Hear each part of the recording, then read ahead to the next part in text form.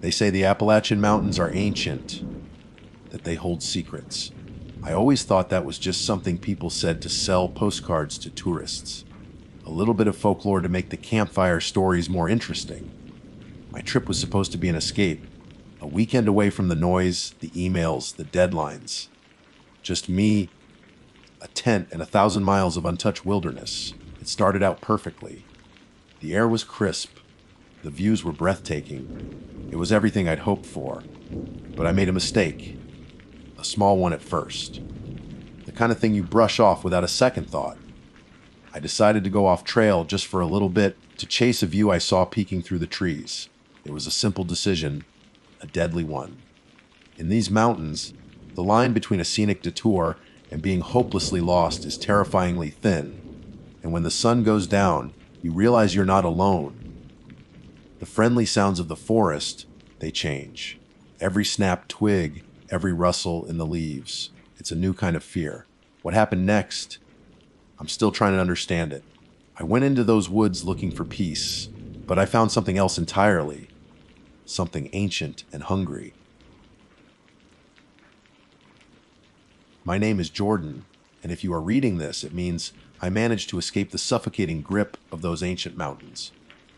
But escape is a fluid word. Physically, I am here. Mentally, a part of me never left the Cherokee National Forest, forever lost in the echoing darkness between the trees. There were 4 of us on that trip, bound by the foolish, beautiful optimism of youth. Now, there are only 3 bodies accounted for in a story that no one in authority will ever believe. My girlfriend Maya was the vibrant, beating heart of our group. She saw the world through a lens of wonder, finding beauty in the smallest details. The intricate pattern of moss on a rock, the way the sunlight filtered through the leaves to dapple the forest floor. It was her idea to go camping, to truly disconnect from the digital noise of our first year of college and reconnect with something real, something tangible. She had a spirit that was as wild and untamed as the mountains she longed to see, a contagious energy that pulled us all into her orbit. I loved her for it, for the way she made the mundane seem magical. Then there was Liam and Kira, a couple so perfectly matched they seemed to have been crafted from the same star. Liam was a solid, unshakable force. He was built like a linebacker, with a confidence that bordered on arrogance, but it was tempered by a fierce loyalty to his friends. He was our self-appointed protector, the one who checked the maps, carried the heaviest gear, and never showed a hint of fear. To Liam, the world was a series of challenges to be met and conquered, and this trip was just another notch on his belt. Kira was his perfect counterpart. Where Liam was bold and boisterous, Kira was quiet, observant, and thoughtful. She was the planner, the one who made sure we had enough food, a fully stocked first aid kit, and contingency plans for our contingency plans. She had a calm, grounding presence that soothed the rougher edges of Liam's personality. While she loved the idea of the wilderness, she respected it with a caution that Liam sometimes lacked. They balanced each other, and their easy, affectionate dynamic was the bedrock of our little group. The trip was meant to be a rite of passage, a celebration of surviving our freshman year. We chose a spot deep in the Cherokee National Forest in Tennessee, following a winding trail for miles until the last vestiges of roads and civilization were a distant memory. The drive itself was a descent into another world. Paved highways gave way to gravel roads, which in turn dissolved into a rugged dirt track swallowed by trees. Our cell phone signals vanished one by one, each lost bar a symbolic severing of our ties to the outside world. The air grew cooler, cleaner, scented with pine and damp earth. When we finally shouldered our packs and began the hike, the sheer scale of the Appalachians settled upon us. These were not just hills, they were ancient, sleeping giants, their slopes covered in a dense blanket of trees that seemed to absorb all sound. When we found our spot by a gurgling creek, it felt like we had discovered Eden. We worked together in a symphony of practiced motions, raising our 2 tents, gathering firewood, and setting up our small camp kitchen. The sense of accomplishment was immense. As the sun began to dip below the jagged peaks, painting the sky in fiery strokes of orange and purple. A profound peace settled over me. This was what Maya had wanted, what we all needed. The constant hum of anxiety from our studies and our hyper-connected lives faded away, replaced by the simple, honest reality of survival. That first evening was idyllic, a memory I now cling to like a precious, painful gem. We built a roaring fire, its light pushing back the encroaching darkness and creating a warm, flickering bubble of safety. We roasted marshmallows until they were perfectly golden brown, laughing at stories from the past year.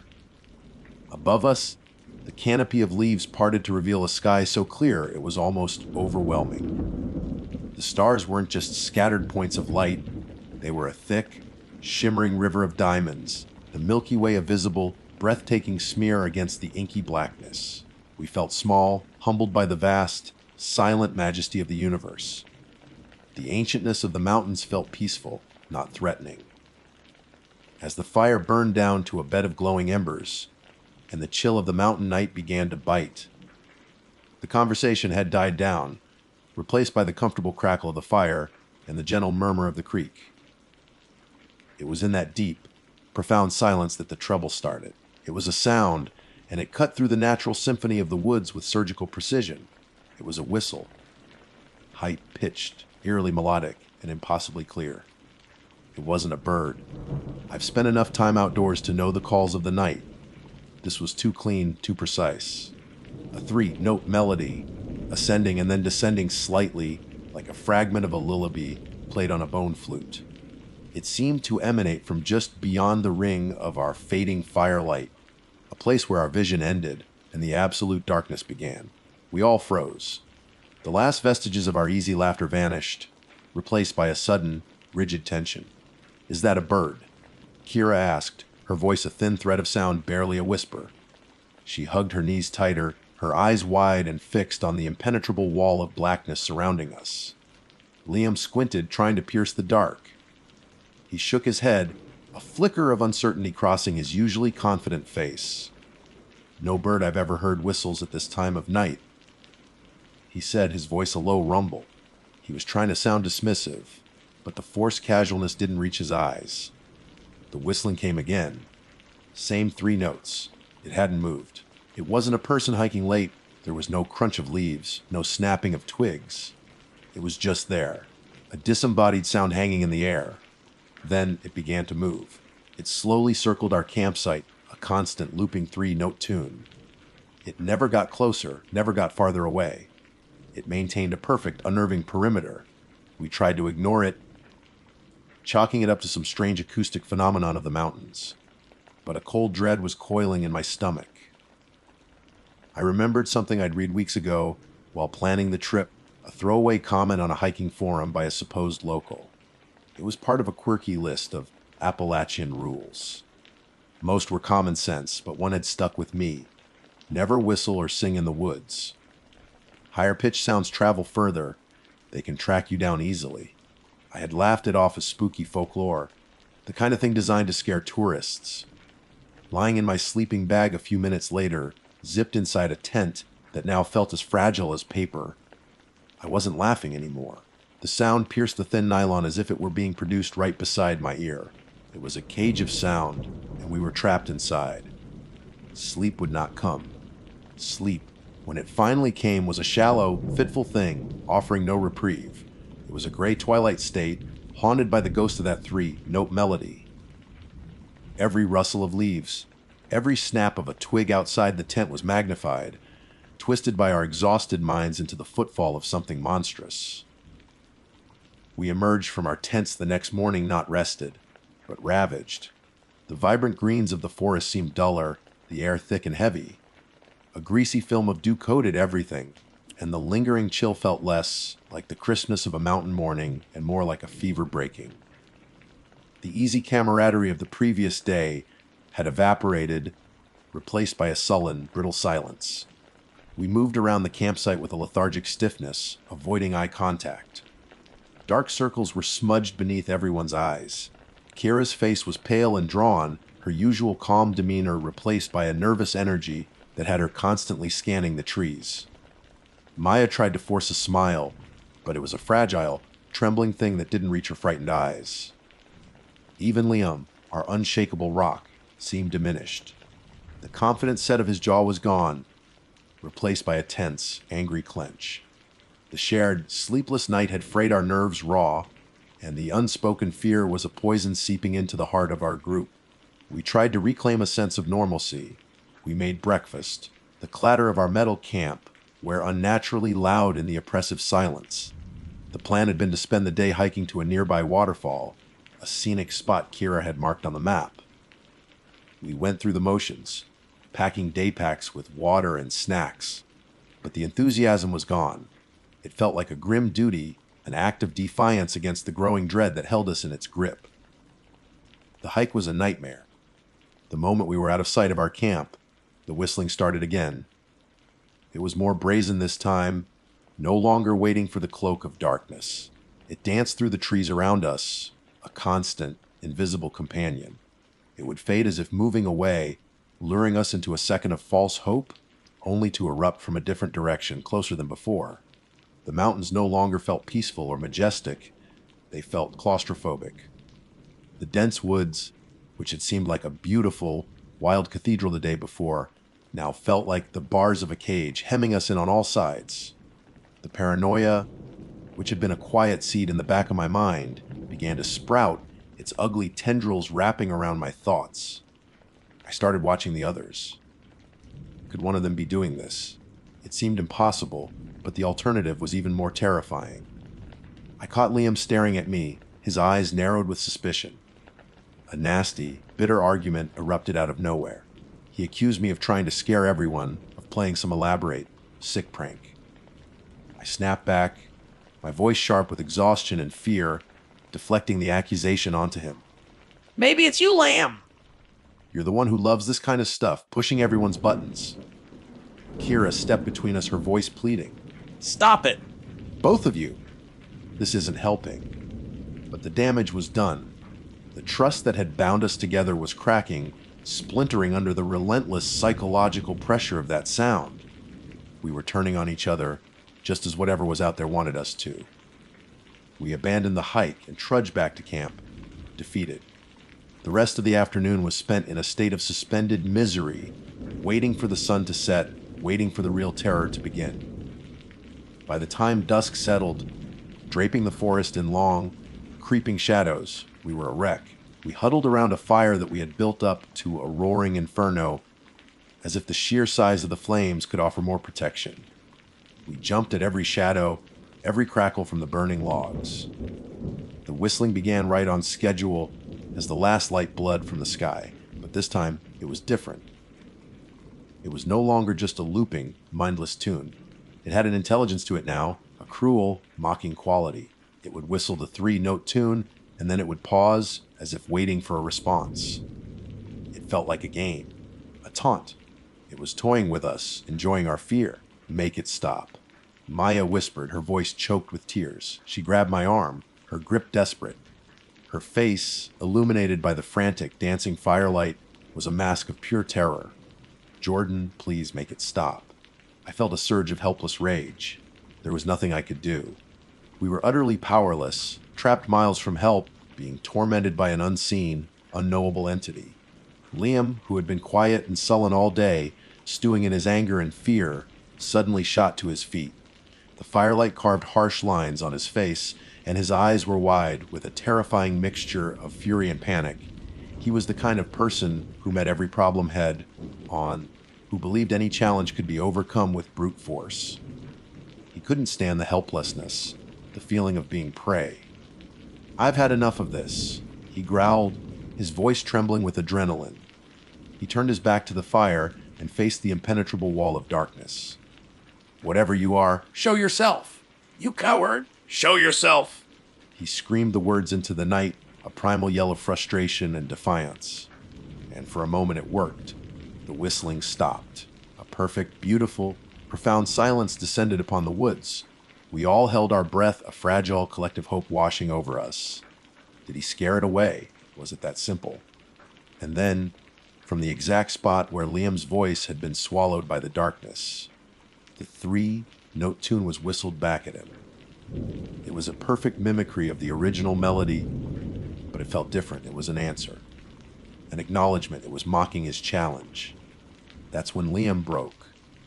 The last thread of his composure snapped. He let out a wordless roar, a sound of pure, animalistic rage, and charged headlong into the woods, his flashlight beam cutting a wild, frantic path through the trees. Liam? No, Kira screamed, lunging as if to grab him, but it was too late. He was gone, crashing through the underbrush with the sound of a rampaging bull, chasing a sound in the dark. We stood there, frozen in a tableau of horror, listening to the sounds of his pursuit grow fainter and fainter. The whistling was gone. The silence was back, but now it was heavier than ever, thick with expectation and a dreadful finality. We waited. For what, I don't know. A minute passed. An eternity. Then came the scream. It wasn't the whistle. It wasn't Liam's roar of anger. It was a sound that I will hear in my nightmares for the rest of my life. It was a noise of pure, unadulterated agony. High and piercing, that ripped through the night. It was the sound of a human being torn apart, and then, just as suddenly as it began, it was cut off. Silence. We didn't wait. We didn't call his name. We knew with a certainty that chilled us to the bone that calling his name would be an invitation. We left everything, the roaring fire, the tents full of our gear, the food, the last vestiges of our normal lives. We turned and we ran. Running. That's all there was. There was no thought, no plan, just the primal, searing instinct to flee. The world narrowed to the frantic, bouncing beams of our two remaining flashlights, cutting feeble tunnels through a darkness that felt absolute and hungry. My lungs were on fire, my legs burned with lactic acid, but I didn't dare slow down. Behind us, the silence where Liam's scream had been was more terrifying than any sound. It was a vacuum, a void where our friend used to be. The forest we had hiked through so casually was transformed into a treacherous obstacle course. Roots snaked out of the ground, grabbing at our ankles.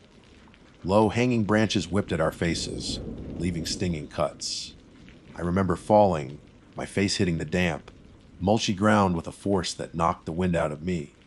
For a split second, I lay there, convinced something was going to grab me. A hand shot into my flashlight beam, and Maya hauled me to my feet, her face a pale, grim mask of terror. We didn't speak. We couldn't. The only sounds were our own ragged, desperate gasps for air, and the thunder of our hearts in our ears. Kira was just ahead of us, a phantom figure stumbling through the darkness. Her resilience was astounding. I expected her to collapse, to be catatonic with grief and shock, but some deep survival instinct had taken over. She was the one who, through sheer luck, or some subconscious memory of the path, kept us moving in the right direction. Every so often, her flashlight would pause and sweep back a silent, desperate check to make sure we were still there. We were a fractured, terrified unit, bound by a single, unifying thought: get out. The hours bled into one another. The frantic sprint slowed to a stumbling, agonizing shamble. Every shadow seemed to coalesce into a watching figure. Every gust of wind through the leaves sounded like a whisper, like the precursor to that horrible 3-note whistle. We were certain it was following us, toying with us, letting us run just to prolong the hunt. The fear was a living thing, a cold presence clinging to our backs. We didn't look behind us. Not once. We were terrified of what we might see. As the first, faint, gray light of dawn began to filter through the dense canopy, it brought not hope, but a new kind of terror. The woods were no longer a uniform wall of black, but a landscape of twisted shapes and deep shadows. The trees looked like skeletal figures, their branches like grasping arms. We could see the toll the night had taken on each other.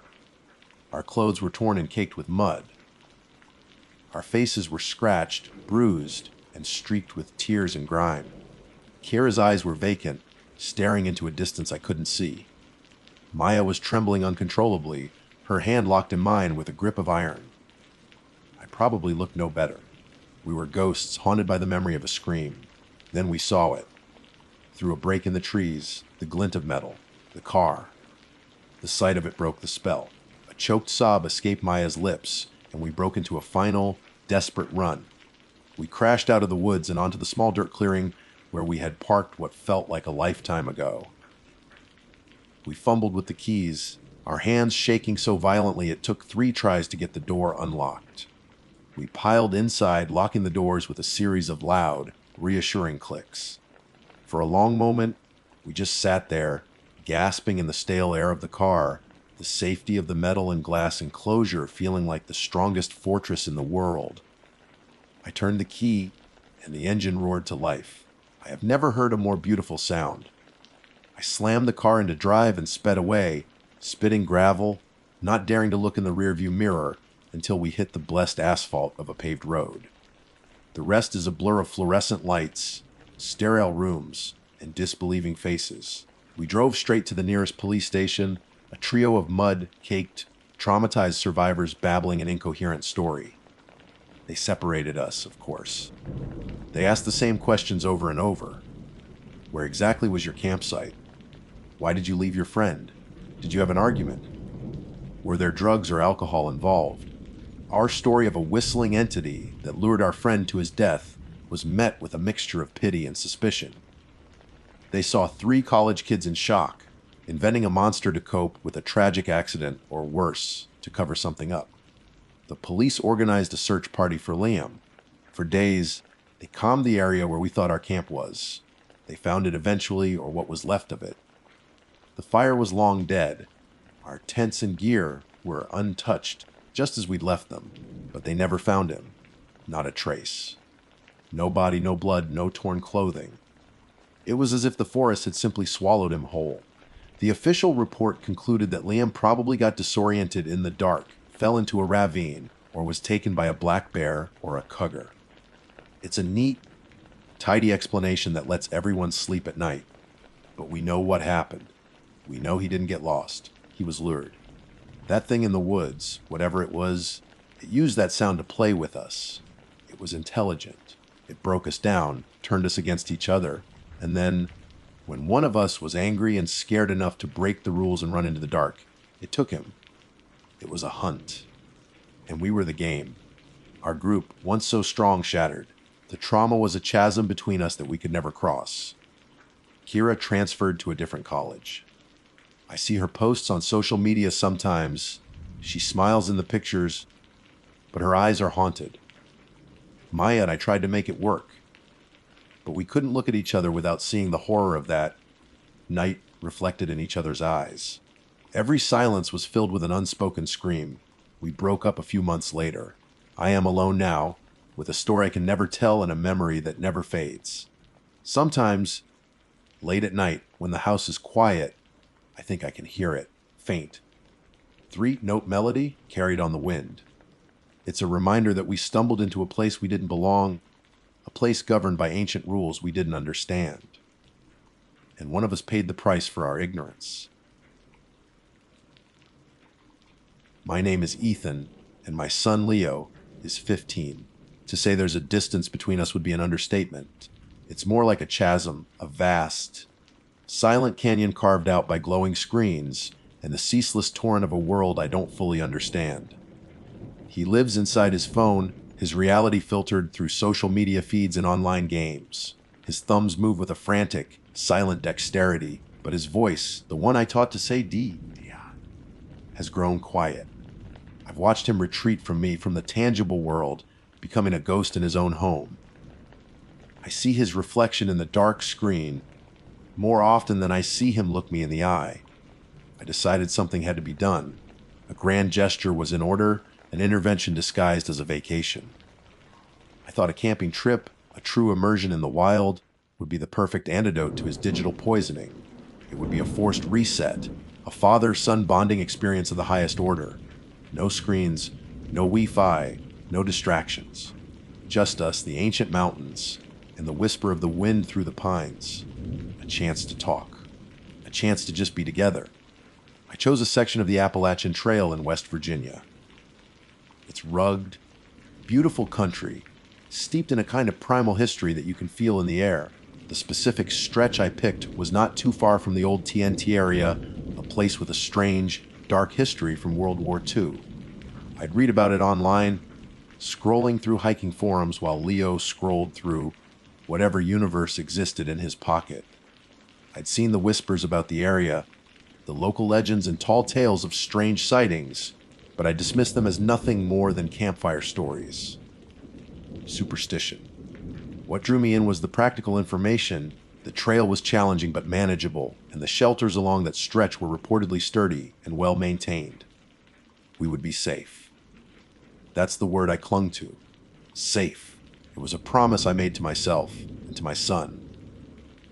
The hiking was tough, the incline more challenging than I'd remembered from my younger days. For the first hour, Leo was a storm cloud of teenage angst. His headphones were in, his face set in a sullen mask, every step an act of protest. But then something began to shift. Maybe it was the sheer, breathtaking scale of the wilderness around us. The mountains rolled away in every direction, ancient and indifferent, their slopes painted in the fiery colors of late autumn. The air grew crisp and clean, scented with damp earth and decaying leaves. He took his headphones out. He started asking questions about the types of trees, about how far we had to go. I saw a flicker of the curious little boy he used to be. By the time we reached the Chestnut Knob shelter late that afternoon, the transformation was remarkable. It was a sturdy three-walled structure built from heavy, gray stone, with a wooden sleeping platform and a fire pit out front. It felt solid, a bastion against the wilderness, and we had it all to ourselves. We dropped our packs with a shared sigh of relief. For the first time in what felt like years, we worked together as a team. He gathered kindling while I chopped wood.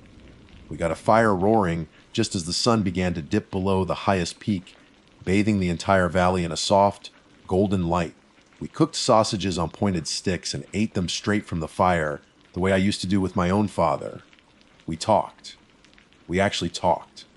He told me about school, about a girl he liked, about the frustrations of being 15. And I listened, truly listened, without the distraction of a television or the nagging pull of my own phone.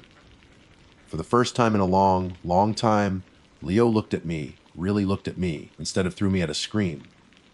It was everything I had hoped for.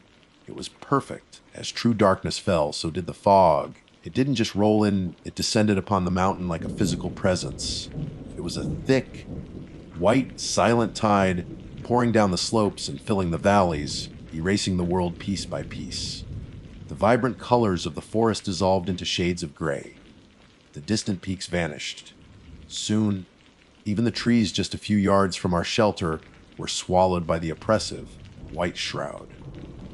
The world shrank to the small circle of our firelight, a tiny island of warmth in a cold, silent ocean of mist. The temperature plummeted, and the dampness of the fog seemed to seep right into our bones. We decided to turn in early, the long hike having exhausted us both. We settled into our sleeping bags on the hard wooden platform, the dying embers of the fire casting flickering shadows against the stone walls. I felt a deep sense of contentment, a father's pride. The trip was working. We were reconnecting. That's when we heard the first sound. It came from the darkness just beyond the shelter's opening, a sound that sliced through the profound silence of the fog. It was a heavy, guttural snort, wet and deep like a large farm animal clearing its nostrils. But there was a rattling quality to it that sounded unnatural. My heart, which had been beating with a slow, contented rhythm, gave a sudden, painful jolt. "Probably just a deer, Leo," I whispered, my voice sounding thin and unconvincing even to my own ears. I tried to inject a confidence I didn't feel. "They come around the shelters sometimes." I fumbled for my high-powered flashlight, my fingers feeling clumsy and stiff. I thumbed it on, sending a bright white beam stabbing into the dense fog. The light illuminated nothing but a swirling wall of white vapor. It was like pointing a light at a mattress. The sound didn't come again. There was only the silence, now heavier and more menacing than before. Then we heard the scraping. It was the distinct sound of something sharp and hard being dragged along the stone wall on the outside of the shelter. It was slow, deliberate. Scry-ape. Scry-ape. Not the sound of a deer's antlers. This was methodical. It sounded like claws on stone. And then came the smell. It wafted into the shelter on a cold draft, a thick, putrid stench that filled the small space and made me gag. It was a primal, greasy odor, a combination of wet, matted fur musk and something sour like rotting meat. It was the smell of a large, unwashed animal, and it was overpoweringly close. "Dad," Leo whispered, his voice a bare tremor in the dark. "What is that?" Before I could conjure an answer, a shape blotted out the gray light of the shelter's opening. The fog swirled around it, making it difficult to discern clearly, but its size was immediate and terrifying. It was massive. It was standing on two legs, easily 7 feet tall, its broad shoulders filling the entire entrance. It was covered in thick, shaggy, impossibly white fur, which seemed to almost glow in the ambient light. Its head was long and nightmarishly canine, like a wolf's, but sprouting from its skull were two thick, wickedly curved horns, like those of a ram. It let out another wet, snuffling snort, and in the faint light, I saw the glint of long, yellow fang-like teeth. My mind, paralyzed by a terror I had never known, scrambled for an explanation, for a name. It dredged up the stories I'd read on those forums, the local legends I had so easily dismissed as a joke. It wasn't a bear, it wasn't a hoax, it was a sheep squatch, and it was real, and it was blocking our only exit. For a long moment that stretched into an eternity, none of us moved. We were a frozen tableau of terror, the monster in the doorway, a hulking silhouette of impossible biology, and the two of us, a father and son huddled in our sleeping bags, our bodies rigid with a fear so profound it felt like a physical paralysis. The creature's huge, dark eyes, devoid of any discernible emotion, were fixed on us. They weren't angry or predatory in a way I could understand, like a bear's might be. They were just there. Ancient, intelligent, and utterly alien. The stench it carried was a weapon in itself, a suffocating blanket of musk and decay that made my eyes water and my stomach churn. My instincts, buried under a landslide of sheer panic, finally clawed their way to the surface. Protect my son. That was the only thought that managed to form a coherent signal in my brain. I shoved Leo behind me with a force that was almost violent, pushing him further into the corner of the stone shelter. "Stay back," I hissed, my voice a dry crackle. The creature took a slow, deliberate step forward, its cloven hoof, not a foot, a hoof, landing on the shelter floor with a heavy, solid thud. The sound seemed to shake the very foundation of the small structure. It lowered its horned, dog-like head and, with a sudden, explosive burst of power, slammed it into the stone wall right next to the opening. The impact was cataclysmic. A deep, resonant boom echoed through the night, and the entire shelter shuddered around us. Small bits of mortar and dust rained down from the ceiling. I screamed at it then, a raw, primal sound torn from my own throat. It was a noise of pure desperation. I scrambled to my knees, waving my arms wildly, trying to make myself look bigger, a pathetic ape, man display against a mythical beast. Get out of here! Go on, get! My voice was a pitiful squeak against the immense, oppressive silence that followed the impact. The sheep squatch just stared at me, its head slightly cocked. Its reaction wasn't one of fear or intimidation. It was more like curiosity, as if my frantic display was a peculiar, mildly interesting dance. Then its long, yellowed lips peeled back from its fangs, and it let out a horrifying noise that will haunt my nightmares for the rest of my life. It was a sound that didn't belong on this earth, a high-pitched, piercing shriek that grated on the nerves, blended with a low, guttural hiss that vibrated through my chest. It was the sound of 1,000 nightmares given voice. It slammed its head into the wall again, harder this time. Stress. Boom! The stone vibrated against my back. Leo let out a choked sob behind me, and I reached back blindly, my hand finding his arm and squeezing it tight. This was how the rest of the night was spent. It became a relentless, psychological siege, a masterclass in terror conducted by a monster from the darkest corners of folklore.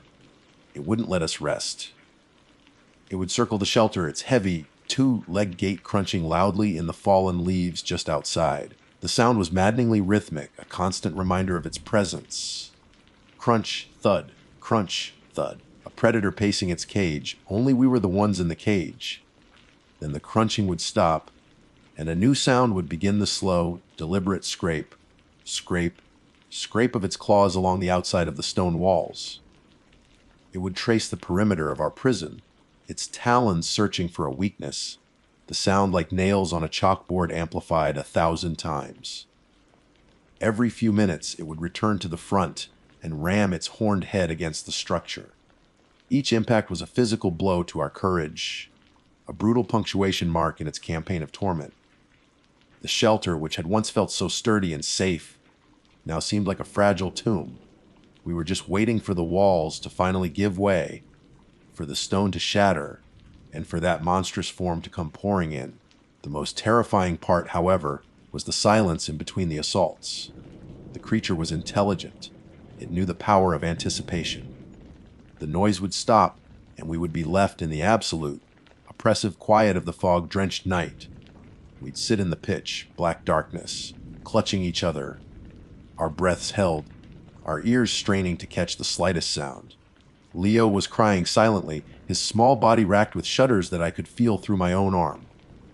And I, his father, the one who was supposed to be his protector, the one who had brought him to this godforsaken place, could do nothing but hold him and whisper empty promises that it would be okay.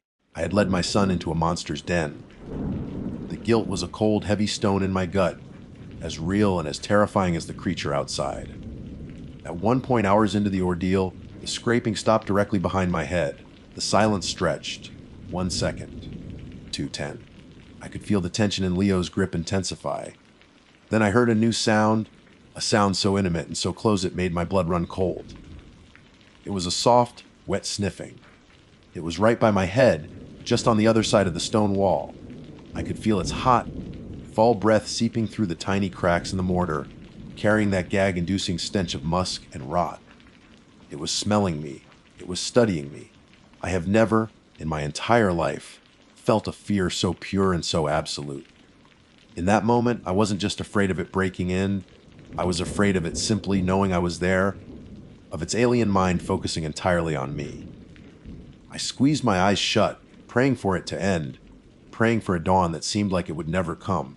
The passing of that night was not marked by a clock, but by the slow, almost imperceptible shift from absolute black to a watery, diluted gray. The relentless assault had ceased. The pacing, the scraping, the bone-jarring impacts, all of it had just stopped. The silence that fell in its place was different from the tense, breathless pauses that had punctuated the night. This was an empty, hollow silence, the kind that follows a terrible storm. For what felt like hours, we remained huddled in our corner, 2 statues carved from fear, not daring to move, barely daring to breathe. Every gust of wind, every rustle of a leaf, sent a fresh jolt of adrenaline through my system. I was certain it was a trick, another cruel game from the intelligent mind of that thing. That at any moment, its horned head would smash through the stone. Slowly, agonizingly, the gray light in the shelter's opening strengthened. The dense fog began to thin, not burning away, but rather receding, pulling back like a ghostly curtain. I could see the silhouettes of the nearest trees again, their branches stark and skeletal against the pale sky. Still, we waited.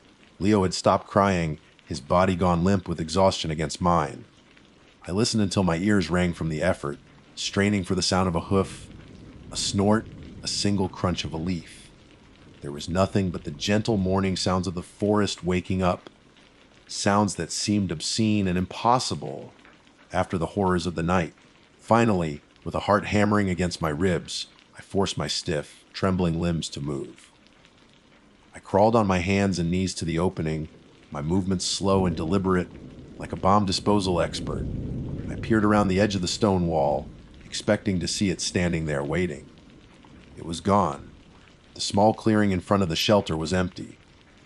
The forest stood silent and still, bathed in the soft, hazy light of dawn. It was as if the entire nightmare had been nothing more than a shared, hyper-realistic dream. My first thought, a desperate grasp for logic in a world that had abandoned it, was to check for damage. It was an instinctual need for proof, for physical evidence that would anchor our terror to reality. I stood up on shaky legs and ran my hands over the cold stone of the wall, where it had rammed its head again and again. I traced the path where it had dragged its claws for hours. There wasn't a mark, not a single scratch, not a chip in the stone. The mortar between the heavy blocks was perfectly intact. I examined the ground outside, searching for hoof prints in the damp earth. Nothing. It was as if nothing had happened at all. The physical world was lying to me, screaming that our ordeal was a figment of our imaginations. But it wasn't. I remembered reading something about that, too, in the dark corners of those same online forums I had once scoffed at. Buried in the comment sections of articles about the sheepsquatch were older tales, whispers of encounters with things locals simply called white things, or the wanderers. They were stories of people being tormented, besieged in their cars or cabins by huge, pale creatures. The consistent, terrifying detail across all the stories was the complete lack of physical evidence. The victims were left traumatized, their minds scarred, but with no proof to show the world. The psychological wound was the only one that mattered. That realization was more terrifying than any cracked stone could have been. We hadn't been attacked by a simple animal. We had been targeted by something supernatural, something that operated by a different set of rules. We didn't hike out. We ran. There was no discussion, no plan. I grabbed our packs, shoving our sleeping bags in with frantic, clumsy hands. Leo, let's go. Now, he didn't need to be told twice. We scrambled out of that shelter and fled down the mountain as if the devil himself was on our heels. Every shadow seemed to hold a hulking, white form. Every snapped twig sounded like a pursuing footstep. The beautiful, ancient forest that had so enchanted me the day before now felt like a living, breathing entity of pure menace, its trees like the bars of a cage we were desperate to escape. We stumbled over roots, our lungs burning, our legs screaming in protest, but we didn't stop. We couldn't. The sight of my car parked at the trailhead was like a vision of salvation. We threw our packs in the back and locked the doors. The click of the locks, the most reassuring sound I had ever heard. I drove away from that mountain without looking back, my hands shaking so violently I could barely keep the car on the road. The trip was supposed to bring us closer together. In a twisted, tragic way, I suppose it did. We now share a secret, a trauma that no one else can ever understand. But it's not a bond, it's a shared wound. Leo still has nightmares. He wakes up screaming, not with words, but with a raw, guttural cry of pure terror that chills me to the bone. I go to him, I hold him, I tell him he's safe. But the words feel like ash in my mouth. How can I tell him it was just a bad dream when I was there? When I saw it too? When I can still smell that foul, musky stench in my memory and feel the hot breath on the back of my neck? There's a new distance between us now, wider and more profound than any canyon of teenage indifference. It's the distance of a shared horror. When he looks at me, I see it in his eyes, the memory of his father, the protector, screaming like a frightened child. The man who led him into the heart of a nightmare and could do nothing to stop it. The camping trip was meant to teach me how to be a father to a young man. Instead, it taught me the one thing a father never wants to learn, that there are things in this world, ancient and terrible things, that lurk in the deep places from which I cannot protect my son. And that knowledge is a horror that will never, ever leave me. My name is Isabella Rossi, and for the better part of a decade, the Nantahala National Forest has been my church, my office, and my proving ground. 10 years as a park ranger teaches you a certain kind of language, not of words, but of signs. I learned to read the story told by a broken twig, the meaning of a sudden silence in a forest that should be teeming with noise, and the distinct heart-stopping scent of a black bear's musk on a humid summer evening. I am, by nature and by trade, a pragmatist. I believe in the solid, tangible world, the weight of my tranquilizer rifle, the topographical lines on a map, the undeniable evidence of a paw print left in damp soil. My world is one of logic and consequence. When a hiker goes missing, it's usually due to a lack of preparation or a moment of overconfidence. When a tree falls, it's rot or wind. When an animal is killed, there is a predator And that predator follows a set of biological rules. I've dealt with them all. I've cornered poachers who thought the deep woods would hide their crimes, tracked them for days using nothing but a boot print and a discarded cigarette butt. I've faced down a 400-pound black bear that had become too accustomed to tourists' handouts, the space between us electric with aggression, my only defense a can of bear spray and a steady nerve. I've handled my fair share of venomous copperheads and rattlesnakes, learning the delicate dance of relocation. In all that time, I had never encountered a situation that couldn't be explained by science, stupidity, or the simple, brutal laws of nature. That all changed with the first call from Silas Croft. Silas is an old-timer, a sheep farmer whose land abbots the southwestern edge of the park, near the rushing waters of the Nantahala River. His voice on the phone was thin and frayed, stripped of its usual gruffness. He said he had a problem, something he'd never seen in his 50 years of farming. He wouldn't elaborate over the phone, just insisted I come see for myself. I drove my truck down the winding gravel road to his property, the air already thick with the cloying humidity of a North Carolina morning. I found him standing by his fence line, his weathered face pale under his baseball cap. He just pointed toward the riverbank. The scene was wrong in a way that immediately set my teeth on edge. A ewe lay on its side in the tall grass, not 20 yards from the water. From a distance, it might have looked peaceful, as if it were sleeping. But as I got closer, the wrongness crystallized into a series of disturbing, illogical facts. There were no signs of a struggle. The grass around the animal was untrampled, save for my own boot prints and Silas's. There was no blood. Not on the ground, not soaked into the fleece. Nothing. I knelt, the scent of damp earth and decay filling my nostrils. A cloud of black flies lifted as I got closer.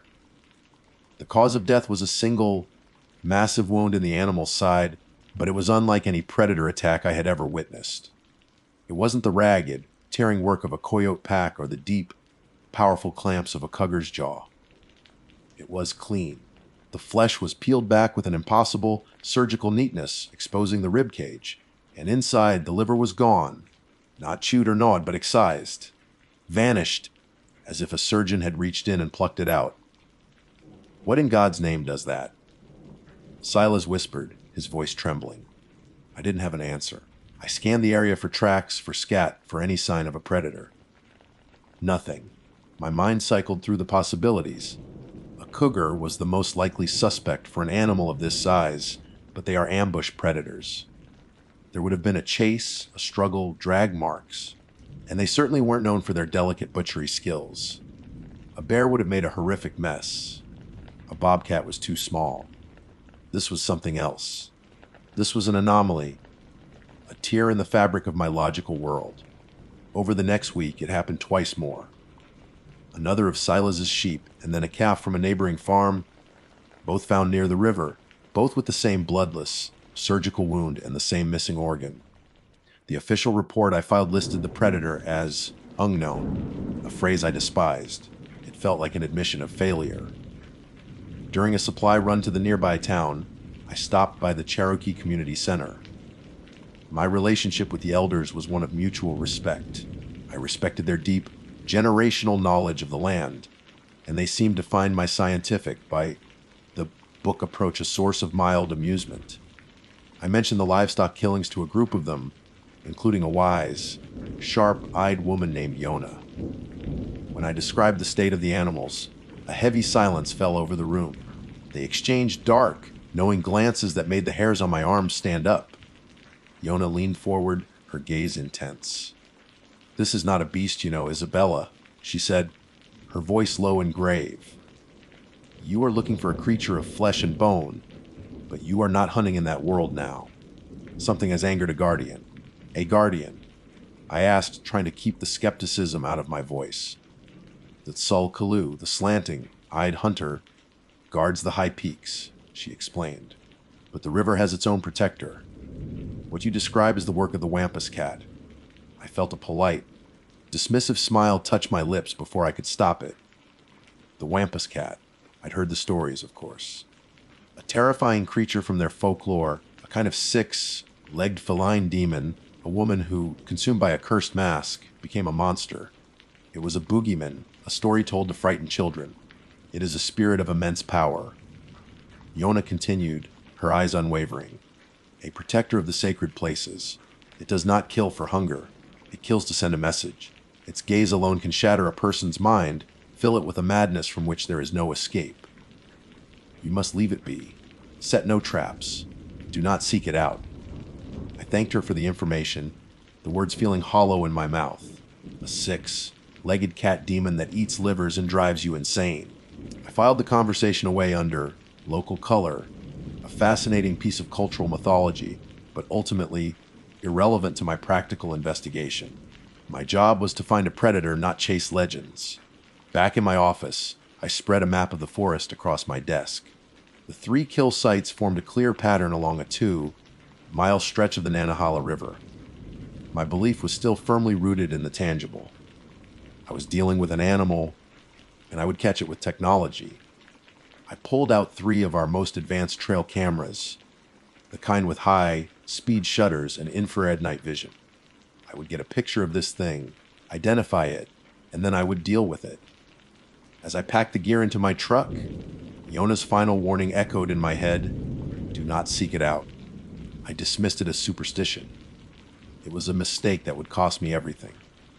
Ignoring Yona's warning felt like an act of defiance, a reaffirmation of my own worldview.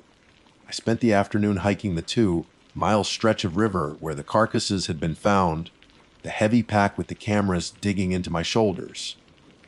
I was meticulous, scientific. I placed the first camera low to the ground, angled toward a game trail that emerged from a dense rhododendron thicket. The second I strapped to a broad oak tree overlooking a sandy bank where an animal might come to drink. The third I placed near the site of the most recent kill, hoping the predator would return to the scene. With each camera I secured, I felt more in control, anchoring myself to the real, the observable. The elders' stories were just that, stories. My cameras dealt in pixels and timestamps, in irrefutable data. For a week, my routine was the same. Every morning, I'd hike out to the cameras, swap out the memory cards, and return to my station to review the footage. The forest performed its daily, mundane ballet for my lenses. I watched deer step delicately to the water's edge, their ears twitching at every sound. Raccoons, like masked little bandits, washed their food in the shallows. A majestic great horned owl landed silently on a branch, its head swiveling in an almost complete circle. I even captured a young black bear, clumsy and curious, that sniffed at one of the cameras before ambling on its way. It was all perfectly normal, beautifully predictable. The data was clean, the predator conspicuously absent. A part of me began to feel foolish, as if I'd overreacted to Silas's panic. Maybe it was a transient cougar that had simply moved on. On the morning of the 8th day, that feeling of foolishness evaporated, replaced by a cold, creeping unease. The memory card from the camera near the sandy bank held the usual collection of nocturnal creatures. I fast-forwarded through the clips, my eyes glazing over. And then I saw it. I stopped, reversed, and played the clip at normal speed. It was 3 seconds of footage, time-stamped at 3:17 a.m. Something vast and dark moved through the frame, a fluid shadow against the pale sand. The motion blur was extreme, rendering the creature's form into an indecipherable smear. It was low to the ground, impossibly fast. I played it again. And again, it was useless. I couldn't make out a head, a tail, or even a clear leg. It was a phantom. But just before the animal exited the frame, it must have turned its head toward the camera's infrared flash. For a fraction of a second, 2 points of light ignited in the darkness. They weren't the passive, reddish glow of normal animal Aishin. They were a fierce, self-illuminating green, burning with an intensity that seemed to sear itself onto the sensor. I sat back in my chair, the plastic creaking in the quiet office. My heart was hammering against my ribs. I am not a fanciful person. I've spent my life explaining away shadows and strange noises, but there was no explanation for this. The size, the speed, the impossible eyes. It didn't fit into any zoological box I knew. I pulled up a dozen examples of cougar, Bear and Bobcat Eyeshane from my files. None of them matched. None of them had that internal, malevolent fire. Yona's words echoed in my mind. A six-legged cat demon. I shook my head, trying to dislodge the thought. There had to be a logical explanation. A trick of the light. A fault in the camera lens. A known animal moving in a strange way. But the knotted dread in my stomach told me I was lying to myself. The image was a direct challenge to my reality, and I couldn't ignore it. Data wasn't enough anymore. I needed to see this thing with my own eyes. That night, I decided to do a stakeout. The decision felt both reckless and necessary. I was stepping over a line, moving from observer to hunter, but the blurry image had left me no choice. I packed my gear with grim determination, a high-powered scope, a thermos of black coffee, and my tranquilizer rifle. I wasn't planning on using it, not yet, but its familiar weight was a comfort, a piece of the rational world I could hold on to. I chose my spot carefully, a thicket of mountain laurel on a high bank that offered a clear, commanding view of the river bend captured in the photograph. I settled in just after dusk, the last vestiges of sunset painting the sky in shades of bruised purple and orange. The forest began its nightly symphony, the chirping of crickets, the deep croak of a bullfrog, the rustle of unseen things in the undergrowth. For hours, I sat in perfect stillness, my body growing stiff and cold, but my senses preternaturally sharp. I was a part of the forest now, a silent, waiting predator. The full moon rose, bathing the landscape in an ethereal silver light, making the river's surface glitter like a trail of diamonds. Then, around 2 a.m., it happened. It wasn't a sound or a sight, but a feeling. A sudden, profound wave of dread washed over me, so potent it felt like a physical blow. It was a primal, instinctual fear, the kind the rabbit feels when the shadow of the hawk passes over it. And with it came a silence. The crickets stopped chirping. The frogs went quiet. The entire forest held its breath, plunged into an absolute, unnatural stillness. The air grew heavy, thick with a palpable sense of ancient, malevolent power. My hand tightened on my rifle, the smooth stock suddenly slick with sweat. I wasn't just waiting anymore. I was being watched. And then I saw it. It emerged from the dense wall of trees on the opposite riverbank, stepping into the silver moonlight with a liquid grace that was utterly, fundamentally wrong. My mind, the pragmatic, scientific mind of a park ranger, tried to categorize it, to force it into a known box, but the attempt was futile. It was a great cat, larger than any mountain lion I had ever seen, with a deep, shadow-colored coat that seemed to drink the moonlight rather than reflect it. Its shoulders were massive, rippling with a power that spoke of incredible speed and strength. And the Cherokee legend, the story I had dismissed as folklore, was terrifyingly real. It had 6 legs. 3 on each side, they moved in a hypnotic, rippling gait that was both beautiful and profoundly disturbing. It was an impossible anatomy, a perversion of natural law, yet it moved with a fluidity that no 4-legged creature could ever hope to match. Its tail, long and tufted at the end like a lion's, swished slowly through the air. Its head was held low, sniffing the air, its movements deliberate and confident. This was not just an animal. This was an apex predator from a world governed by different rules. My breath caught in my throat, a dry, rasping sound in the oppressive silence. My hands, which had remained steady while facing down charging bears, were shaking so badly I could barely hold my rifle. I forced myself to raise the weapon, the metal cold and alien against my shoulder. Through the scope, the world snapped into sharp focus. I centered the crosshairs on its powerful shoulder, my finger hovering over the trigger. A tranquilizer dart. That was the plan. Sedate it, study it, prove it, reassert the logic of my world over this thing. And then, as if it sensed my intent, as if it had felt the crosshairs settle upon its flesh, it lifted its head and looked directly at me. It knew exactly where I was. Across the river, hidden in a thicket 50 yards away, it saw me as if I were standing right in front of it. And its eyes, they were not the fierce green I had seen in the blurry photograph. That was just a reflection, a pale imitation of the truth. The reality was infinitely more terrifying. They were swirling incandescent pools of liquid yellow light, like miniature suns. They held no malice, no simple animal aggression. They held an intelligence that was ancient, cosmic, and utterly, terrifyingly mad. The moment our gazes met, my world fractured. It wasn't an attack. It was a connection, a direct line from its consciousness to mine, and my mind, so ordered and pragmatic, could not withstand the input. The solid, reliable forest around me began to bend and warp, the trees stretching and twisting like taffy. The gentle sound of the river swelled into a deafening, crushing roar that filled my ears and skull, drowning out all thought. The very ground beneath me seemed to fall away. My thoughts, my memories, my sense of self, they splintered into a million sharp, painful pieces. The legend Yona had told me flashed through the chaos.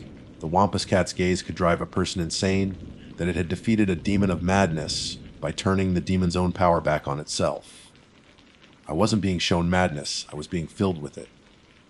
The raw, unfiltered essence of a power far older than humanity was pouring into me.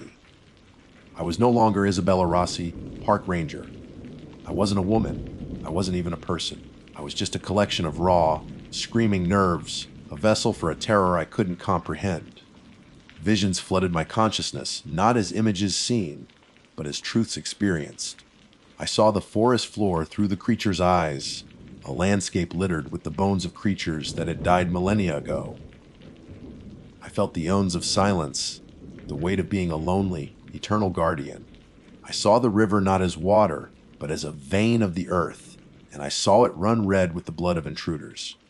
I felt an overwhelming, suicidal urge to throw down my rifle, to run headlong into the water, to let its cold, dark current pull me under and grant me the peace of oblivion. I was experiencing the Protector's rage, its sorrow, its madness, all at once. I don't know how long I was trapped in that state, suspended in a timeless, screaming hell. Minutes or hours, it made no difference. My awareness of the physical world had ceased. I was dimly, distantly aware of the creature turning away. There was no dismissal, no contempt. It had simply shown me what I had sought, and having done so, it melted back into the forest, disappearing as silently and unnaturally as it had arrived. As its presence faded, the vision slowly receded, the roaring in my ears subsided, and the forest snapped back into its proper shape. The silence it left behind was even more profound than the one that had preceded it. I was left a trembling, weeping wreck, curled into a fetal position in the damp leaves. The rifle lay forgotten beside me. I remained there, shuddering uncontrollably, until the first gray light of dawn filtered through the canopy, finding me hollowed out and broken. I stumbled back to my truck like an old woman, every joint aching, my mind a shattered, desolate landscape. The world looked different. The trees seemed like silent, judging witnesses.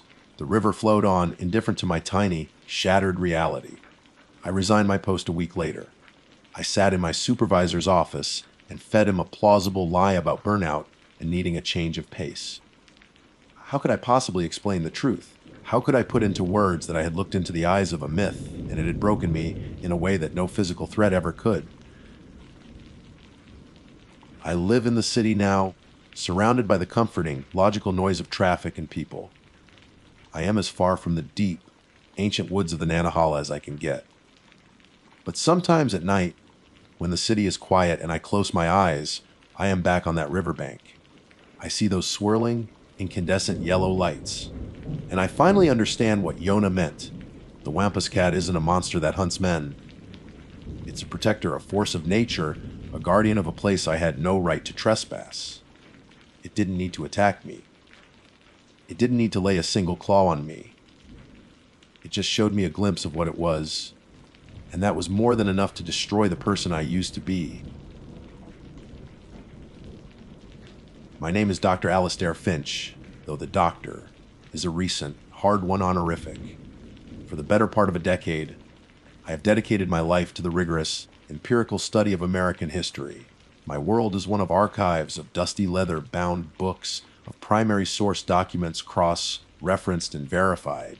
I believe in pure, reviewed analysis in the cold, hard logic of evidence. The supernatural, to me, has always been a fascinating but ultimately explainable phenomenon. a subset of cultural anthropology and mass psychology, not a tangible force in the world. My mentor at the university, Dr. Albright, a man whose academic rigor I revered, often said, "History is a science, Alistair. We deal in facts, not folklore. Leave the ghosts to the storytellers." It was with this unwavering mindset that I embarked on my dissertation, a critical deconstruction of the Bell Witch haunting. This case, arguably America's most infamous and well-documented poltergeist incident, was a perfect subject. The story is legendary to malevolent, unseen entity that tormented the family of John Belster in Adams, Tennessee from 1817 to 1821. It spoke in a disembodied voice, physically assaulted family members, and demonstrated an intelligence that was both terrifying and, from my perspective, highly suspect. I had meticulously studied every available source, primarily M.V. Ingram's sensational 1894 book, an authenticated history of the famous Bell Witch. While Ingram's account was presented as fact, I saw it as a masterful piece of regional folklore, a narrative shaped by fear, superstition, and communal anxieties. My thesis was solid, built on a foundation of rational explanation. I argued that the witch was a complex, multi-layered hoax, likely initiated by Richard Powell, a man with whom John Bell had a bitter land dispute. The physical manifestations, a combination of ventriloquism, clever contraptions, and the power of suggestion working on a family already isolated and primed for belief. The voice, easily faked. The physical abuse suffered by the daughter, Betsy. Tragically, likely self-inflicted, a desperate cry for attention from a young woman trapped in a stifling frontier environment. It was a neat, logical package, and I was proud of it. Albright himself had called the preliminary draft a sterling example of historical demystification. To add what academics call Kohler to my research, a final atmospheric flourish, I decided to spend a weekend camping on the very land where the haunting occurred. My goal was to walk the ground, to breathe the air, to connect with the physical location of my study. I wanted to describe the landscape in my dissertation's opening chapter to paint a picture of the place that had birthed such a powerful myth. After some searching through old county maps and property records, I found what I was looking for, a GPS coordinate that marked what was once part of John Bell Sayre's sprawling 320-acre farm. The drive from the city was a slow regression through time. 4 lane highways gave way to 2 lane country roads, which in turn narrowed into winding asphalt paths flanked by dense, dark woods. When I finally turned onto the dirt track the farmer had indicated, my sedan bounced and jostled over the ruts. I parked and continued on foot, pushing my way through a wall of oppressive Tennessee humidity and the thick, grasping tendrils of kudzu. Then I saw it. Nestled in a small clearing, not far from the gentle curve of the Red River, were the crumbling stone foundations of a small, 19th century cabin. It was almost completely swallowed by nature, a skeleton of a home choked by weeds and vines. This had to be it. The sense of historical discovery was electric. I felt a surge of academic triumph, standing on the very spot where it all happened. I set up my modern, high-tech tent a respectful distance from the ruins, perhaps 50 yards away. The afternoon was productive. I took dozens of photographs, documenting the layout of the foundation, the types of stone used, the proximity to the river. I sketched the site in my notebook, making annotations about the flora and the topography. All the while, I maintained my professional detachment. I was an observer, a scientist in the field. The history here was palpable, but it was just that, history. Stone and soil and memory. As dusk began to bleed across the sky, painting the clouds in shades of bruised purple and orange, a profound and unnatural quiet fell over the woods. It wasn't the gentle fade of daytime activity. It was as if a switch had been flipped. The incessant, droning chorus of cicadas and tree frogs ceased abruptly. The air grew still and heavy, the silence pressing in on my ears. It was a vacuum of sound. I tried to rationalize it, of course. A sudden drop in temperature, perhaps. A predator like a large owl might have moved into the area, silencing the smaller creatures. But the explanation felt thin and inadequate. A small, cold knot of unease began to form in the pit of my stomach. Shaking my head at my own foolishness, I dismissed it, and set about starting a small, sensible campfire, its crackle and pop a welcome but lonely sound in the suffocating silence. I sat by the fire for what felt like an eternity, feeding it small twigs, the flames my only companion in the oppressive silence. The darkness beyond the firelight was absolute, a solid wall of black. My mind, trained to find patterns and explanations, was working overtime. I told myself the silence was a microclimate phenomenon, a peculiar atmospheric condition. I was a scholar, not a child afraid of the dark. Yet, the unease persisted, a low thrum of anxiety beneath the surface of my forced composure. I checked my watch. It was just past 9 p.m. That's when the first sound came. Tap. Tap, tap. 3 distinct, sharp raps on the nylon wall of my tent, just behind me. The sound was so clear, so deliberate, it could not have been a falling branch. My head snapped around. The firelight cast flickering shadows, making the tent seem to breathe. My heart hammered against my ribs. "Hello," I called out, my voice sounding thin and reedy in the vast quiet. I tried to inject a note of authority into it. "Is someone out there? This is private property. Silence." No reply. Not a footstep, not a snapped twig. My academic mind immediately began generating hypotheses. A local teenager playing a prank, having seen my car on the dirt road. A curious nocturnal animal, perhaps a raccoon, tapping at the strange object in its territory. The latter seemed more plausible. I stood up, grabbing the heavy-duty flashlight from my pack. Its beam cut a brilliant white tunnel through the darkness. I walked around the tent, my boots crunching on the dry leaves, the sound startlingly loud. I circled it twice. There was nothing. No tracks other than my own, no sign of disturbance. I returned to the fire, my skin prickling. The prank theory was losing ground. A kid would have giggled or run away, making some noise. The animal theory also felt weak. The taps were too uniform, too intentional. As I sat back down, trying to regain my scholarly calm, a new sound began. A faint, scratching noise, like a single, long fingernail being dragged slowly, deliberately, down the side of the tent. Scree-yee. The sound set my teeth on edge, a primal, repellent noise that bypassed logic and went straight to the fear center of my brain. This time, I didn't hesitate. I leaped to my feet, flashlight in hand, and unzipped the tent flap with a violent rip. I shone the powerful beam over every inch of the fabric. Nothing, no tear, no mark, just smooth, dark green nylon. The air was cold, and a shiver that had nothing to do with the temperature ran down my spine. The knot of unease in my stomach had now tightened into a cold, hard stone of genuine fear. I stood there for a full minute, listening, my senses strained to their absolute limit. The silence pressed back, absolute and mocking. Defeated and deeply unsettled, I was about to retreat to the relative safety of the fire when a new sound started.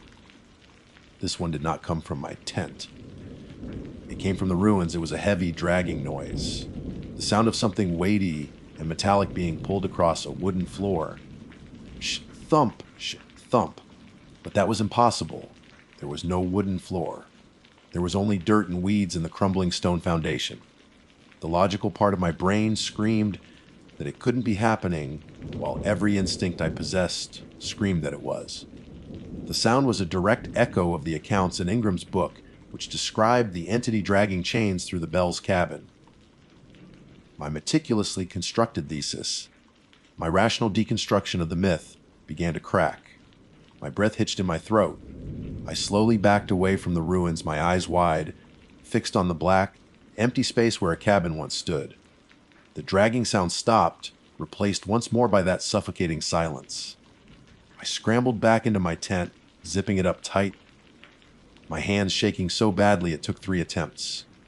I fumbled for my phone, my thumb hovering over the emergency call button, but what would I say?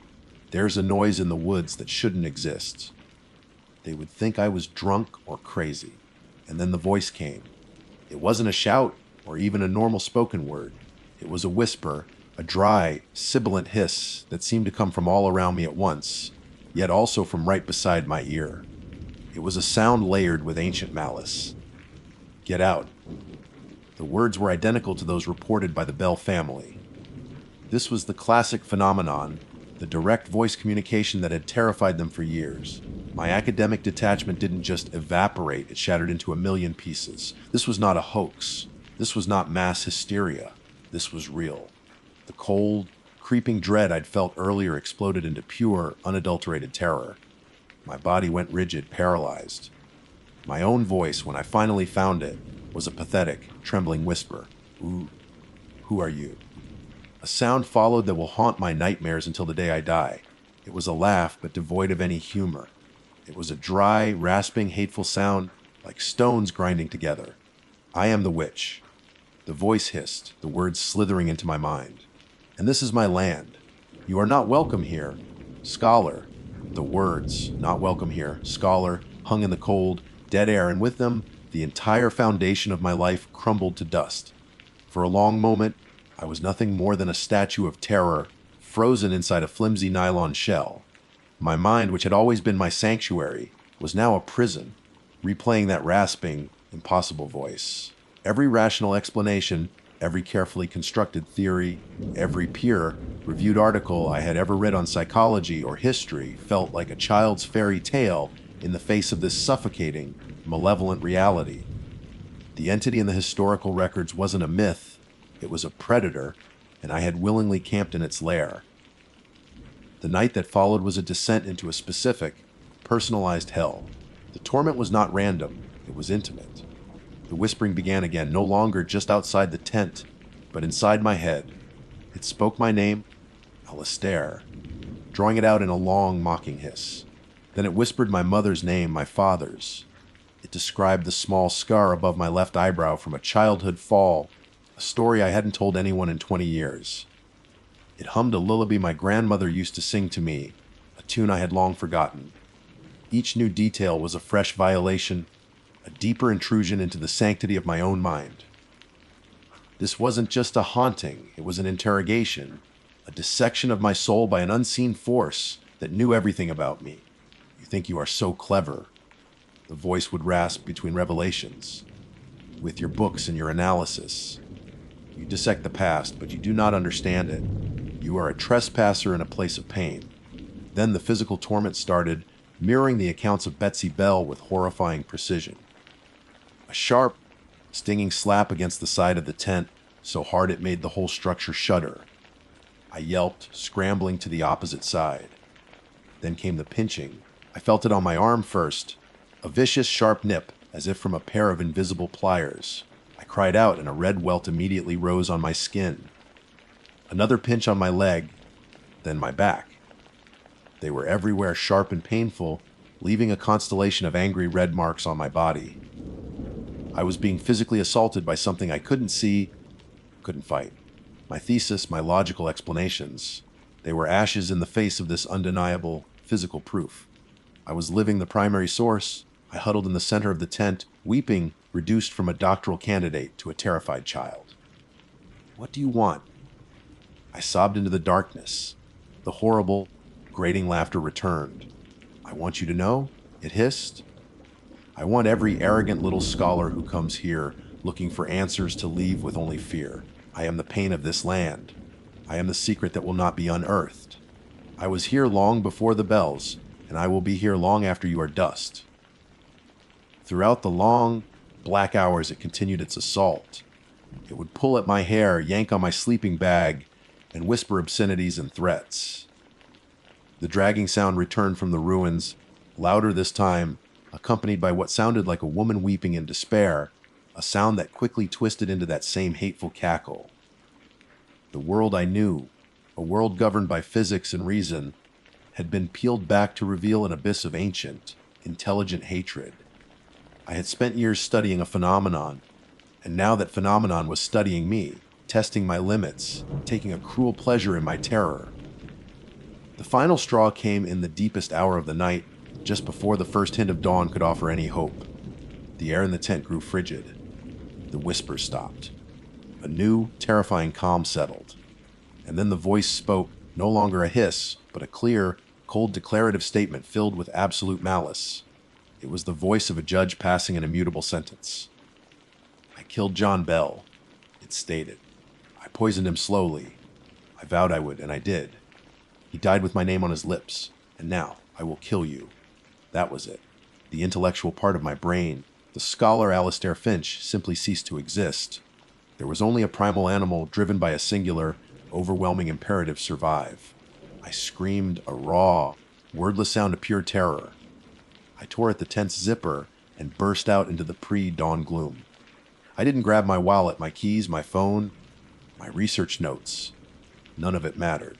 I ran blindly through the dark woods, the thorny branches of unseen trees whipping at my face and arms, tearing at my clothes. Behind me, the witch's cackling laughter erupted, chasing me, echoing through the silent woods. A sound of pure, triumphant evil. I didn't look back. I stumbled, fell, picked myself up, and kept running, my lungs burning, sobbing for air, fueled by an adrenaline and fear I had never known was possible. When I finally crashed through the tree line and onto the dirt road where my car was parked, I was a wreck. I fumbled in my pocket, my hand closing around my car keys with a surge of desperate relief.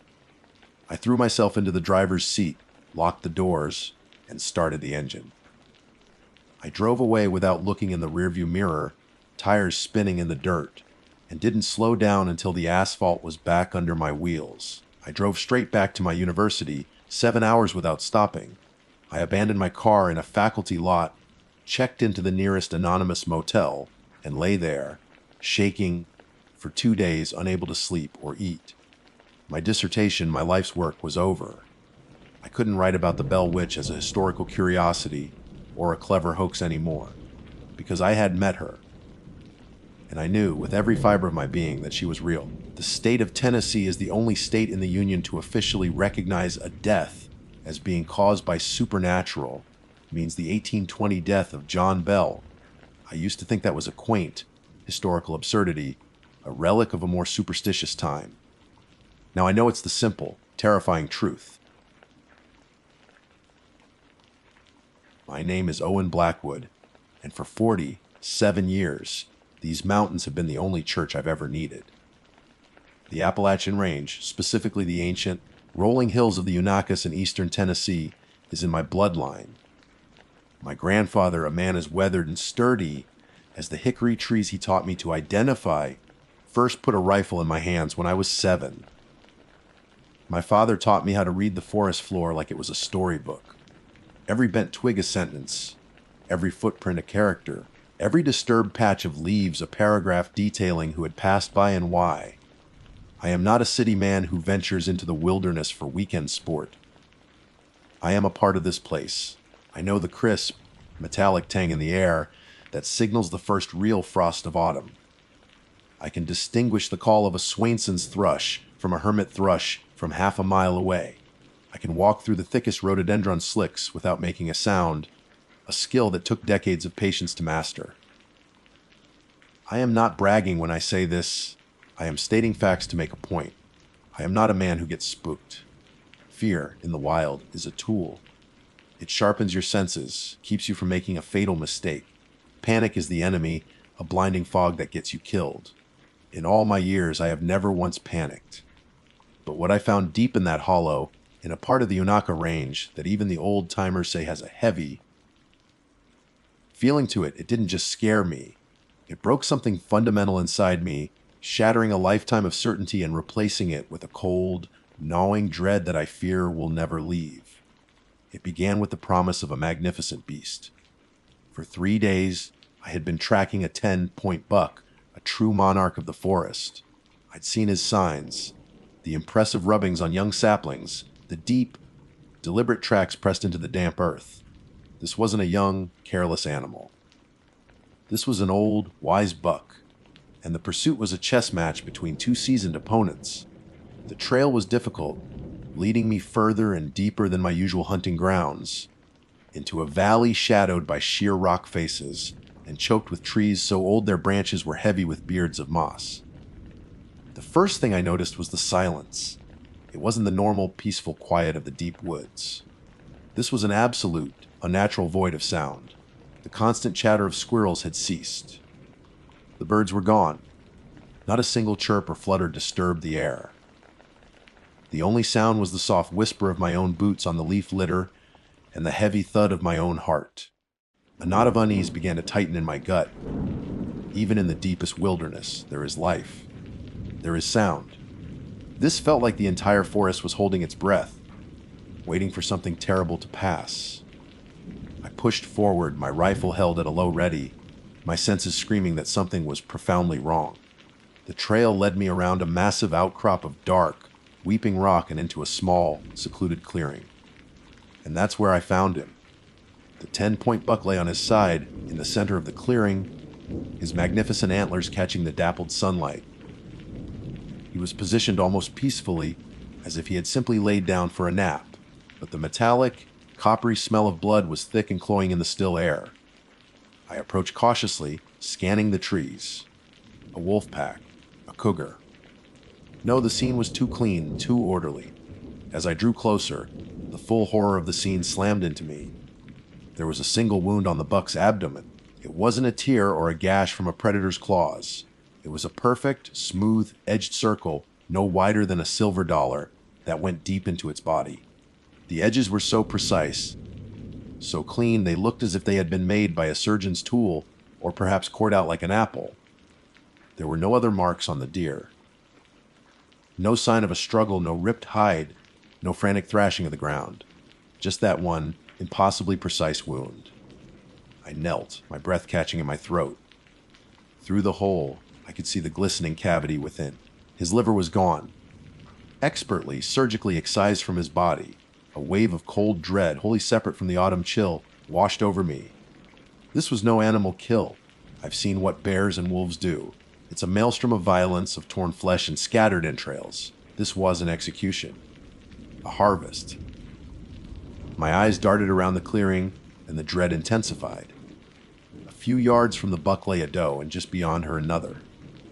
Both in the exact same condition. Laid out on their sides, a single, perfectly circular wound in their abdomens, their livers gone. My mind, trained to find patterns, was screaming at me. Then I saw the bear. It was a large black bear, a male, easily 400 pounds, an apex predator. He lay near the edge of the clearing, in the same ritualistic pose as the deer. I felt a surge of adrenaline, my hand tightening on my rifle. What in God's name kills a full-grown bear? I crept closer, my heart pounding against my ribs. The same wound, a single clean circular incision. His massive liver, a prize for any hunter, had been carved out with the same chilling precision. I stood frozen in the center of this silent, blood-stained clearing, a butcher's shop arranged by a madman. The hunter in me was gone, replaced by a primal fear I hadn't felt since I was a small child afraid of the dark. No human poacher would do this. They take the meat, the hide, the trophy. They don't perform bizarre, bloodless surgery in the middle of the wilderness and leave everything behind. The silence of the forest was no longer a mystery. It was a terrified reverence. The creatures of this wood knew what was here, and they were hiding from it. As I stood there, trapped in a nightmare of logic and reason, trying to force an explanation that didn't exist, a new sound finally broke the oppressive silence. It was a song, a soft, low, humming melody, like a lullaby a mother would sing to her child. It was gentle, almost soothing, and it drifted down from the moss-covered rocks that formed the high wall of the clearing above me. My instincts screamed at me. I dropped into a low crouch, pulling my rifle tight against my shoulder, the smooth wood familiar and cold against my cheek. My head snapped up, my eyes scanning the ridge of dark rock from which the sound had come. The humming continued, serene and steady, a horrifyingly peaceful counterpoint to the carnage below. And then I saw her. She was sitting on a large, flat boulder that jutted out over the clearing, her back mostly to me. It was an old woman. She wore a simple, homespun dress of a faded brown color, the kind of thing you might see in a 100-year-old photograph. Her long, gray hair hung down her back, and she seemed to be idly brushing it with one hand, her movements slow and unhurried. The gentle, lilting lullaby was coming from her. My first thought was a jumble of rational explanations. She was lost. An elderly hiker who had wandered off a trail, perhaps suffering from dementia or a stroke. She could be in shock, singing to herself for comfort. The carnage in the clearing, maybe she had stumbled upon it just as I had, and it had unhinged her mind. My hunter's adrenaline began to recede, replaced by a sense of concern. She was vulnerable, and I had a responsibility to help. I straightened up slightly, lowering my rifle, about to call out to her, to ask if she was all right. But then she shifted. She turned her head just a fraction, and the sunlight caught her hand, the one that wasn't brushing her hair. It rested on her lap, and my eyes were drawn to it. And the world tilted on its axis. Her right index finger was not a finger. It was long, far too long, and it tapered to a needle-sharp point. It wasn't made of flesh and bone. It was a dull, mottled gray with the rough, uneven texture of granite. It was a spike, a spear, an obscene weapon of solid stone fused to her hand. My blood didn't just turn to ice. It felt like it evaporated from my veins, leaving me hollow and cold. In that one horrifying instant, a lifetime of rational thought and woodland knowledge was rendered meaningless. A forgotten crypt in my mind burst open, and the stories my granddaddy used to tell me flooded out, not as fireside tales to scare a child, but as grim, terrifying truth. He was part Cherokee, my granddaddy, and he knew the old legends, the ones that predated the white man by centuries. Stories of the deep woods, meant to keep children from wandering off after dark.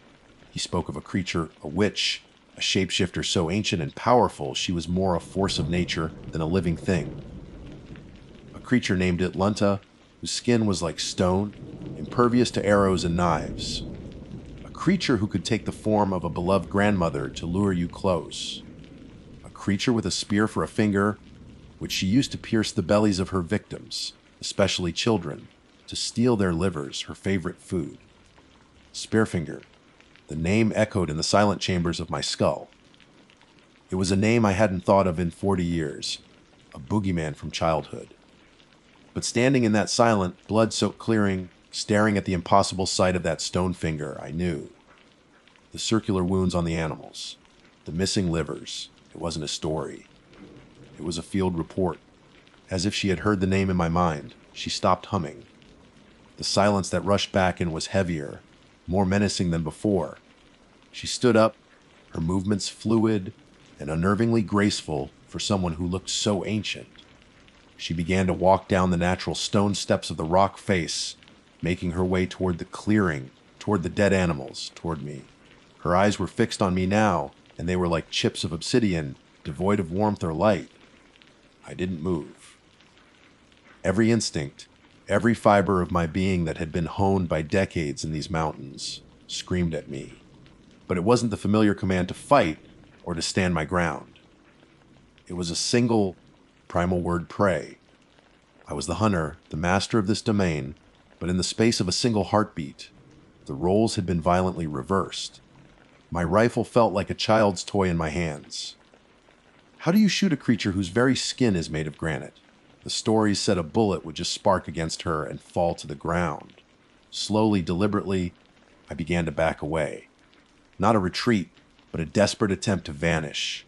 I put one foot behind the other, melting back toward the tree line, my eyes never leaving her. She didn't quicken her pace. She didn't need to. A faint, cruel smile touched her lips as she watched me. This was a game to her. The forest I knew, the one that was my sanctuary and my home, had become a trap. Every tree I tried to use for cover felt like a cage bar. She was toying with me now, her presence a suffocating wave of malevolence. I would hear her humming, the soft, terrible lullaby, seeming to come from just over my right shoulder. I'd spin around, my rifle raised, heart seizing in my chest, only to see nothing but empty woods. Then a pebble would clatter down a rock face far to my left, drawing my eye, and in that split second of distraction, I'd hear a low, dry cackle from my right again. She was a shapeshifter, the legends had said. She could be anywhere. Anything. Was that shadow between those two oaks darker than it should be? Was that gnarled, mossy boulder there a moment ago? The forest was no longer a collection of trees and rocks. It was a gallery of potential monsters, and I was the only terrified patron. My woodsmanship, my knowledge, my skills, they were all utterly, hopelessly useless. I was a mouse in a maze designed by a cat, and the cat was everywhere at once. Hours bled into one another. The chase was a fever dream of burning lungs and screaming muscles. I wasn't just running anymore, I was stumbling, crashing through underbrush I would normally navigate with ease, my face and arms lashed by branches I didn't even notice. The sun, my only reliable guide, began its slow, agonizing descent, painting the sky in bloody shades of orange and purple. The shadows grew long and distorted, turning the woods into a landscape of shifting, skeletal fingers reaching out for me. Panic, the enemy I had kept at bay my entire life, was now my constant companion, a cold grip on the back of my neck. I was done. My legs were giving out, my endurance shredded. I needed a place to make a final stand, a defensible position. My desperate eyes scanned the terrain, and I saw it, a dark slash in the side of a rock face, half hidden by overgrown ferns. A cave. It wasn't much, but it was solid rock at my back. I scrambled towards it, falling to my knees at the entrance, and crawled inside, dragging my rifle with me. I wedged my exhausted body as far back as I could, into the cool, damp darkness, and pointed my rifle at the small circle of light. My breath came in ragged, painful gasps. I was cornered, trapped, but at least I could see what was coming. I waited. The vibrant colors of sunset faded to the deep, inky black of a moonless night in the deep woods. The silence returned, absolute and terrifying, and then I heard them. Footsteps. Slow, deliberate, and calm. The sound of crunching leaves, one step at a time, getting closer and closer. My finger tightened on the trigger, my knuckles white. A figure appeared in the mouth of the cave, silhouetted against the last vestiges of twilight. But it wasn't the old woman. It was my granddaddy.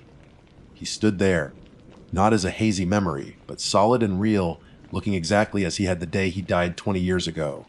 He wore his old plaid flannel shirt and worn denim overalls. The lines on his face were etched with the same kindness. I remembered so vividly, his pale blue eyes full of warmth and concern. The sight shattered my terror and flooded me with an impossible, soul-deep relief. It was him. Somehow it was him. Owen, my boy. He said, and his voice, it was perfect. The same gentle, rumbling baritone that had told me the legends of the woods. Come on out of there now. It's all right. The bad thing is gone. My heart soared. Tears of relief welled in my eyes. I started to lower my rifle, a sob of gratitude catching in my throat. It was over. He had come for me. But as I moved, his right hand, which had been resting at his side, lifted in a comforting gesture. And I saw the finger. The long, gray, grotesquely sharp spike of solid stone. A scream tore from my throat, a raw, animal sound of pure horror and betrayal. The illusion shattered. The warmth in his eyes was replaced by the cold, dead light of obsidian chips. The kindly smile twisted into a cruel, mocking sneer. I fired the rifle. The sound in the small cave was apocalyptic, a deafening explosion that rang in my ears. The bullet struck the thing wearing my grandfather's face square in the chest. There was a brilliant white, hot spark, a sharp ping like a ricochet off solid steel, and the bullet fell harmlessly to the cave floor. The creature laughed, a sound that was no longer my granddaddy's voice, but a high, grating cackle. The image of the man I loved melted like wax, the familiar flannel and denim swirling and reforming into the simple, homespun dress of the old woman. She took a step into the cave, her stone finger raised like a dagger. I scrambled backwards, my back hitting the hard rock of the cave wall. There was nowhere else to go.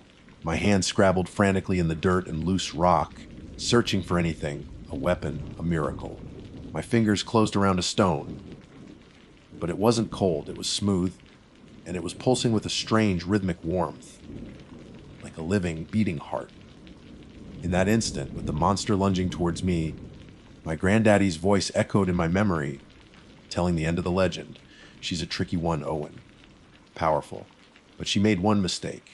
To keep it safe, she carries her heart outside her body. She was on me, the stone spear of her finger inches from my chest. With the last ounce of my strength, I threw the pulsing stone, not at her, but past her. It sailed through the air and struck the far wall of the cave with a sickening, wet crunch. Spearfinger stopped. A sound erupted from her that was not a shriek or a scream, but the sound of the mountain itself breaking apart. A grinding, tectonic roar of agony that shook the very foundations of the earth. Cracks appeared all over her stony skin, racing across her body like lightning. Her obsidian eyes widened in shock, and then her entire form imploded, crumbling into a pile of fine gray dust and loose pebbles that collapsed onto the cave floor. Silence. I stumbled out of that cave and did not stop running until the first rays of dawn touched the sky, and I saw the familiar sight of my own home. I sold my rifles the next day. I don't hunt anymore. The forest, my sanctuary, is now a place of ghosts and terrible memories. Sometimes on a quiet night, when the wind blows just right from the east, I think I can still hear a faint, humming lullaby drifting down from the Onaka Range. And I know that even though I destroyed her heart, a piece of her evil, an ancient and hungry thing, is still out there, woven into the fabric of those ancient woods, waiting. My name is Alex, and for the longest time, I considered myself a rational person. I believed in science, in cause and effect, in things that could be measured and explained. The world, to me, was a complex but ultimately understandable machine. Ghosts, aliens, monsters, they were the stuff of fiction, fun diversions for a movie night, but nothing more. I am telling you this now because I need you to understand who I was before that trip. I need you to know that the person who went into those mountains is not the same person writing these words today. The machine I discovered has parts that we were never meant to see. It all started as the perfect cliché for college friends on a final cross-country road trip before real life began.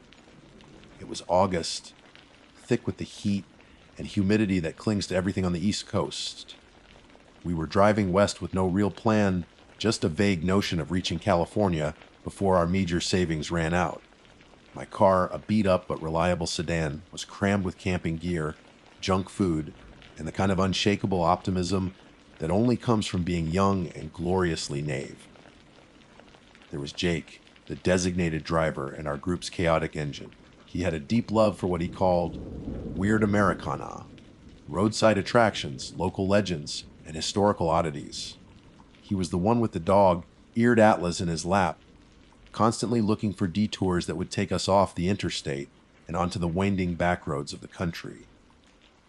His enthusiasm was infectious, and more often than not, we found ourselves happily dragged into his latest obsession.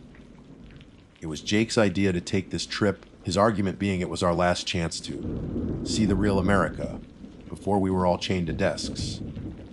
Then there was Maya. If Jake was our gas pedal, Maya was our brake. She was practical, the keeper of our budget and our collective common sense. She'd roll her eyes at Jake's welder suggestions, but always with a hint of a smile. She was the one who made sure we had enough water, who remembered to book a motel before midnight, and who could talk Jake down from buying a taxidermied squirrel playing a banjo. She and I had been friends since freshman year, a quiet alliance of pragmatism in a world of Jakes. Rounding out our quartet was Ben, the quiet observer. He was a film student, perpetually attached to a vintage camera he claimed had the perfect grain. He documented everything, not with the frantic energy of a vlogger, but with a patient, artistic eye. He spoke the least, but when he did, it was usually a dry, witty comment that cut through the noise and made everyone laugh. He was our chronicler, the one capturing the fleeting moments of our youth on celluloid. We were cutting through the dense, rolling hills of West Virginia when Jake suddenly slammed a hand on the dashboard, nearly causing me to swerve. "Thier, pull over," he yelled, pointing at a weathered wooden sign half swallowed by ivy.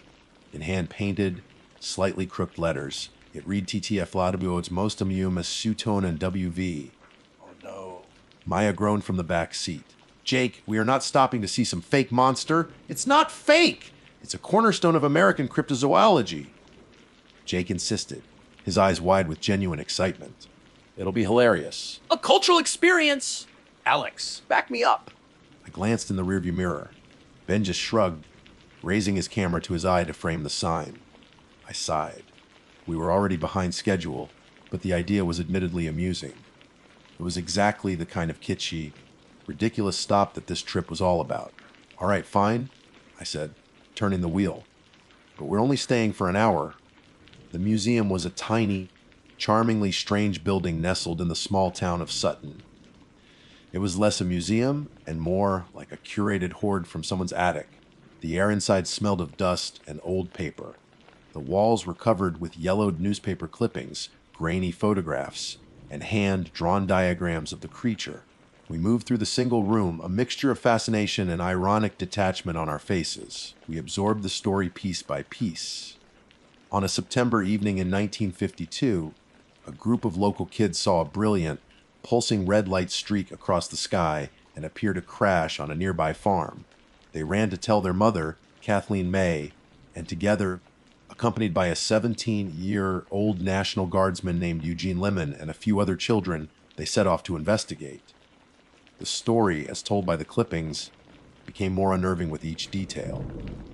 As they approached the hilltop, a pungent, metallic mist filled the air, burning their eyes and throats. At the crest of the hill, they saw a massive, glowing sphere of light. And then they saw the creature. It was described as being 10 feet tall, its body a dark, pleated green, and its head a blood-red, spade shape. Within that horrifying cowl, 2 huge, non-human eyes glowed with an eerie, orange light. The creature reportedly let out a long, piercing hiss before gliding towards them. The group, struck with a terror so profound they could barely function, fled in a blind panic. 10 feet tall with a spade for a face. "Come on," Maya whispered to me, trying to stifle a laugh. It was probably just an owl on a branch. A very big, very stinky owl, Ben added dryly, snapping a picture of a rather comical-looking monster lantern. We laughed, bought some T-shirts and a few ridiculous alien head keychains, and piled back into the car, buzzing with the weirdness of it all. The story was the perfect road trip anecdote. For the next hour, we joked about it, mimicking the monster's hissing sound and debating what we would have done. The legend was a fun story, a local quirk, nothing more. As the sun began to dip below the endless green canopy of the Appalachian Mountains, the story was already fading from our minds, becoming just another memory in a scrapbook of silly detours. Our laughter filled the car, a fragile sound against the deepening twilight of the ancient hills. We had no idea that we were driving straight into the heart of that same story. The laughter, which had felt so robust and defiant in the afternoon sun, began to feel thin and brittle as darkness fell. The Appalachian Mountains don't just get dark, they swallow the light. The endless hills, so picturesque by day, transformed into hulking, featureless silhouettes against a bruised purple sky. The narrow, winding road became a tunnel, our headlights cutting a lonely path through an oppressive blackness. The jokes about the Flatwoods monster died on our lips, replaced by a tense silence broken only by the hum of the engine and the occasional rustle of the atlas in Jake's hands. Our plan to find a motel was proving to be a spectacular failure. Every small town we passed through seemed to be shuttered and asleep, its windows dark and unwelcoming. The glowing "No vacancy" signs we did see felt more like warnings than simple statements of fact. "I guess we're camping then," Maya said, her voice betraying a hint of unease. She was the one who insisted on a no camping on weeknights rule, a rule we were about to break spectacularly. "We need to find a place soon. I don't like being on these roads after dark." She was right. The isolation was starting to feel less like freedom and more like a trap. Every so often, the headlights would catch a pair of eyes glowing from the dense woods lining the road. A deer, a raccoon, probably, but each flash of reflected light sent a fresh prickle of anxiety up my spine. It was Jake who spotted the turn off, a barely, their dirt track leading off the main road. A hand-painted sign, even more weathered than the museum's, read Far Amar Jawanes, EGGS and PR Ducey. A smaller, crudely added plank beneath it said, "Siempigin, 20 point, perfect." Jake announced, though his cheerfulness sounded forced now. A real, authentic Appalachian experience. I guided the car down the bumpy track, our headlights bouncing wildly. The track opened into a clearing where a single, dilapidated farmhouse stood. A single yellow light burned in a downstairs window. As we pulled to a stop, the screen door of the porch creaked open, and a figure emerged, silhouetted against the light. Farmer John was a man who looked as though he'd been carved from the mountain itself. He was tall and gaunt, with a long gray beard and eyes that seemed to have seen too many winters.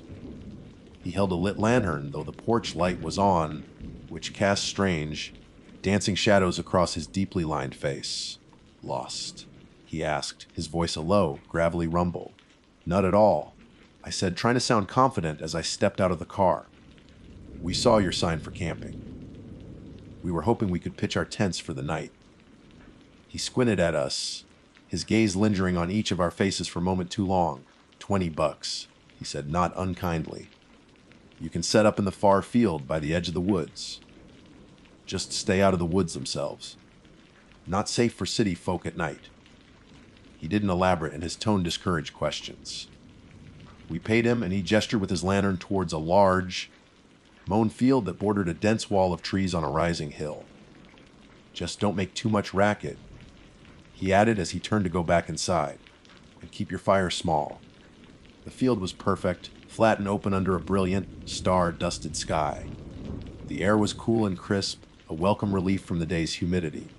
As we set up our tents and got a small campfire going, our earlier good spirits began to return. The farmer was a bit creepy, sure, but the setting was idyllic.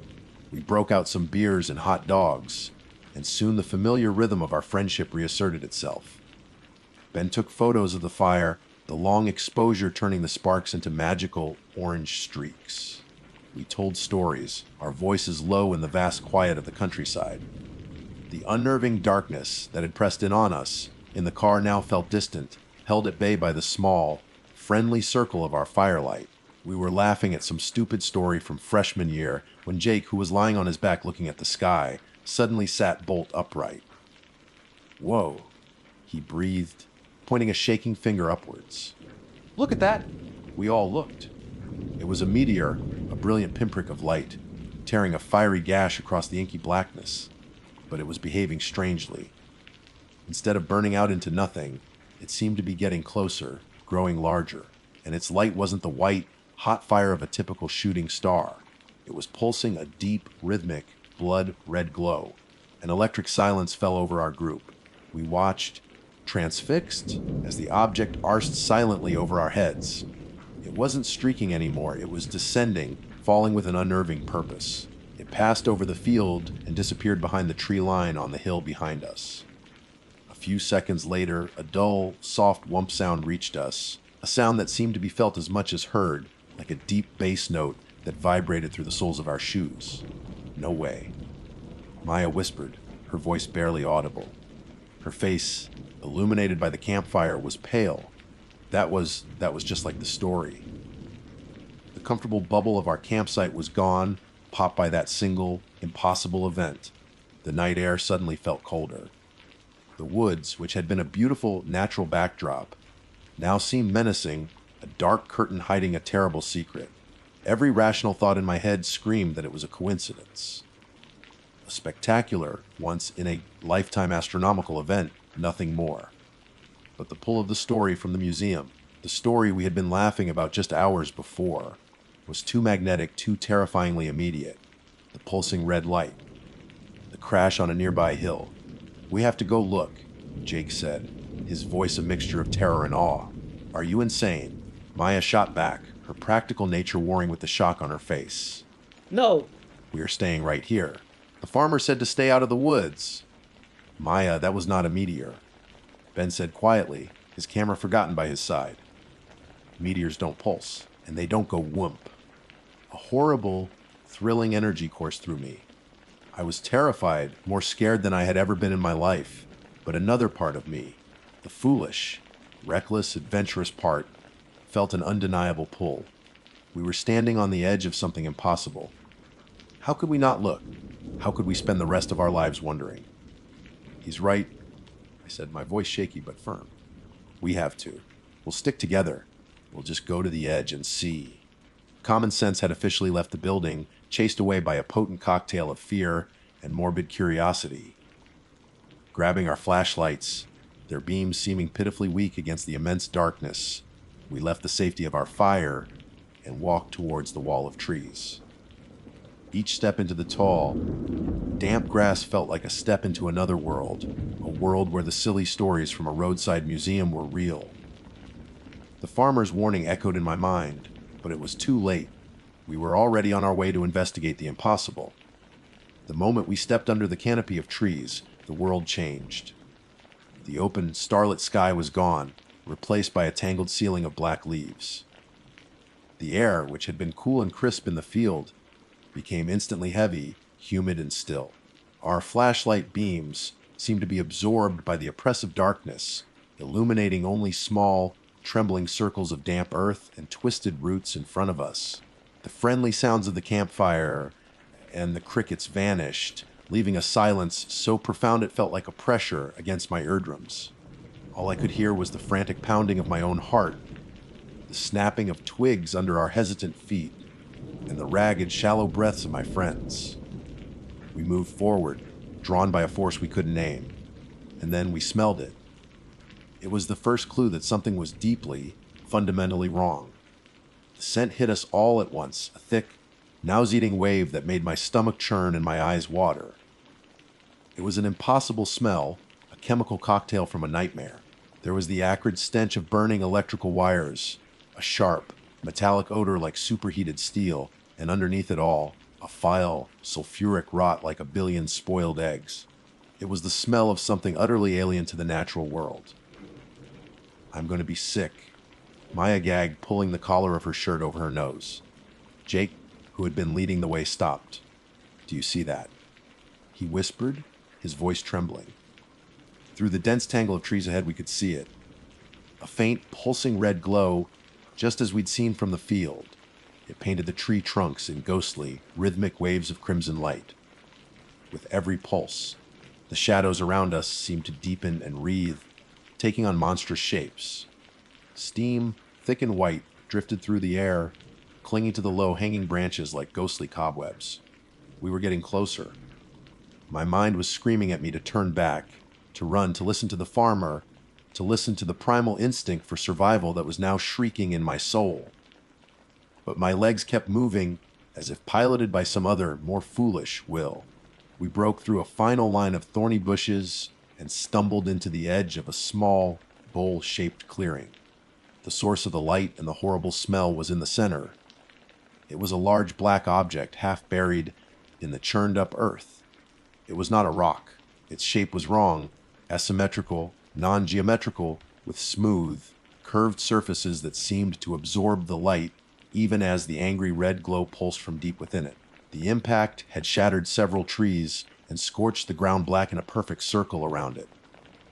The air here was hot, vibrating with a low, inaudible hum, and standing next to it was the monster. My brain refused to process it for a second. It tried to find a rational explanation. An oddly shaped tree stump, a trick of the light, a hallucination brought on by panic. But there was no explanation. It was real. The crude drawings in the museum, the comical lanterns, the wild tales from 1952, they were all real. It was impossibly tall, easily 10 feet, maybe more. Its body was a dark, oily green, like tarnished metal, and it seemed to shimmer faintly, as if it was glowing with some internal, sickly light.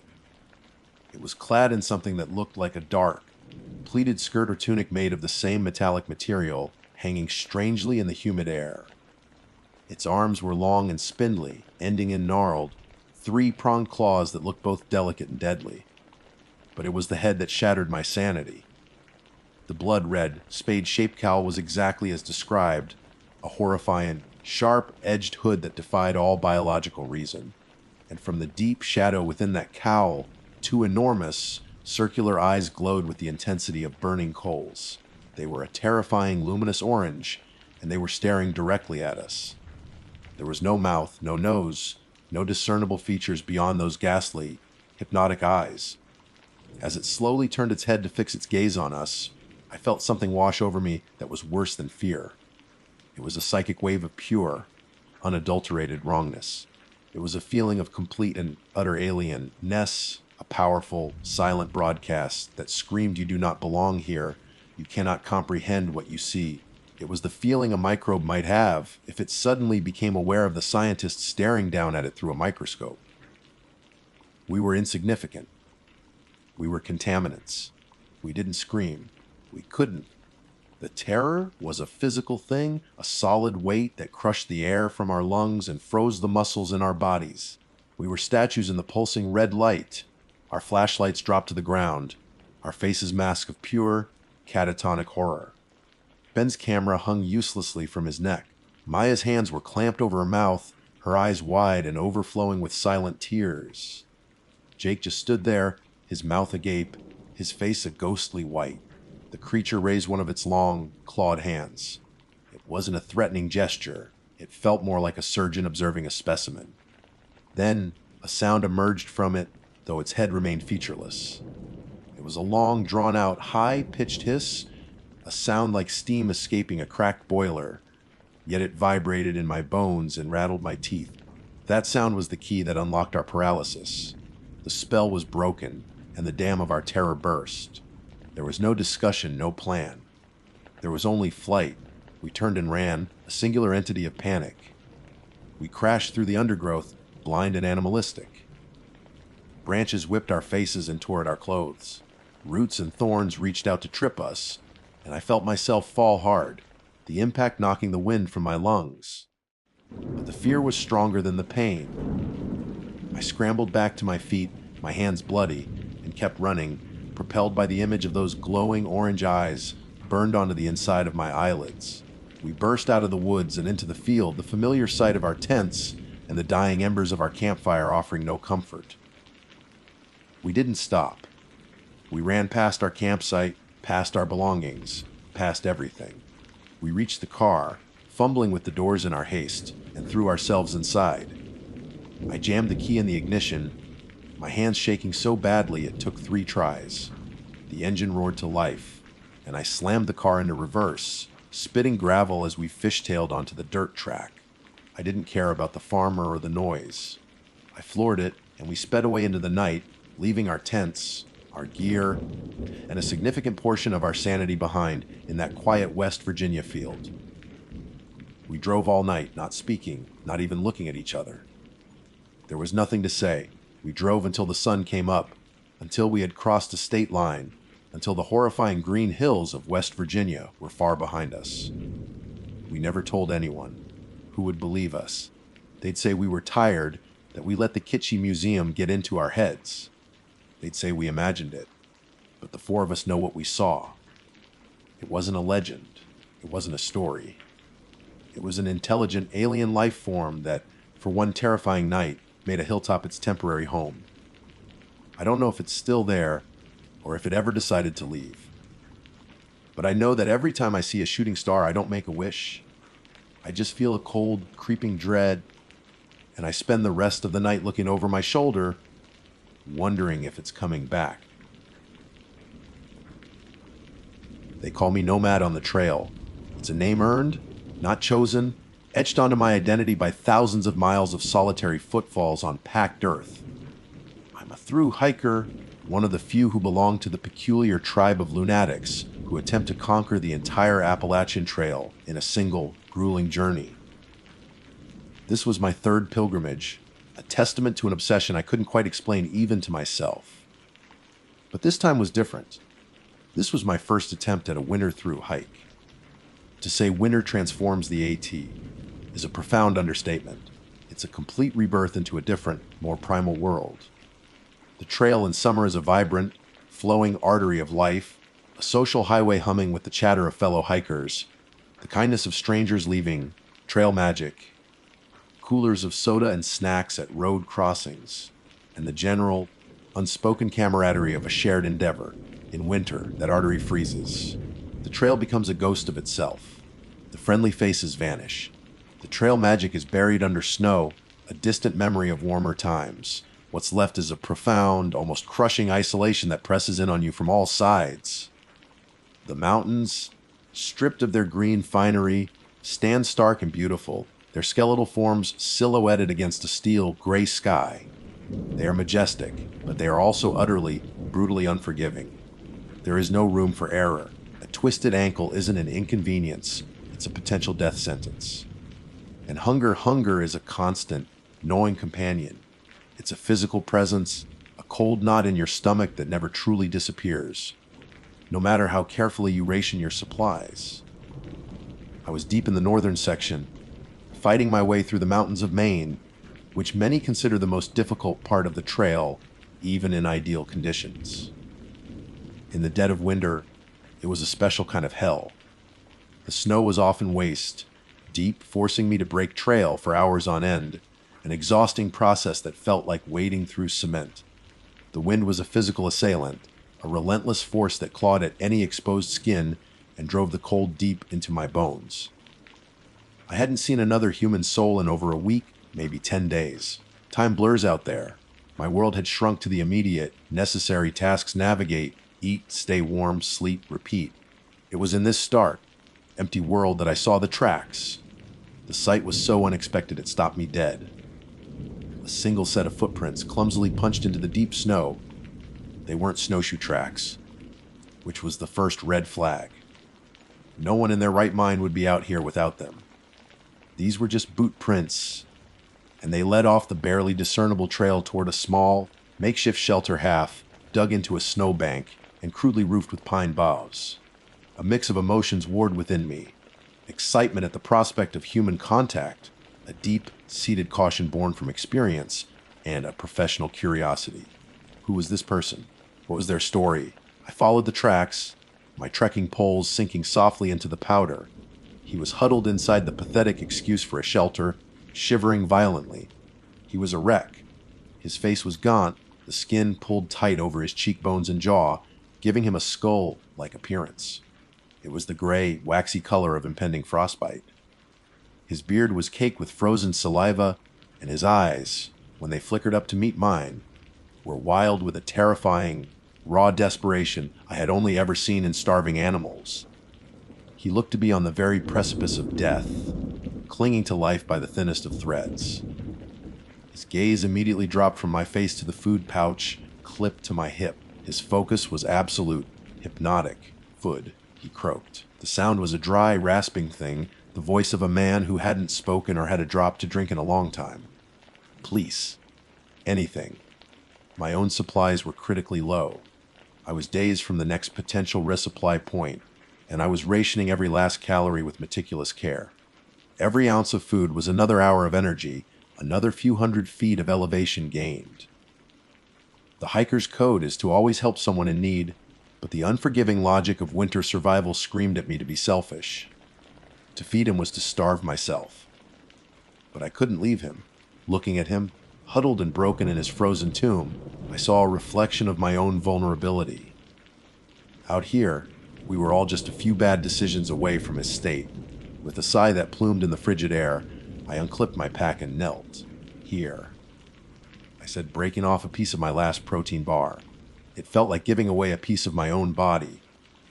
I added a small handful of almonds from my dwindling stash. It wasn't much, but it was more than I could afford. He didn't take them. He snatched them. His movements were jerky, spastic. He devoured the food like a wolf, his head bent, cramming it into his mouth with filthy, trembling fingers. There was no chewing, just a frantic, desperate swallowing. He didn't even bother to say thank you. His eyes, burning with a renewed intensity, never left my food pouch. "My name's Silas," he managed to say after he'd finished, his voice slightly stronger. Got separated from my group. Storm came in fast.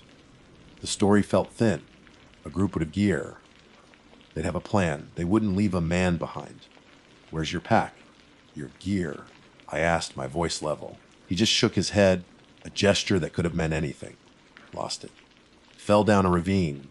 His eyes darted back to my pouch. That unnerving singular focus. I felt a cold prickle of unease that had nothing to do with the temperature. It was instinct. The primal alarm bell that rings when you encounter something fundamentally wrong. The man was desperate, I told myself. Starvation does strange things to a person. "Listen," I said, standing up and shouldering my pack. "The trail is that way.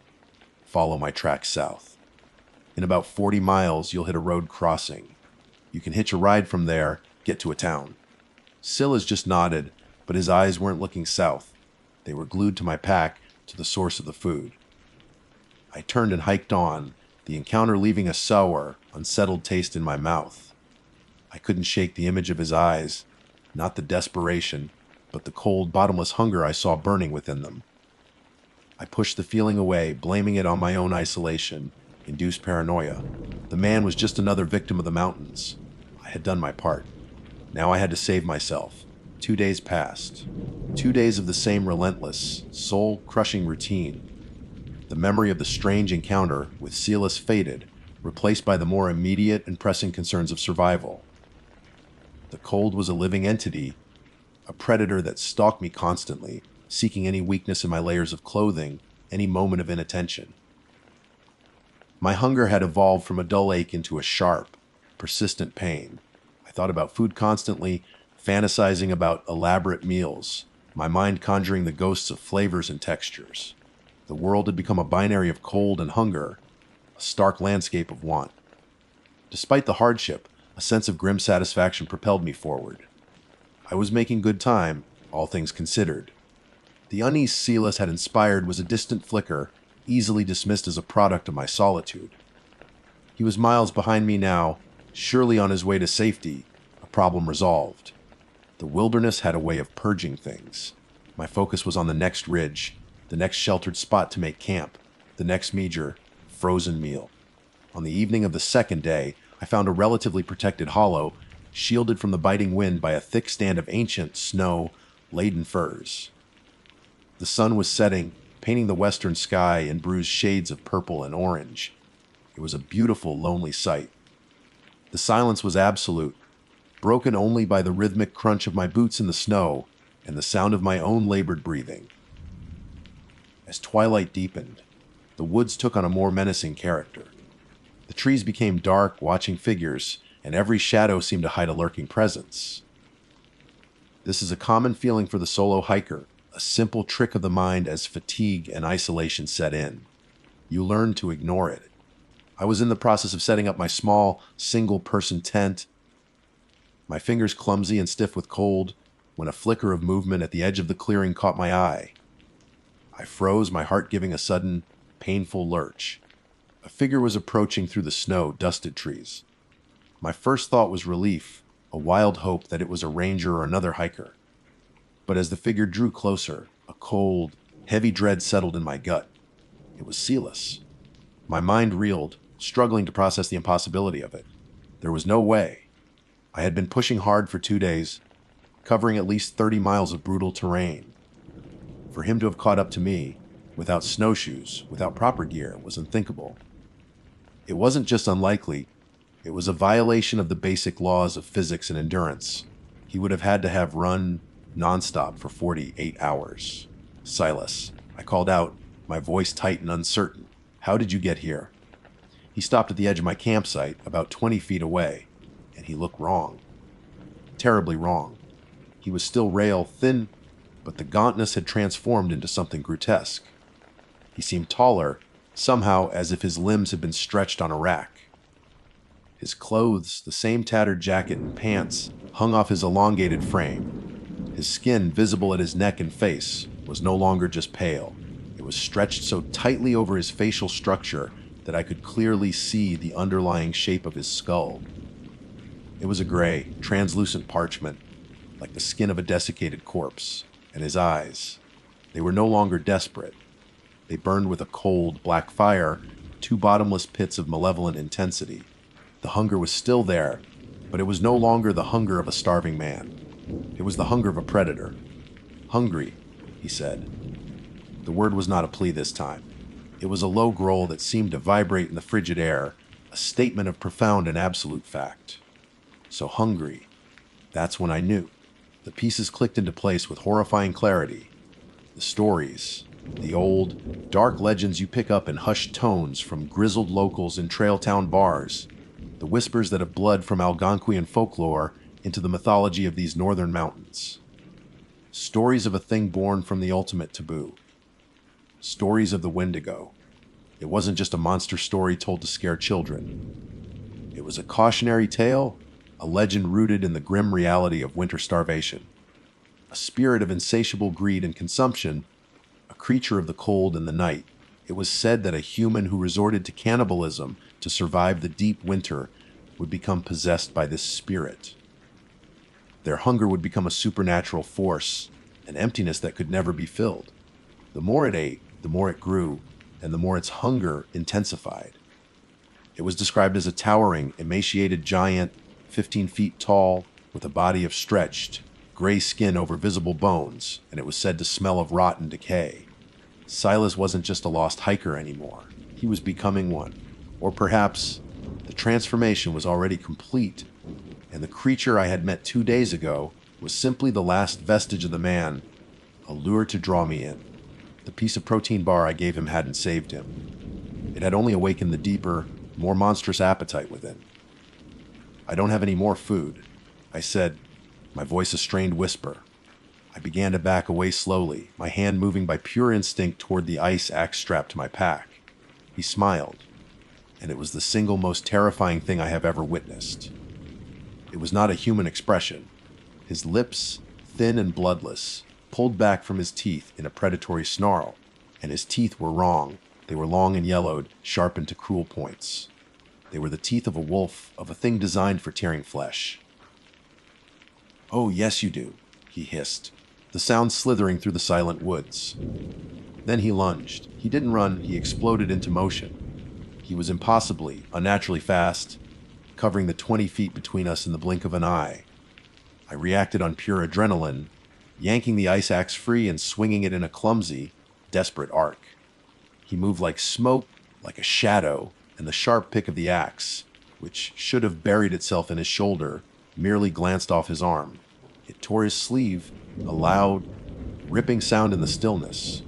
There was no blood, no cry of pain. Underneath the shredded cloth, his arm was not made of flesh and blood. The skin was gray and dead, fissured and hard like the rotting bark of a birch tree. I didn't wait to see more. I turned and ran. Panic is a poor fuel, but it was all I had. I ran, abandoning my tent, my cook pot, my meager remaining supplies. Everything. My world narrowed to the singular, desperate act of placing one snow, clogged boot in front of the other. I plunged through the deep snow, my legs burning with lactic acid, my lungs on fire in the frigid air. The only sounds were my own ragged gasps and the frantic, drumming beat of my heart against my ribs. I didn't dare look back. I didn't need to. I could hear him. It wasn't the sound of a man running. There was no heavy panting, no crunching of boots. It was a horrifyingly rhythmic, loping gait, a sound of tireless, unnatural locomotion. It was accompanied by guttural pants and low, hungry whines that spoke of an insatiable, all-consuming need. It was the sound of a predator toying with its prey, and it was getting closer. A branch whipped across my face, leaving a stinging welt, but I barely registered the pain. Adrenaline had numbed me to everything but the terror. The woods, which had been my sanctuary, became a labyrinth of grabbing claws and tripping roots hidden beneath the snow.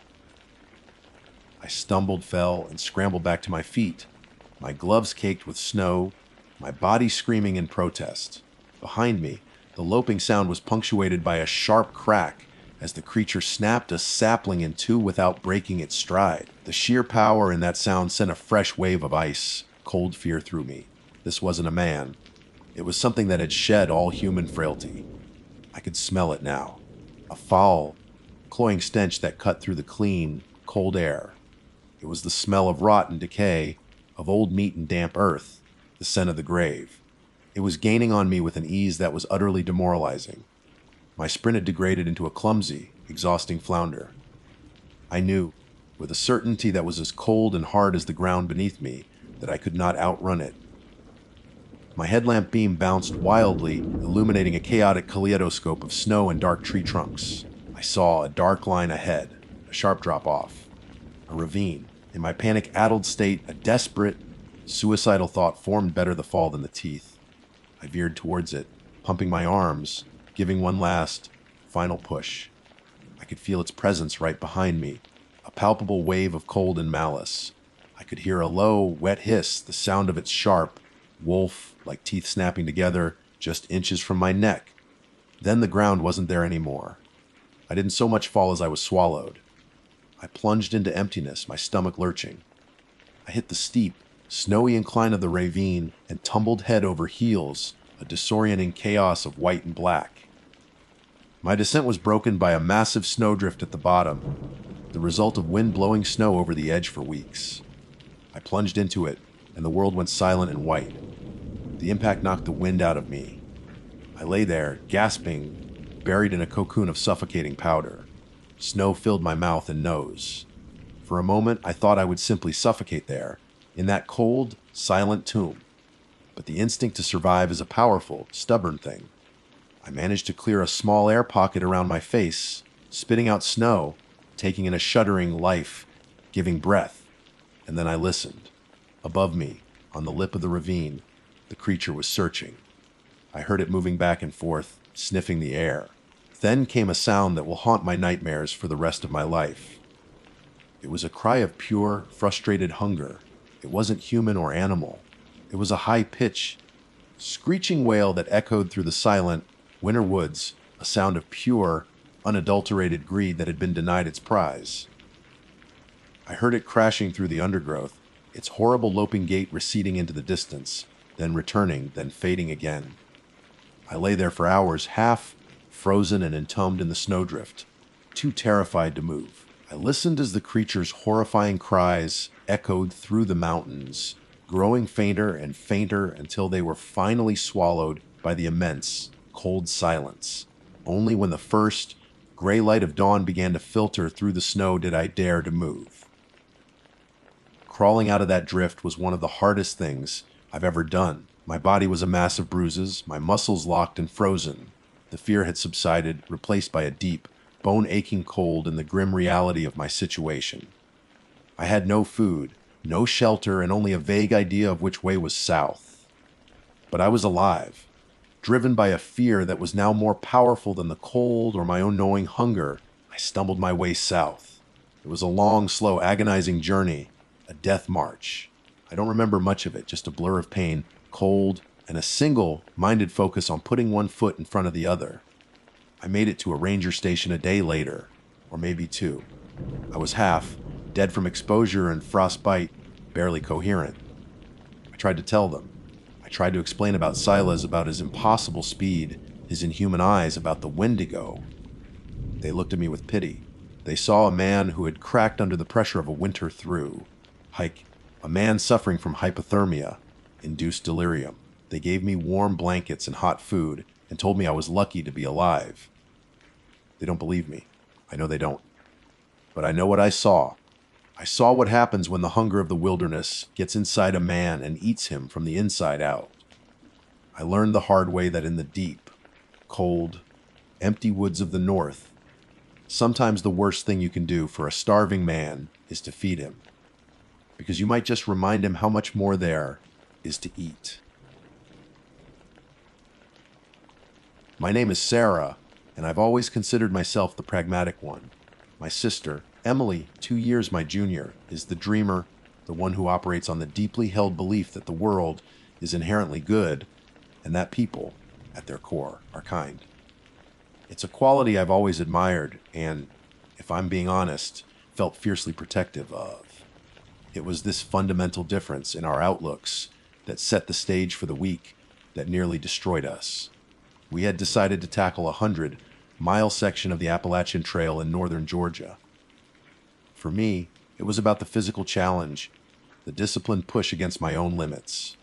For Emily, it was a spiritual pilgrimage, a chance to disconnect from the noise of modern life and reconnect with something more elemental. For a week, things were exactly as we'd hoped. We were challenged by the terrain, awed by the vistas, and fell into the easy, rhythmic companionship that only siblings can share. We were tired, yes, and our muscles ached with a satisfying burn, but we were happy. By day 7, however, our carefully rationed supplies were dwindling faster than we'd anticipated, and a persistent, damp chill had settled into our bones. The novelty was beginning to wear thin, replaced by a gnawing hunger and a deep-seated exhaustion. That's when we saw it. Nailed to an old growth oak tree just off the main trail was a hand-painted wooden sign. The letters were a bit crude, painted in a cheerful, fire engine red that stood in stark contrast to the muted greens and browns of the forest. It read, trail magic ahead! Wary hikers welcome. Food, water, and rest at the Miller homestead. Emily's face, smudged with dirt and drawn with fatigue, lit up with an incandescent glow. Sarah, look! We have to go! She exclaimed, her voice bubbling with an excitement I hadn't heard in days. She grabbed my arm, her grip surprisingly strong. Can you imagine? A real meal, maybe a hot shower. I felt a cold knot tighten in my stomach. I stared at the sign, a profound sense of unease washing over me. I don't know, Em, I said slowly, trying to articulate the source of my apprehension. We're miles from any road crossing. Look at the map. This area is about as isolated as it gets. It just feels off. Off. Sarah, it's trail magic, she insisted, using the hiker term for unexpected acts of kindness found along the path. It's part of the culture. People do this all the time. They're called trail angels. It's what makes the AT so special. She was right, of course. We'd heard stories and even benefited from a cooler of sodas left at a trailhead once. But this felt different. This wasn't a cooler left for anonymous hikers. This was an invitation to a private home, a homestead that wasn't on any of our maps, deep in the wilderness. My instincts, the ones that had kept me safe on solo trips and in unfamiliar cities, were screaming at me. But then I looked at Emily's hopeful face and felt the raw ache in my own legs. The promise of a hot meal, of a real roof over our heads for even a few hours, was a siren song, powerful and almost impossible to ignore. Against my better judgment, I relented. Okay, I sighed. Okay, let's check it out. But we're careful. If anything feels weird, we leave immediately. Deal, deal, she chirped, and before I could second, guess myself again, she was already heading down the narrow, well-worn path that branched off from the main trail. The fact that the path was so well trodden should have been another red flag, but I pushed the thought away, focusing on placing my feet one in front of the other. The path wound through the trees for what felt like a mile, descending into a small, hidden valley that seemed to muffle the sounds of the surrounding forest. And there it was. The Miller homestead was nestled perfectly in the center of the valley, a small, immaculate log house with a plume of white smoke curling lazily from a stone chimney. A neatly kept garden flanked one side, and the lawn was trimmed with an almost obsessive precision. It looked less like a Rug Mountain homestead and more like a postcard from a bygone era. As we approached, the front door opened and a woman stepped out onto the porch. She was older, with soft gray hair pulled back into a tight bun, and she wiped her hands on a flower print apron. She was the very picture of a welcoming grandmother. "Welcome, welcome, children," she called out, her smile seeming warm and utterly genuine. "I'm Martha Miller. We saw you coming down the path. You look plumb tuckered out. Come on in, rest your feet." The moment we stepped inside, the rich, savory aroma of baking bread and beef stew enveloped us. It was intoxicating. Martha's husband, Jed, a tall, quiet man with a weathered face and watchful eyes, gave us a silent nod from his armchair. Their two grown sons, Caleb and Levi, rose to greet us. They were big men, broad-shouldered and powerfully built from a life of manual labor, but their smiles were just as wide and welcoming as their mothers. Within minutes, we were swept up in a whirlwind of hospitality that bordered on overwhelming. They insisted we take a hot shower, providing us with fresh, clean clothes that felt impossibly soft against our skin. They sat us down at a heavy wooden table and ladled steaming bowls of stew in front of us. It was the most delicious thing I had ever tasted. Emily was in heaven, chatting away, telling them all about our journey, our lives back home, our families. They listened with rapt attention, nodding and smiling. It felt like a miracle, the exact kind of trail angel experience hikers dream of. But as the evening wore on and the initial euphoria of a full belly and a warm room began to fade, my unease returned with a vengeance. I started to notice things. The windows, I realized, weren't just covered with curtains. They had heavy, thick wooden shutters on the inside, fitted with heavy iron bolts. I saw no photographs in the house, no smiling children, no wedding portraits, no signs of a family history. There were no books, no magazines, no television or radio. The only piece of literature in the entire home was a single, heavily worn Bible that sat on the mantelpiece, its cover worn smooth by countless hands. When I tried to engage them in conversation, their answers were polite but strangely evasive. When I asked where they were from originally, Martha just smiled her placid smile and said, "The mountains are our home, dear. They provide all we need." The conversation at dinner took an even stranger turn. They began to speak of the outside world, what they called the world of sin, as a corrupt and fallen place, doomed to collapse under the weight of its own filth. They spoke of the purity of their life here, of their separation from its poisonous influence. Their interest in our lives, which had at first seemed like simple curiosity, now felt more like an assessment, a clinical evaluation. They wanted to know if we had family who expected to hear from us soon, if we were experienced hikers. If we were strong, it was no longer a conversation, it was an interrogation disguised as kindness. They insisted we stay the night. It would be dark soon, they said, and we were in no shape to hike further. Every excuse I tried to make was gently but firmly deflected. We were their guests, and we would be staying. As they showed us to a small, Spartan guest room, I felt the invisible walls of a trap closing in around us.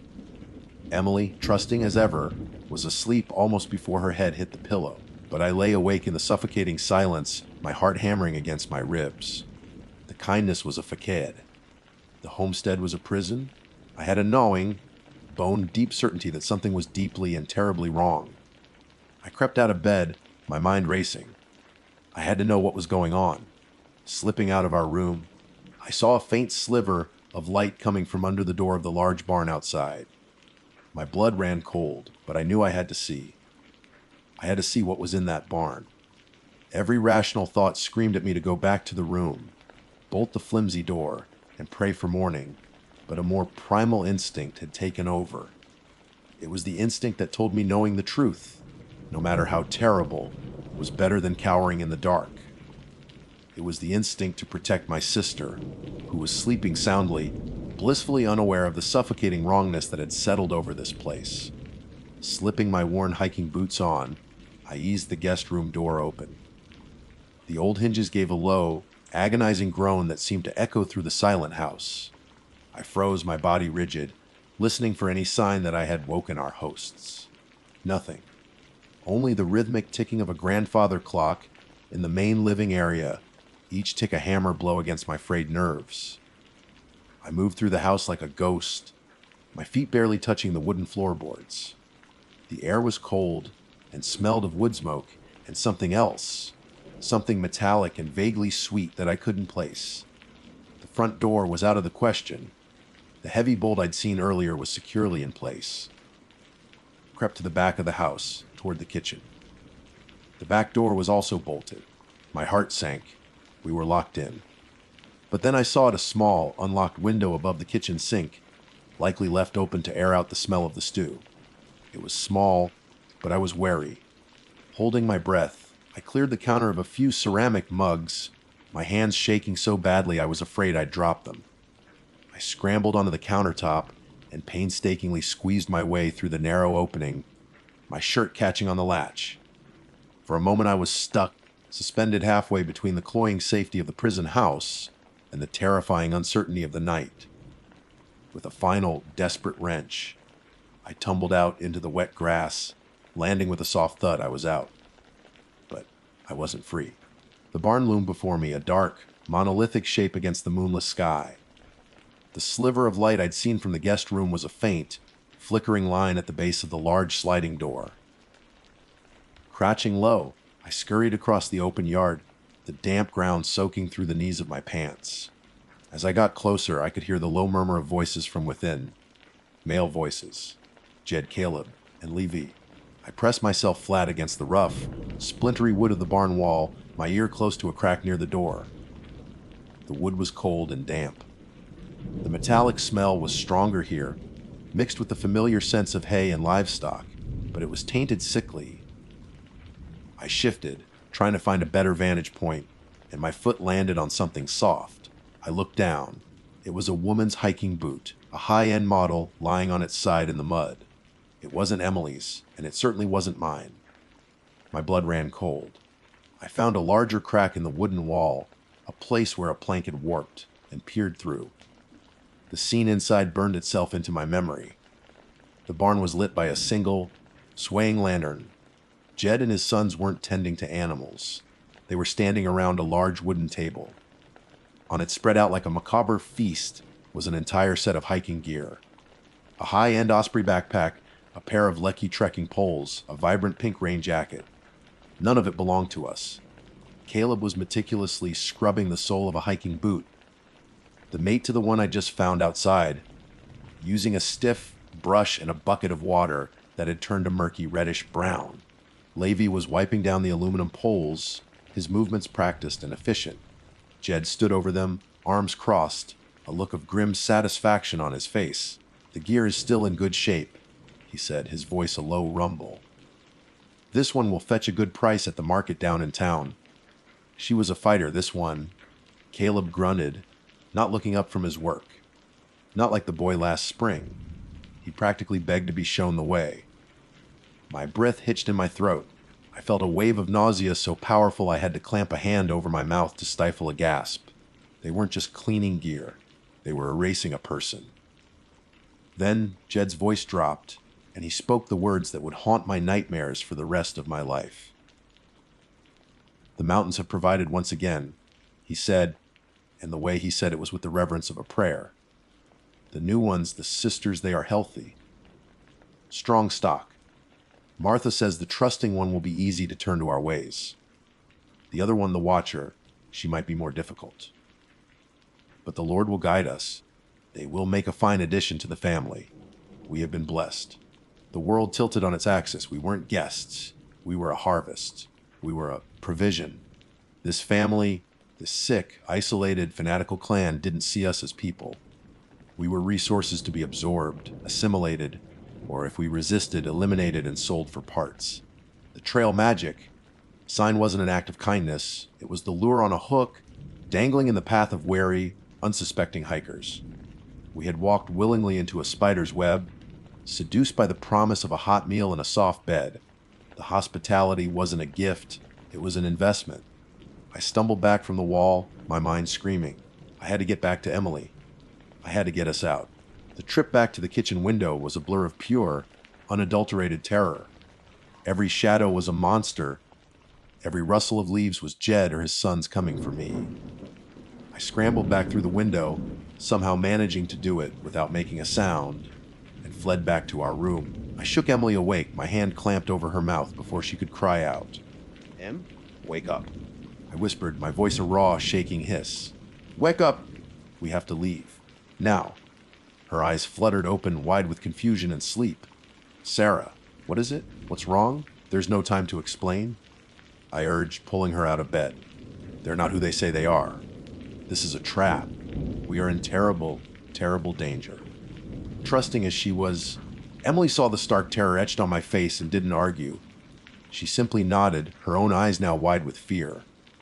We dressed silently, our movements frantic but quiet in the suffocating stillness of the house. We couldn't go out the front or back doors. I looked at the window in our room. The heavy wooden shutters were bolted from the outside. We were prisoners. My mind raced, desperately searching for an escape route. And then I remembered it. A detail from when we first arrived. In the back of the kitchen pantry, half hidden behind sacks of flour and potatoes, I had seen a heavy square door set into the floor. A root cellar. It was our only chance. Our only chance was the root cellar. Grasping Emily's hand, I pulled her from the room. The pantry. I mouthed, my voice stolen by fear. Every step we took on the journey downstairs felt like a gamble. The house was a living entity, holding its breath, and I was certain that any sound, a creaking floorboard, a stumbled step, would awaken it to a violent fury. The grandfather clock in the hall continued its relentless ticking, each pendulum swing counting down the seconds we had left. We reached the kitchen, a landscape of looming shadows and the faint moonlight filtering through the window I'd escaped from. The pantry was just ahead, a dark, narrow doorway. We slipped inside, the air thick with the smell of earth, potatoes, and something else, the cloying sweetness of rot. I pointed to the floor. The heavy, square door was there, its iron ring handle lying flat. Getting on our hands and knees, we both gripped the cold metal. It was heavier than I'd imagined. With a silent, coordinated heave, we lifted. The wood scraped against the floor with a sound like grinding teeth. We both froze, our eyes wide in the darkness, listening. Silence. Only the frantic pounding of my own heart answered.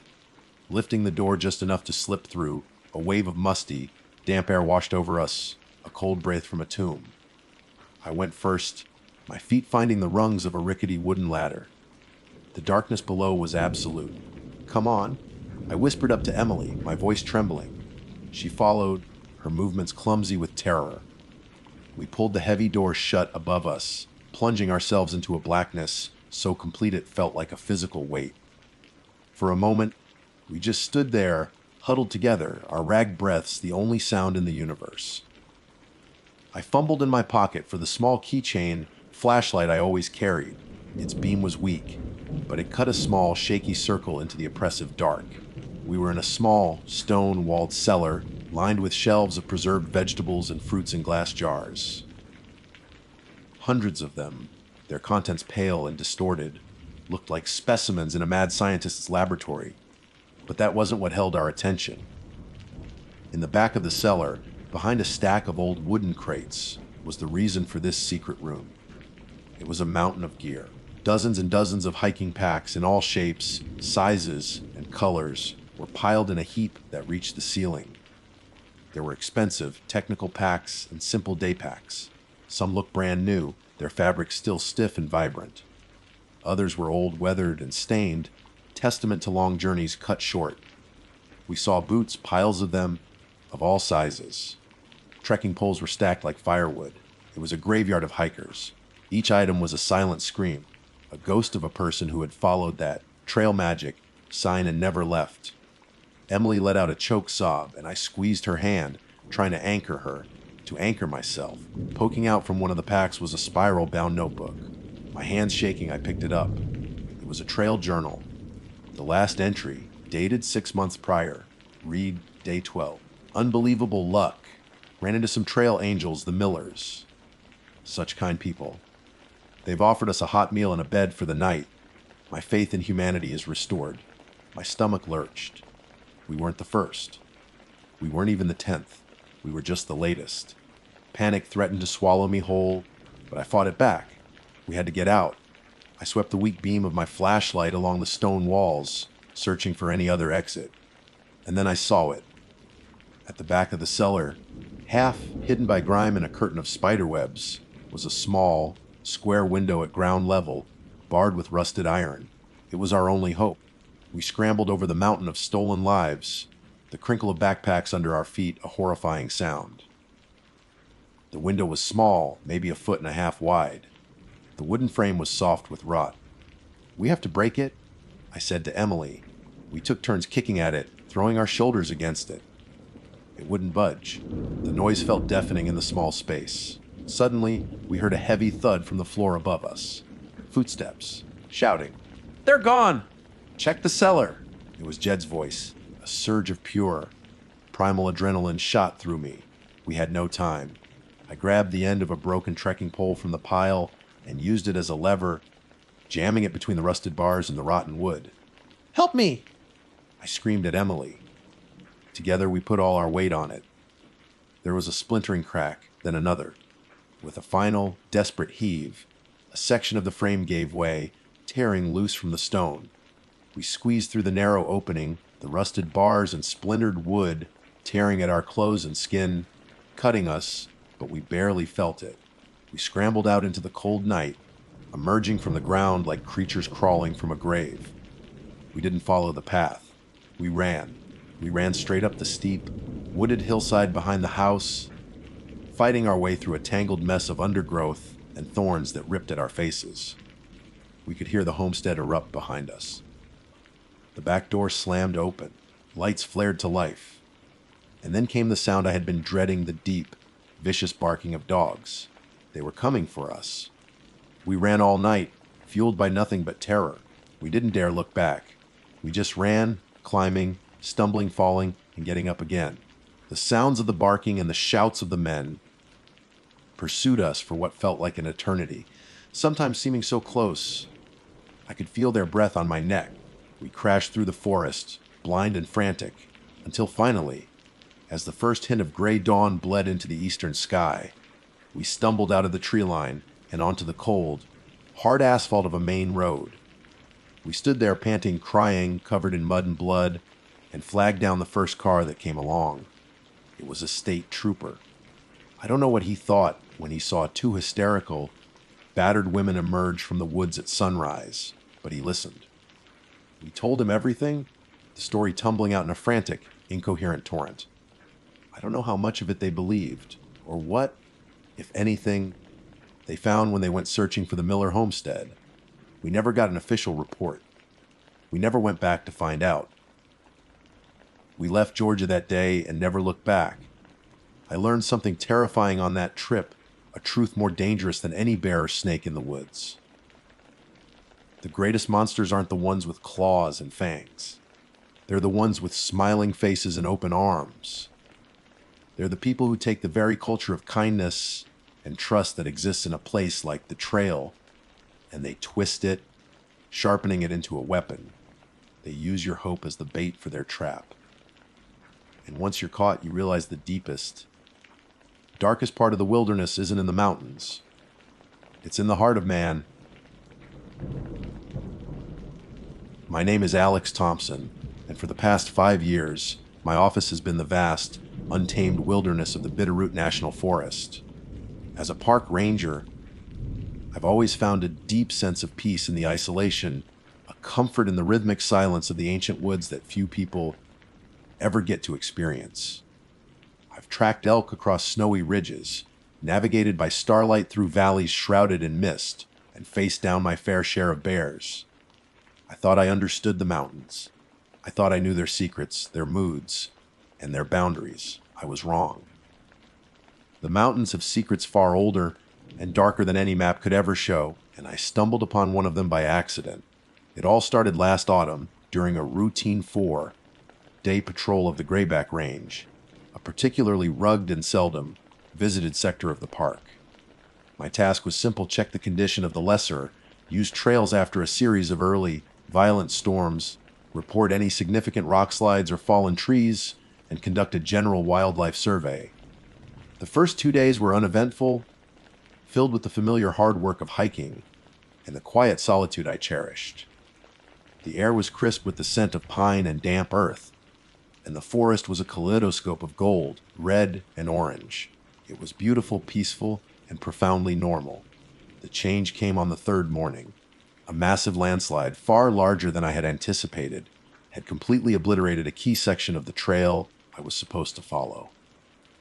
A whole mountainside of rock and timber had slid down into the gorge below, leaving an impassable scar on the landscape.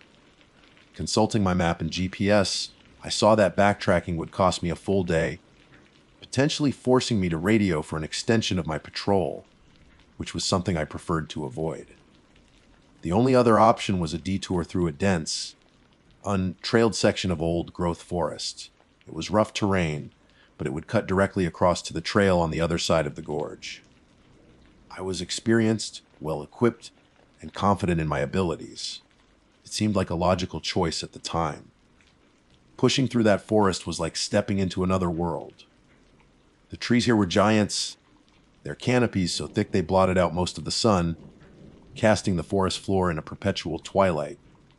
There were no bird calls, no chatter of squirrels, just the sound of my own breathing and the crunch of my boots on a thick carpet of fallen needles. A strange, heavy silence hung in the air, a silence that felt ancient and watchful. After about an hour of strenuous hiking, I came to a deep, narrow chasm that wasn't marked on any of my maps. It was a jagged crack in the earth, perhaps 100 feet across, its bottom lost in shadow and swirling mist. And spanning it was a bridge. My first feeling was not fear, but sheer confusion. This was not a Park Service bridge. It wasn't made of treated lumber and steel cables. This bridge was old, constructed from a dark, almost black stone that seemed to drink the light, and its planks were made of a pale, petrified-looking wood. There were no modern bolts or nails, only intricate, interlocking joints that spoke of a craftsmanship that was both alien and ancient. It was a solid, imposing structure that had no right to be here, miles from any designated path or historical site. I pulled out my radio to check in, to ask if there were any unrecorded structures in this sector. All I got was static. The dense canopy and the chasm were blocking the signal. A knot of unease began to form in my stomach, but my curiosity, a trait essential for a ranger, pushed me forward. I had to know what this was. I approached the entrance to the bridge cautiously. The stonework was cold to the touch and strangely smooth, showing none of the weathering I would have expected from centuries of exposure to the elements. The air grew colder as I neared the chasm, and a faint, low hum seemed to emanate from the depths below, a sound I felt more in my bones than heard with my ears. As I stepped onto the wooden planks, I noticed something else. The surface of the bridge was covered in a fine layer of gray, dust or silt, undisturbed except for one thing, a single set of footprints. They were barefoot prints. The absurdity of it struck me immediately. No hiker-hunter or lost tourist would be walking barefoot in this rugged, unforgiving terrain. The ground was littered with sharp rocks, roots, and thorns. It was madness. Yet, here was the proof pressed clearly into the fine dust. The prints were slender, almost delicate, leading from the edge of the forest where I stood out towards the center of the bridge. As a ranger, I am trained to read tracks. It's a language that tells a story. These tracks told a deeply disturbing one. I began to follow them, my own heavy boot prints, creating a clumsy counter, narrative to the neat, deliberate steps I was tracing. The prints were perfectly spaced, the steps of someone walking at a calm, unhurried pace. They led directly down the center of the bridge, never wavering. Halfway across, with the misty, humming abyss yawning on either side of me, the story came to an abrupt and impossible end. The footprints just stopped. It wasn't a scuffle. It wasn't a leap. It wasn't as if the person had turned around and walked back. There were no overlapping prints. There was a left foot, then a right foot, and then nothing.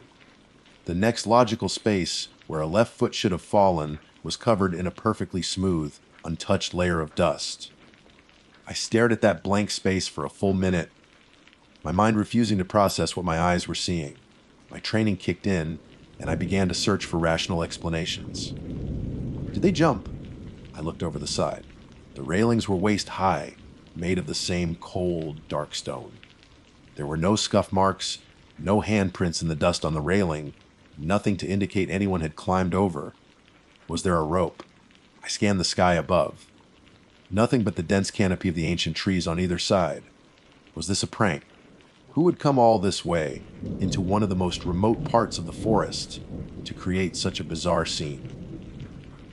And how could they have accomplished the final disappearing act? I walked slowly to the far side of the bridge, my eyes glued to the dusty planks. The surface remained pristine. There were no other tracks. No footprints coming from the other direction to meet them. No footprints leaving the bridge onto the far side of the chasm.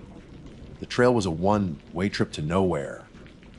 Someone or something had walked calmly to the exact center of this ancient, unmapped bridge and had simply ceased to exist. A cold dread, colder than the air rising from the chasm, began to creep up my spine. The silence of the forest no longer felt peaceful. It felt predatory. The feeling of being watched was immense, a physical pressure on my skin. I backed away slowly, my eyes locked on the spot where the footprints ended, half expecting them to reappear.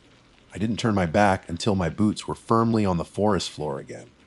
I didn't run, but every instinct screamed to me to do so.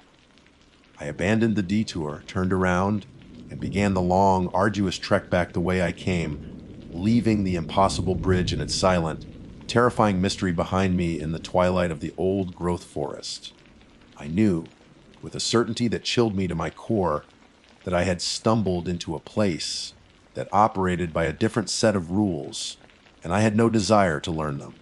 The 2-day hike back to the ranger station was the longest of my life. Every snap of a twig, every rustle of leaves in the wind sent a jolt of adrenaline through me. The familiar and comforting sounds of the forest had transformed into a symphony of threats. I felt eyes on me constantly, a persistent, prickling sensation on the back of my neck that never subsided. I kept glancing over my shoulder, half expecting to see a slender, barefoot figure pacing me silently through the trees. Sleep offered no escape. When I closed my eyes, the image of those footprints was seared onto the inside of my eyelids, a calm, deliberate path leading to absolute nothingness. I would wake up in a cold sweat, the low, vibrational hum from the chasm echoing in my ears, a phantom sound that clung to my memory like the mountain mist. When I finally stumbled out of the tree line and saw the familiar shape of the station, the relief was so profound it almost brought me to my knees. My supervisor, a grizzled veteran named Miller, took one look at my pale, haggard face and said, "Rove Patrol, Thompson." I just nodded, unable to form the words to describe what I had seen. How could I? I filed my report, detailing the landslide with meticulous accuracy. I described its location, its scale, and the impassable nature of the trail. But when it came to the detour, my pen hovered over the paper. Detour attempted through old-growth forest. Encountered unmapped geological feature, a deep chasm, deemed unsafe to cross. Returned to original route. It was a gross understatement, a lie of omission that felt heavy in my gut. But what was the alternative? To write about a phantom bridge and footprints that vanished into thin air. They'd send me for a psychological evaluation, not a follow-up expedition. Miller read the report, grunted his approval, and told me to take a few days off. I didn't argue. The days off were worse than the patrol. In the sterile quiet of my small apartment, the silence was a vacuum that my mind rushed to fill with the humming of the abyss and the oppressive weight of the ancient forest. I couldn't shake the image of the bridge, the cold black stone, the pale petrified wood, the impossible craftsmanship. It was a place that shouldn't exist, a violation of the natural order I had dedicated my life to. And the footprints, they were the heart of the enigma. Who made them? Where did they go? My professional curiosity, once a source of pride, had curdled into a dangerous obsession. I spent hours poring over geological surveys and archival maps of the Grayback Range in the station's records room, a dusty space no one ever used. I searched for any mention of the chasm, any anomaly that might have been recorded and forgotten. I found nothing. The area was a blank spot, labeled simply undeveloped or inaccessible. Frustrated, I turned to the town library's local history section. I read accounts from the first settlers, the loggers, the prospectors who had swarmed the Bitterroots a century ago. Their journals were filled with tales of hardship, encounters with wildlife, and brutal winters. There were stories of men getting lost, of accidents and tragedies, but nothing that pointed to my bridge. Yet, buried in a brittle, leather-bound book of regional folklore compiled by a local historian in the 1930s, I found it. It was a short, almost dismissive chapter titled Whispers from the Grayback. It detailed a collection of stories from the Salish and Kootenai tribes, tales the author treated as little more than primitive superstitions. Most were typical creation myths and animal fables, but one story made the hairs on my arms stand on end. It spoke of a passage to the quiet place, a bridge built by the first people, not for travel between mountains, but for travel between worlds. The legend said that the bridge would test those who walked upon it. It would look into their hearts, and if they were deemed worthy, or perhaps if they were simply unlucky, it would take them. They would not die, the story said, but be unwritten from the world, their path ending so that a new one could begin elsewhere. The most chilling detail was a single sentence. They leave their mark upon the dust, but their journey forward is not for our eyes to see. My blood ran cold. They leave their mark upon the dust. It was too close to be a coincidence. This wasn't just a bridge, it was a place from a legend, a piece of folklore that had manifested into terrifying reality. The book also mentioned that the local tribes considered the area taboo, a place where the veil between worlds was thin, and that they had not ventured into that part of the mountains for generations. This discovery should have terrified me into staying away forever. It did the opposite. The fear was still there, a cold knot in my stomach, but now it was mingled with a desperate, burning need to understand. I wasn't crazy. What I had seen was real, or at least real enough that others had seen and recorded it in their own way. The footprints weren't a prank, they were a testament, a recurring event. The question of who they were still plagued me. A person seeking passage, a victim. A ritual, the delicate, barefoot prints suggested a vulnerability that was at odds with the unforgiving wilderness. It was a puzzle, and the only place to find more pieces was back at the bridge itself. The thought of returning was terrifying, but the thought of not knowing was worse. It gnawed at me day and night. The memory of the place had its hooks in me, pulling me back. I started planning. I would go back, but not on a whim. I would be prepared.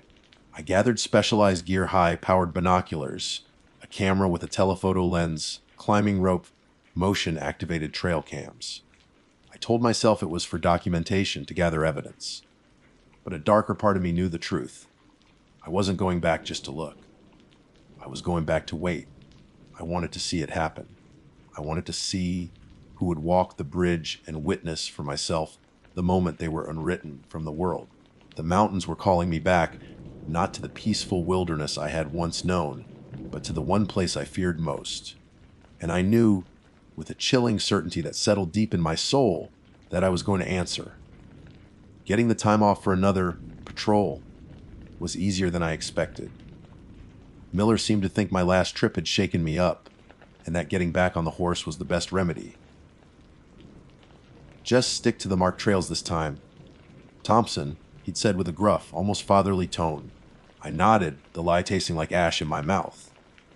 My pack was heavier this time, weighed down not just by the extra gear, but by a grim sense of purpose. The hike back to the unmarked chasm felt different. Knowing the legend didn't make the forest less frightening, it made it more so. Every shadow seemed deeper, every ancient tree a silent sentinel guarding a place I was not meant to be. The oppressive silence was no longer just an absence of sound, but a presence in itself, a weight on the air that promised secrets best left undisturbed. I found the bridge just as I had left it, a stark, black line drawn across the misty chasm. The same fine gray dust coated its surface, still bearing my own boot prints from my last visit, a ghostly record of my trespass. A fresh set of delicate, barefoot prints was nowhere to be seen. The stage was empty. I didn't cross the bridge this time. Instead, I found a vantage point on a rocky outcrop about 50 yards away, partially concealed by a cluster of gnarled, ancient pines. It offered a clear, panoramic view of the bridge's entire length. The work of setting up was a welcome distraction, a series of methodical tasks that kept my mind from spiraling. I secured 2 motion-activated trail cameras at different angles, their lenses like unblinking eyes aimed at the bridge. I set up my own high-definition camera on a tripod, the telephoto lens bringing the dusty surface of the bridge into sharp, intimate focus. Finally, I settled in, my binoculars in hand, and began my vigil. The first day was a lesson in patience and paranoia. The silence was a canvas onto which my mind painted all sorts of horrors. I'd flinch at the skittering of a lizard, my heart pounding at the cry of a distant hawk. The low hum from the chasm was a constant companion, a sub-audible thrum that I felt in my teeth. Night fell, and the forest transformed into an entirely different realm of unseen terrors. I slept in short, fitful bursts, my hand never far from the powerful flashlight by my side. The second day was the same. The sun arced across the sky, dragging long shadows across the bridge, and nothing happened. A part of me began to feel foolish, a man chasing a ghost story into the wilderness. Doubt began to creep in. Maybe the footprints were just a prank after all. Maybe the book was just a collection of tall tales. It happened late in the afternoon of the third day. The light had softened, turning the forest gold and orange, and a deep stillness had settled over the chasm. I was scanning the far side of the woods when a flicker of movement on my side, the near side, caught my eye. I swung my binoculars around, my heart leaping into my throat. A figure had emerged from the tree line, moving with a calm, deliberate grace. It was a young woman. She was barefoot, dressed in a simple, plain white dress that seemed strangely out of time and place. Her dark hair was long and unbound, and her face was serene, almost vacant, her eyes fixed on the entrance to the bridge. She showed no signs of fear or hesitation, no awareness of the rugged terrain she had just crossed. My hands trembled as I fumbled to start my camera recording. The woman stepped onto the bridge, her bare feet leaving the first perfect print in the dust. She began to walk, her pace steady and unhurried, directly down the center of the span. The low hum from the chasm seemed to intensify, the pitch rising almost imperceptibly. My entire world narrowed to the view of my camera's lens. This was it, the moment of truth. I watched, holding my breath, as she reached the halfway point. She took one step, then another, and then, as her left foot was about to land where the previous trail had ended, it happened. It wasn't a flash or a disappearance. It was a dissolution. For a single, horrifying second, she became translucent. I could see the planks of the bridge through her body. The air around her shimmered, warping like heat haze on a summer road. Her form seemed to fray at the edges, her outline blurring and unraveling like a threadbare tapestry. There was no sound, no scream. Her serene expression never changed. And then, she was simply gone. The space she had occupied was utterly empty. The shimmering in the air vanished. The hum from the chasm ceased, plunging the world into a sudden, deafening silence. I stayed frozen for a full minute, my mind refusing to accept the impossible thing I had just witnessed. I lowered the camera, my knuckles white from gripping it so tightly. The bridge was empty. The sun was shining. The forest was still. But the footprints were there, a neat line of delicate tracks, leading from the edge of the forest to the exact center of the bridge, and then stopping forever. It took all my courage to pack my gear and force myself to approach the bridge. I walked out onto the planks, my heavy boots a vulgar intrusion on the sacred, dusty ground. I stood at the spot. The last two footprints were perfect. Beyond them, the dust was smooth, untouched, eternal. The woman from the legend had been unwritten. My journey back was a blur. I didn't feel the thorns that tore at my clothes or the rocks that twisted my ankles. The fear was gone, replaced by something colder and heavier, the weight of impossible knowledge.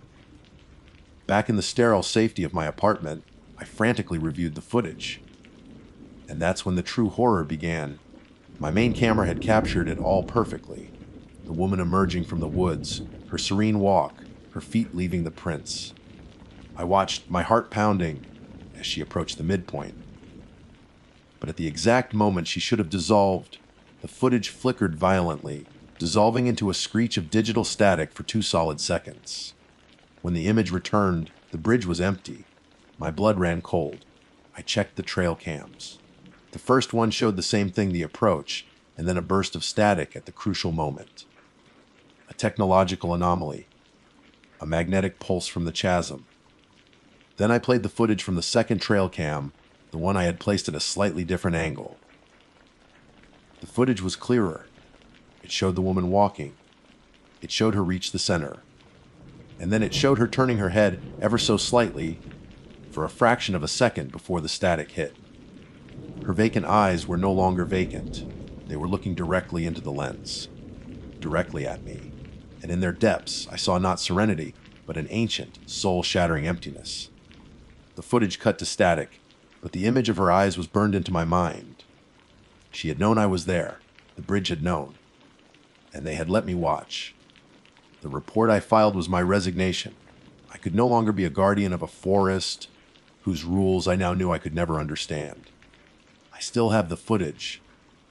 A corrupted data file on a hard drive I keep locked away. Sometimes, late at night, I think I can hear the low hum, and I feel the pull of the mountains. I know the bridge is still there, waiting in the twilight of the old growth forest, its dusty surface waiting for the next set of footprints. And I know I can never go back. I have seen what the bridge takes, and I fear I now understand what it leaves behind, a witness haunted by the quiet, impossible truth. My name is Liam Henderson, Before you read any further, I need you to understand that I am not a person prone to flights of fancy. I'm a land surveyor, a job that demands precision, logic, and a firm grounding in reality. I deal with facts, with tangible points on a map, with the unyielding truth of the earth beneath my feet. I say this not to boast, but so that you might believe the story that follows. A story I have relayed to the authorities, to therapists, and to a handful of trusted friends, none of whom have looked at me the same way since. They see a ghost in my eyes, a tremor in my hands that wasn't there before. They see a man who walked into the woods and came back as something less, something broken. It all began with my passion for amateur photography. For years, my weekends were spent exploring state parks and nature reserves, trying to capture the raw, unfiltered beauty of the wild. My portfolio was growing, but I felt something was missing. My shots were pretty, but they lacked a certain soul, a sense of ancient, untamed power. I craved the kind of landscapes that make a man feel insignificant, a place where nature hadn't been manicured for public consumption. That's when I set my sights on the Appalachian Mountains. Specifically, a remote section in North Carolina, far from any marked trails or designated campgrounds. My plan was to hike for 3 days, a solo trip to immerse myself completely and capture the heart of the wilderness. My best friend, Mark, thought I was insane. A lone lime, in the middle of nowhere. Have you seen Deliverance? He joked over a beer a week before I left. I laughed it off. I was an experienced hiker. I had top-of-the-line gear, a GPS locator, a satellite phone for emergencies, and enough supplies to last a week.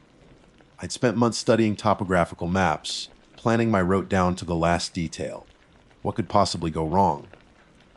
The arrogance of that thought haunts me to this day. The drive itself was a descent into another world. The 4-lane highways gradually narrowed into 2-lane country roads, which then became cracked asphalt ribbons winding through dense forests. My cell service vanished 2 hours before I even reached my starting point. The last bastion of civilization was a dusty, one-pump gas station with an attached general store. An old man with a face like a weathered map sat on a rocking chair on the porch, watching me fill my tank with unnervingly still eyes. I went inside to buy a bottle of water, more out of a need for one last human interaction than thirst. The man had followed me in, his boots making soft, shuffling sounds on the worn wooden floor, headed up into the ridges. He asked, his voice a low, gravelly rumble. "Yes, sir." "Doing a bit of hiking and photography." I replied with a friendly smile. He stopped shuffling and just looked at me. It wasn't a hostile look, but it was heavy, filled with a kind of wary pity. "Folks round here know better," he said softly. "The mountains are old. They don't like being disturbed.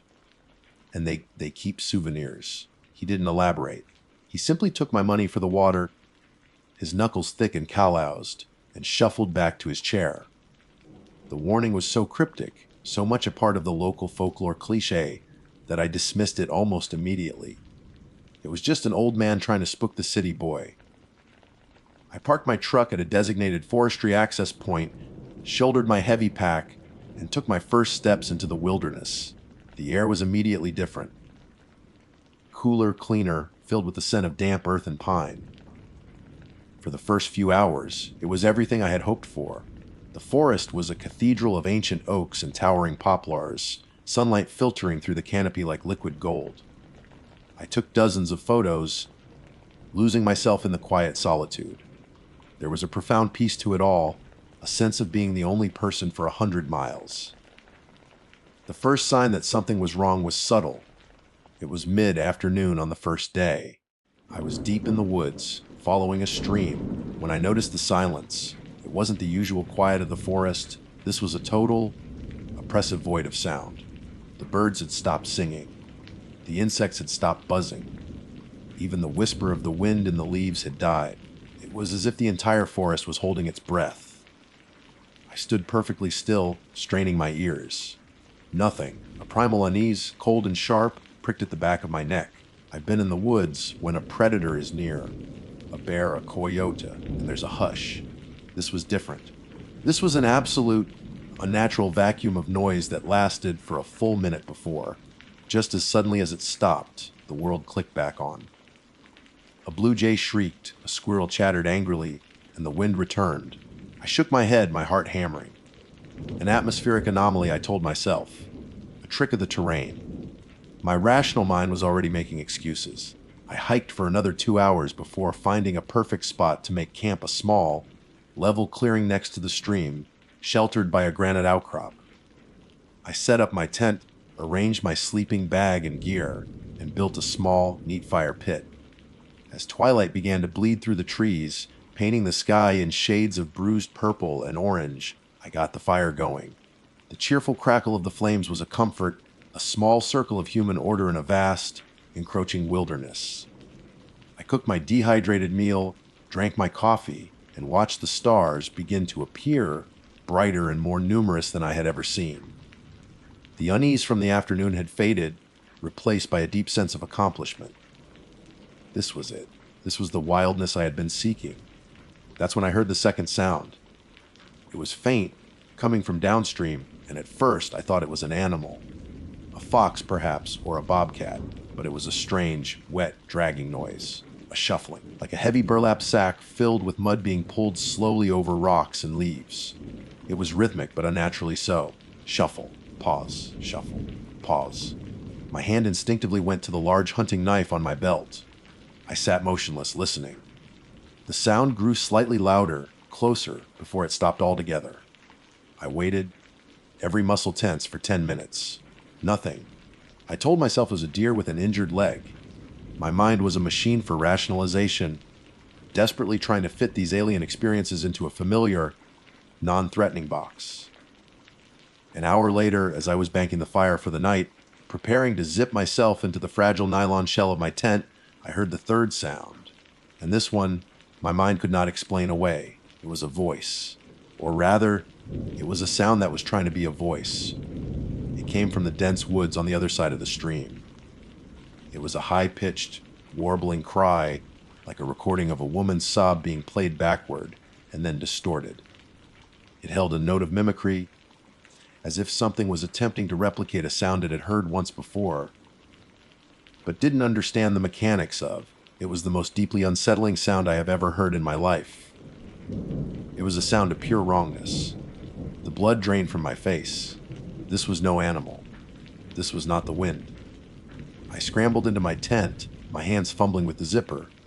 I grabbed my flashlight, the most powerful one I owned, and my knife, my knuckles white as I gripped the handle.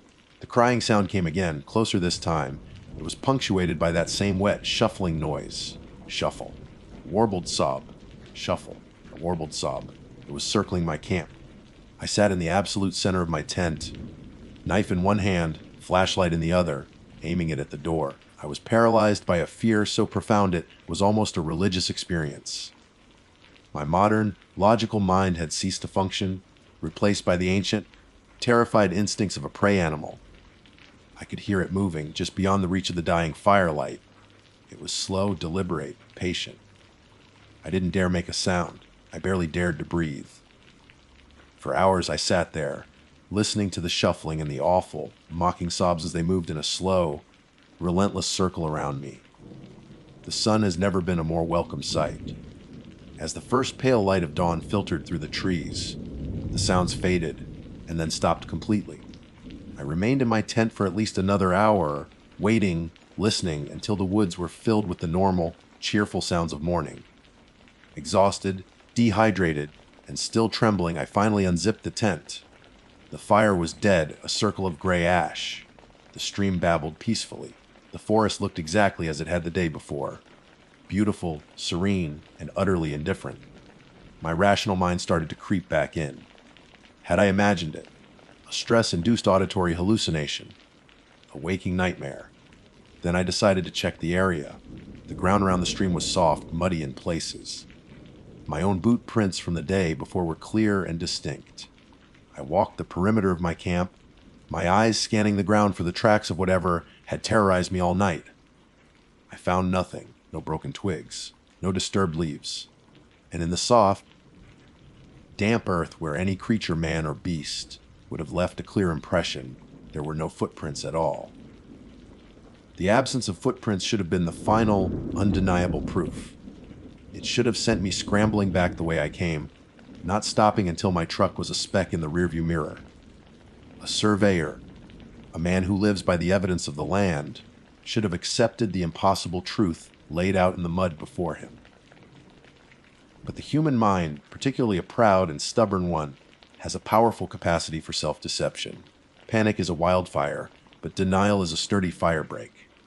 I told myself a dozen different stories, each more flimsy than the last. The ground wasn't as soft as I thought.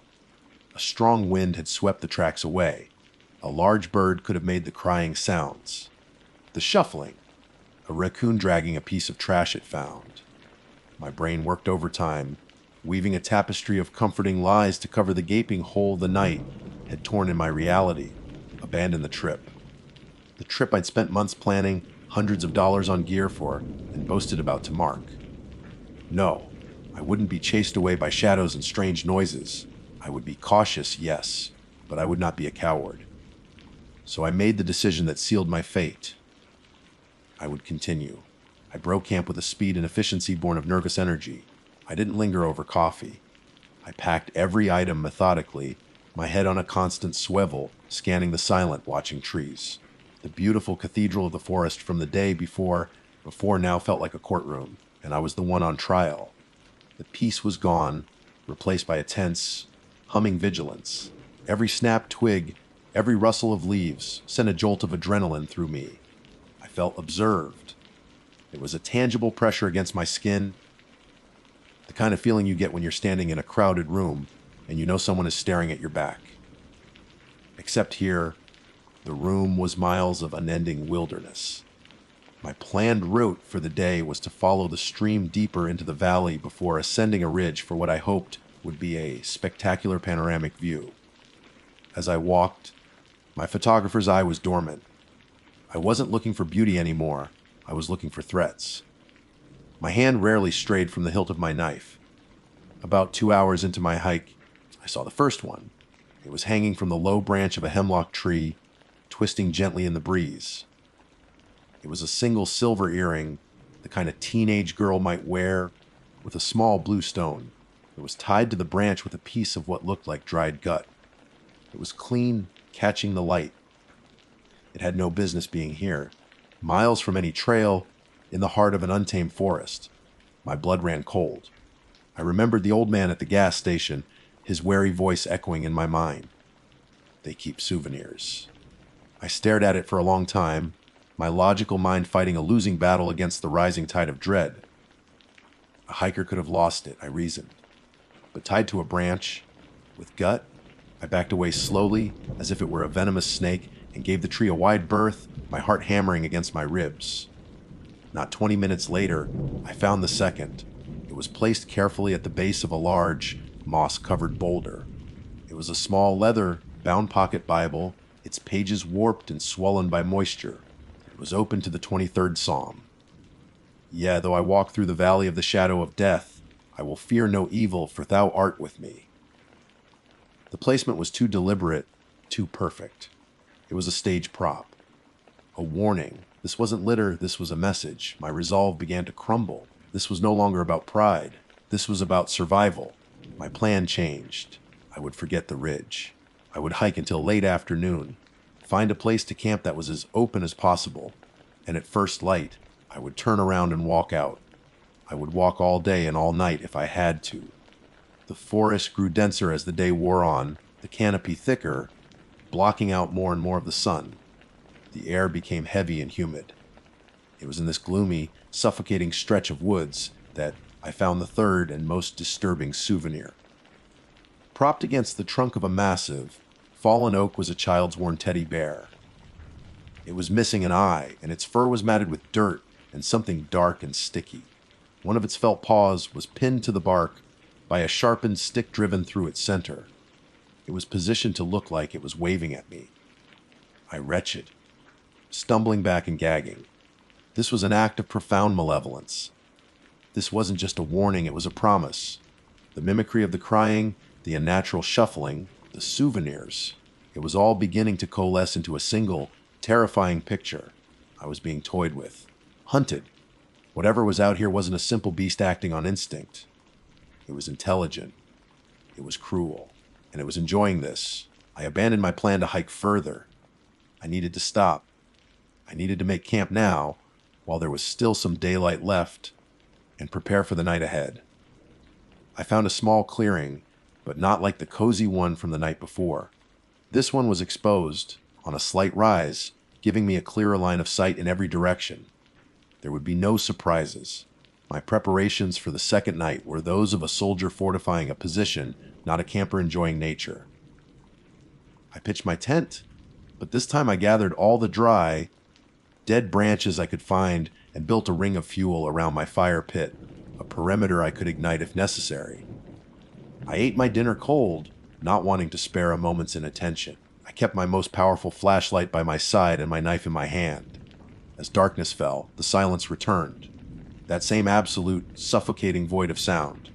This time, I knew it was a prelude. It was the curtain rising on the second act of my personal horror show. I sat with my back against a log, facing my tent, my gaze sweeping the tree line. The fire crackled, a lone beacon of defiance. The shuffling started an hour after sunset. It was closer this time and bolder. It didn't just circle. It would shuffle forward, stop, and then shuffle from a different direction. It was testing my senses, my reaction. Then came the mimicry. It started with the sob, that same awful, distorted sound, but then it changed. It began to mimic other sounds. The sound of a stick snapping, just like the ones I had broken for my fire. The metallic click of my trekking poles clacking together. It even replicated, with horrifying accuracy, the sound of the zipper on my tent. It was learning. It was showing me it had been watching me, listening to my every move. I didn't move a muscle. I just sat there, a statue carved from fear, my breath hitched in my throat. The shuffling grew louder, the dragging sound punctuated by the mocking symphony of my own noises played back at me. It was on the edge of the firelight, just beyond what I could clearly see. I could sense its presence, a weight in the air, a distortion in the darkness. Then came the moment that broke me. From the darkness, directly in front of me, came a new sound. It was a perfect imitation of my own voice, clearing my throat. That nervous, guttural scrape I make when I'm anxious. I had done it a dozen times that day. It had heard me. It had recorded me. And now it was playing it back. And as I stared, frozen, into the inky blackness beyond the flames, a shape began to resolve itself. It wasn't clear, more a suggestion of a form in the deep shadows. It was tall, impossibly so, and thin. Its limbs were too long, its joints in the wrong places. It moved with a slow, swaying motion like a reed in a current. It wasn't shuffling anymore.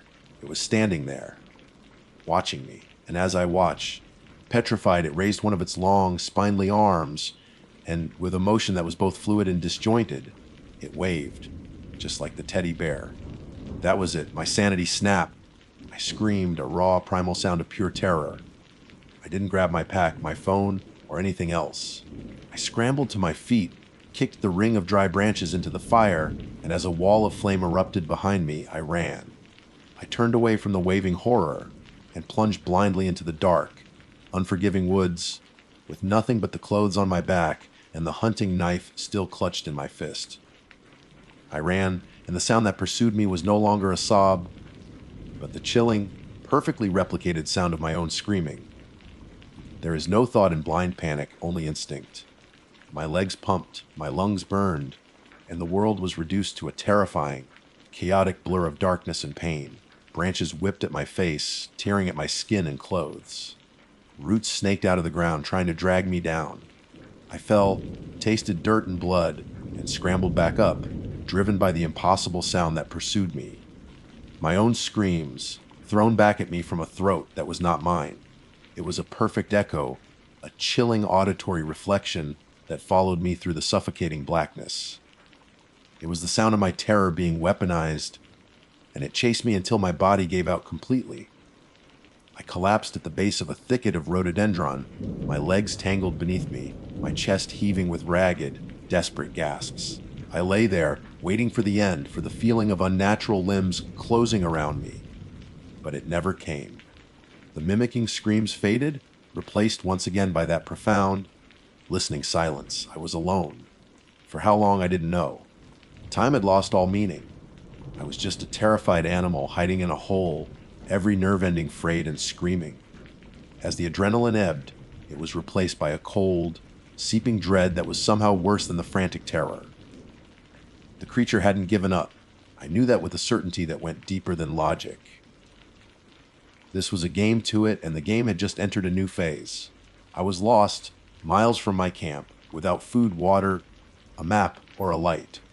All I had was the hunting knife, still gripped so tightly in my hand that my knuckles were numb. The forest, which had been loud with my own terror, was now a tomb. The silence pressed in, and my mind started to play tricks. A whisper, like wind through pine needles, almost sounded like my name Leam. A rustle of leaves to my left made me flinch. But when I strained to listen, there was only the sound of my own frantic heartbeat. Then I heard it again, faint and far away, the wet, shuffling drag.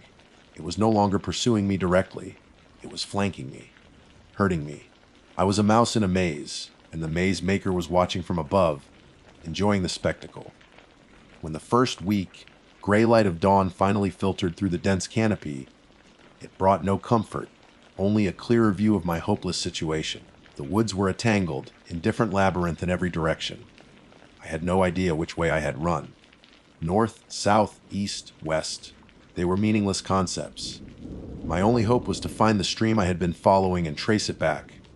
But in my blind flight, I had lost it completely. With thirst clawing at my throat, I began to walk. It was a slow, painful process. Every muscle ached. Every step was a gamble. For hours, I stumbled through the dense undergrowth, a ghost in my own skin. The feeling of being watched never left me. It was a constant, heavy pressure on my soul. And then I started to find my things. The first was my favorite coffee mug, the heavy ceramic one I always brought camping. It was sitting perfectly upright on a mossy stump, as if waiting for me to fill it. My stomach churned. I hadn't even unpacked it at the second campsite. The creature had gone back. It had gone through my belongings. An hour later, I found my satellite phone. It was lying in the middle of a small clearing, its screen shattered, the device split in two as if smashed against a rock with incredible force. This was a clear message. There is no calling for help. No one is coming for you. The final discovery broke what little spirit I had left.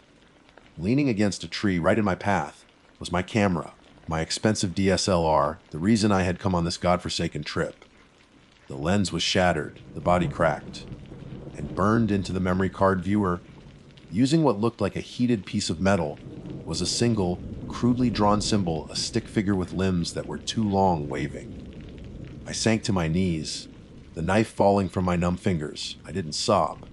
I didn't have the energy. I was empty. It was showing me that it was my master. It owned my past, my present, and my future. It could move through this forest like a phantom, while I, the surveyor, the man of maps and logic, was hopelessly lost. It could have killed me at any time, but it didn't want my death. It wanted my sanity. I don't know how long I knelt there. But as the light began to fail again, casting long, menacing shadows through the trees, a primal instinct for self-preservation forced me to my feet. I couldn't spend another night in the dark with this thing. I had to move. I picked a direction. Downhill, hoping gravity would lead me to a road or a river, and I began to run again. Not the panicked, blind flight of the night before, but a shambling, exhausted jog fueled by the last dregs of desperation. I didn't get far. I stumbled into a clearing, perhaps half an acre wide, and it was there. It was waiting for me. It stood in the center of the clearing, not in shadow, but in the dim, fading twilight. Seeing it, even partially, was worse than anything my imagination could have conjured. It was tall, at least 7 feet, and impossibly thin, like a sketch of a man that had been stretched vertically. Its skin was the color of wet bark, and it clung to a frame of what seemed to be mismatched bones. Its limbs were long and jointed at sickeningly wrong angles. It had no face, only a smooth, indented plane of flesh where features should be. It didn't move. It simply stood its presence a violation of every law of nature I knew. I froze, my body refusing to obey my commands to run. We stood there for an eternity, the hunter and the broken prey. Then, it raised one of its long, twig-like arms, just as it had the night before. But this time a sound came from the featureless space on its head. It was not a sob or a scream. It was a voice. A gentle, loving voice I hadn't heard in 10 years. "Liam, honey? Is that you?" It was the voice of my mother, who had died of cancer when I was 19. It was a perfect imitation. A sound of warmth, of safety, of home. A memory it could not possibly know. A sacred piece of my past it had somehow plucked from my mind and was now wielding as the final, killing blow. That was the true horror. Not the chase, not the souvenirs, but the intimate psychological violation. It broke the paralysis. It ignited something beyond fear. I didn't scream. A low, guttural roar tore from my throat as I turned and ran, my mind utterly and completely shattered. I ran downhill, crashing through bushes, my only thought to get away from that voice. I heard the shuffling behind me, closer than ever, keeping pace effortlessly. I reached the edge of a steep ravine, my legs gave out, and the world tumbled away into blackness. I woke up to the smell of antiseptic and the soft beeping of machines. My first sight was a white ceiling tile. I was in a hospital. A park ranger on a routine patrol had found me unconscious in a drainage ditch beside an old fire road. I was miles from my truck, suffering from severe dehydration, exposure, and a concussion. My body was a roadmap of cuts and bruises. I tried to tell them. I told the police, the doctors, Mark. I told them about the sounds, the souvenirs, the thing in the clearing. They were kind, but their eyes were full of pity. The official report states that I suffered a stress-induced psychotic episode. They found my truck. A search party, guided by my frantic and disjointed directions, eventually found the ashes of my second campfire. My tent, my backpack, my wallet, my phone, all of it was gone, vanished. There were no tracks, save for my own. No evidence of anyone or anything else. I no longer work as a surveyor. I can't bear to be in the woods, can't bear the silence between the trees. My hands have a permanent tremor. I sleep with the lights on. They say I'm lucky to be alive. But sometimes I think the lucky ones were the owners of the earring and the Bible and the teddy bear. Their ordeal is over. Mine is not. Because when the doctors were cutting away my tattered clothes in the emergency room, they noticed I was no longer holding my hunting knife. I have no memory of dropping it that second time. I know, with a certainty that keeps me awake at night, that I did not drop it. It was taken. A souvenir for the mountains. And sometimes, in the dead of night, when the world is still and I am utterly alone, I can hear it just beyond my locked window. A faint, wet, dragging sound. Shuffle, pause, shuffle, waiting. My name is Ethan Hayes. Before you read any further, I need you to understand that I'm not a novice when it comes to the outdoors. I'm not some city kid who watched a few survival shows and decided to test his mettle against the wilderness with nothing but a brand, new hatchet, and a head full of romantic notions. I've been camping since I was old enough to help my father pitch a tent. I've hiked portions of the Pacific Crest Trail, navigated the dense forests of the Rockies, and spent more nights under the stars than I have in 5-star hotels. I respect the wild, I understand its dangers, and I always come prepared. I say all this not to boast, but to make it unequivocally clear that what happened to me in the Appalachian Mountains was not a result of inexperience or foolishness. It was the result of walking into a place where the ancient rules of nature are twisted into something malevolent, something that watches and waits and hungers. The trip was meant to be a reset. Life had become a relentless grind of deadlines, emails, and the suffocating pressure of corporate life in a city that never slept. My soul felt frayed, worn thin by the constant noise and artificial light. I craved the deep, resonant silence of an old-growth forest, the scent of damp earth and pine, the simple, honest fatigue that comes from a long day's hike. The Appalachian Mountains, with their rolling, emerald peaks and deep, shadowed hollows, called to me. They are among the oldest mountains on Earth, and you can feel that age when you're in them. It's a weight in the air, a sense of primordial memory sleeping just beneath the soil. I chose a remote section in North Carolina, a trail that was lightly trafficked and promised true solitude. For 3 days, I saw no one. It was glorious. The hike was challenging, the views were breathtaking, and the silence was absolute, broken only by the chirping of birds, the rustle of unseen animals in the underbrush, and the whisper of the wind through the canopy. I felt the tension in my shoulders begin to unwind with every mile I put between myself and civilization. On the third evening, I made camp in a small clearing next to a gurgling creek. It was a perfect spot, textbook in its suitability. I had a clear water source, level ground for my tent, and plenty of deadfall for a fire. As I went about my familiar routine, pitching the tent, filtering water, gathering firewood, I felt a profound sense of peace. The sun began its slow descent, painting the sky in fairy strokes of orange and purple that filtered through the dense leaves, dappling the forest floor in shifting patterns of light and shadow. As darkness began to settle in earnest, I had my small fire crackling merrily. The flames pushed back the encroaching blackness, creating a warm, flickering bubble of safety. I sat on a log, eating my dehydrated meal, feeling utterly content. It was then that I heard the first sound. A twig snapped. It was sharp, loud, and unnervingly close, just beyond the perimeter of my firelight. My head snapped up, senses on high alert. Deer, I told myself. Or maybe a bear, though it sounded too light for that. I scanned the wall of darkness that surrounded me, my hand resting on the canister of bear spray sitting next to me. I saw nothing, heard nothing more. The normal sounds of the forest, the crickets, the creek, the fire seemed to rush back in to fill the void. I slowly relaxed, chiding myself for being jumpy. This was their home, after all. I was just a visitor.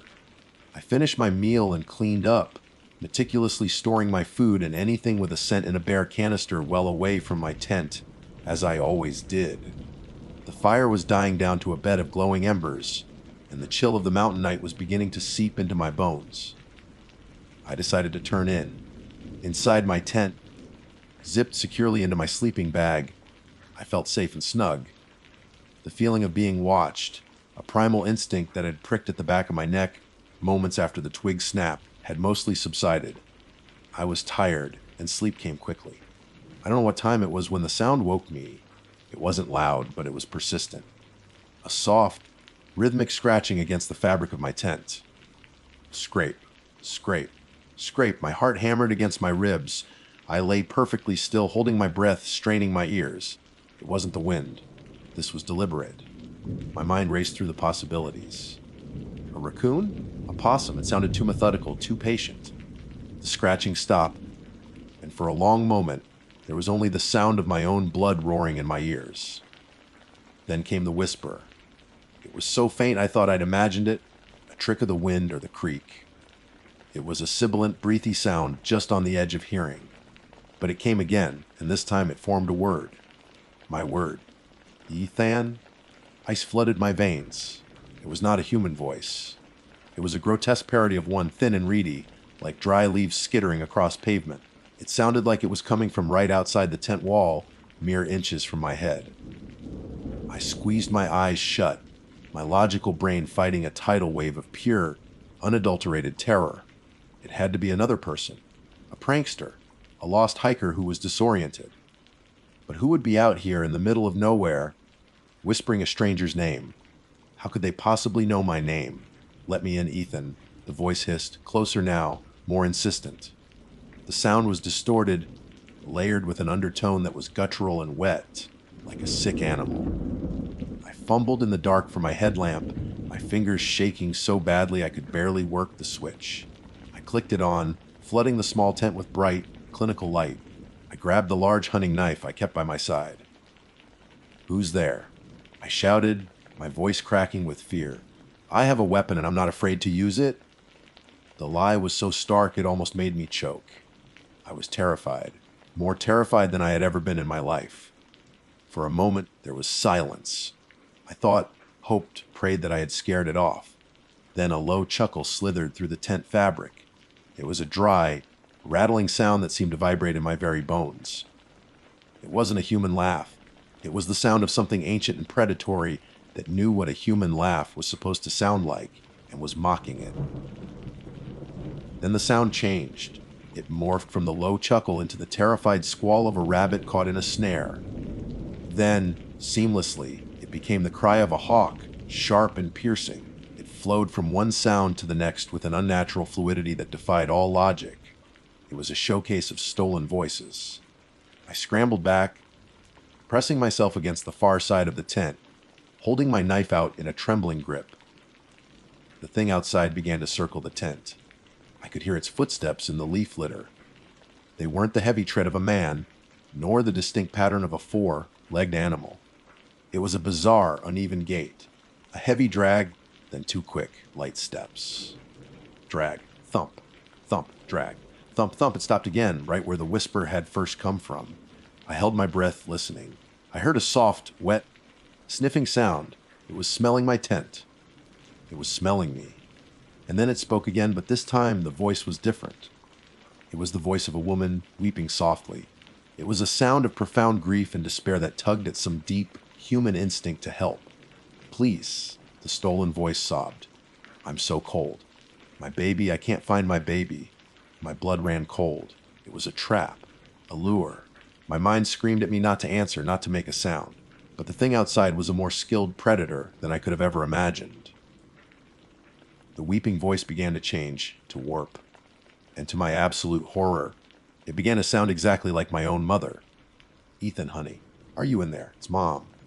I was so worried. "Please open the door." My resolve shattered.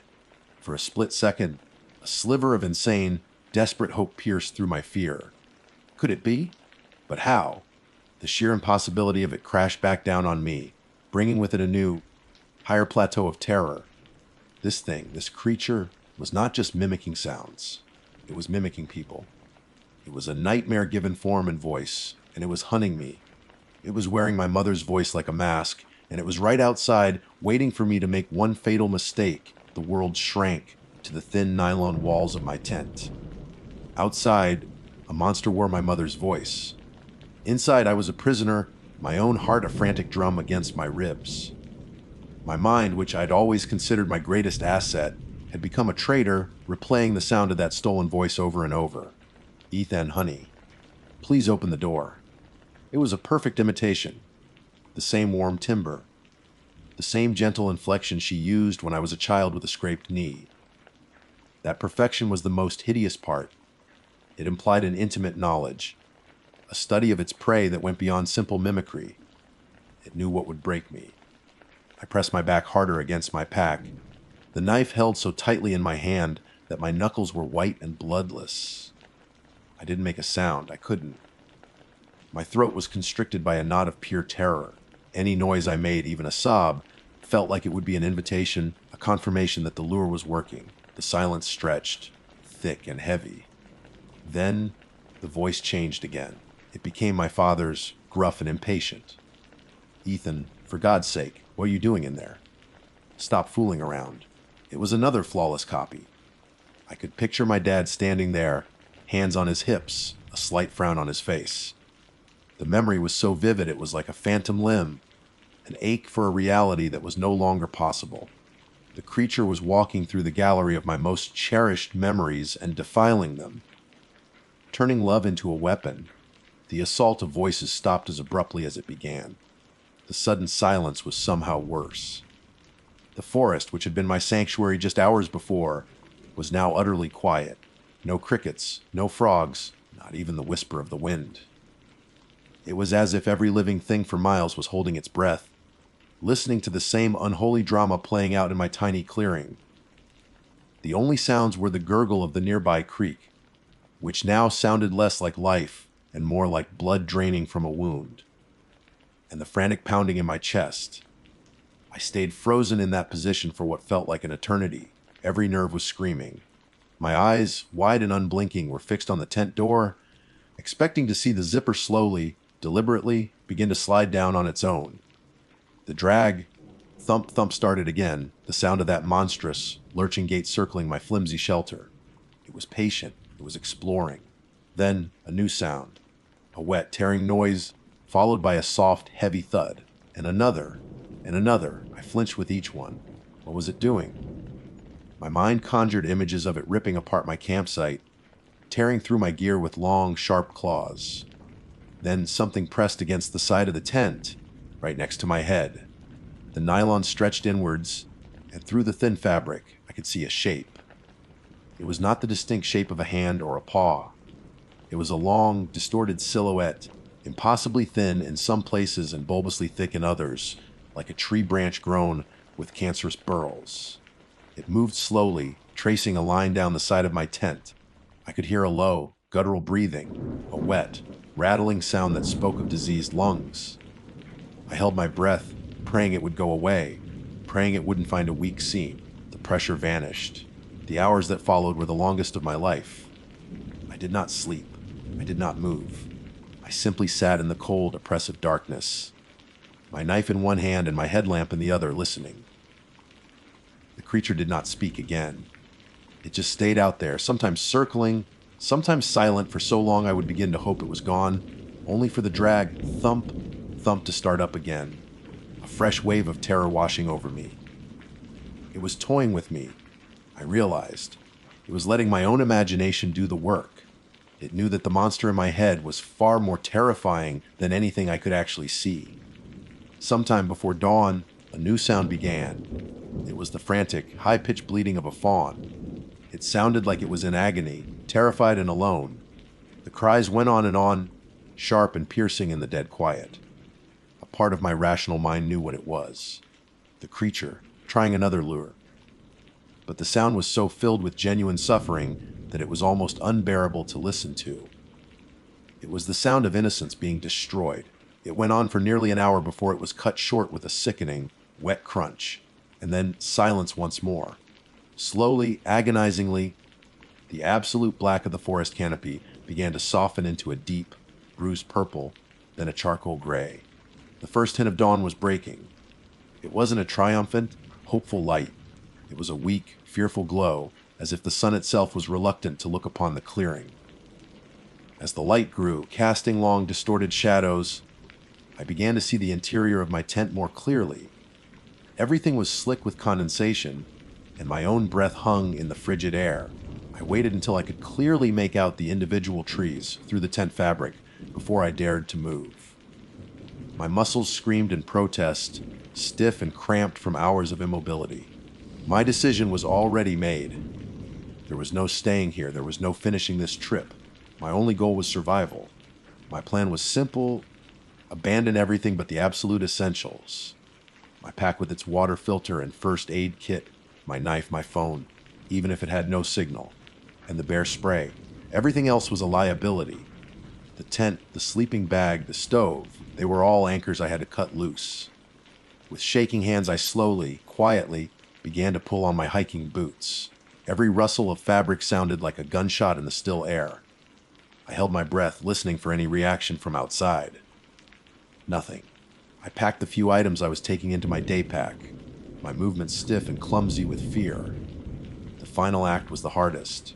I had to open the tent. I had to step out into that clearing. My hand hovered over the zipper for a full minute. I took a deep, shuddering breath, trying to steel myself for what I might see. I pulled the zipper down in one swift, loud rasp. The cold morning air hit my face. The clearing was a wreck. My bear canister had been thrown 50 feet and was covered in deep, non-animalistic gowages. My carefully stacked firewood was scattered everywhere, but it was the ground that made my blood run cold. All around my tent in the soft, damp earth were tracks. They were not bear prints or deer or human. They were a horrifying amalgamation. Each print showed a long, dragging mark, as if from a malformed, heavy limb, next to two smaller, deeper impressions that looked disturbingly like a pair of bare, clawed human feet. Drag. Thump, thump. And there, near where the bleating of the fawn had been loudest, was a small, dark patch of blood soaked into the leaf litter. Next to it, a single, tiny hoof. My stomach heaved. I swallowed the bile that rose in my throat and forced myself to move. I couldn't be here. Not for one more second. I scrambled out of the tent, my day pack on my back, knife in one hand, bear spray in the other. I didn't look back. I fixed my eyes on the trail marker on the far side of the clearing, and I ran. I ran harder than I'd ever run in my life, away from the violated clearing, away from the stolen voices, away from the impossible tracks, and into the grim, gray light of the Appalachian morning. I didn't know if it was following. I only knew I had to keep running. Running in a forest is not like running on a track. The ground is a treacherous tapestry of roots, rocks, and mud. Branches like skeletal fingers claw at your face and clothes. My lungs were on fire within minutes, each breath a ragged, painful gasp that did nothing to quell the frantic burning in my muscles. Adrenaline was the only thing keeping me upright. I didn't dare look back. I didn't need to.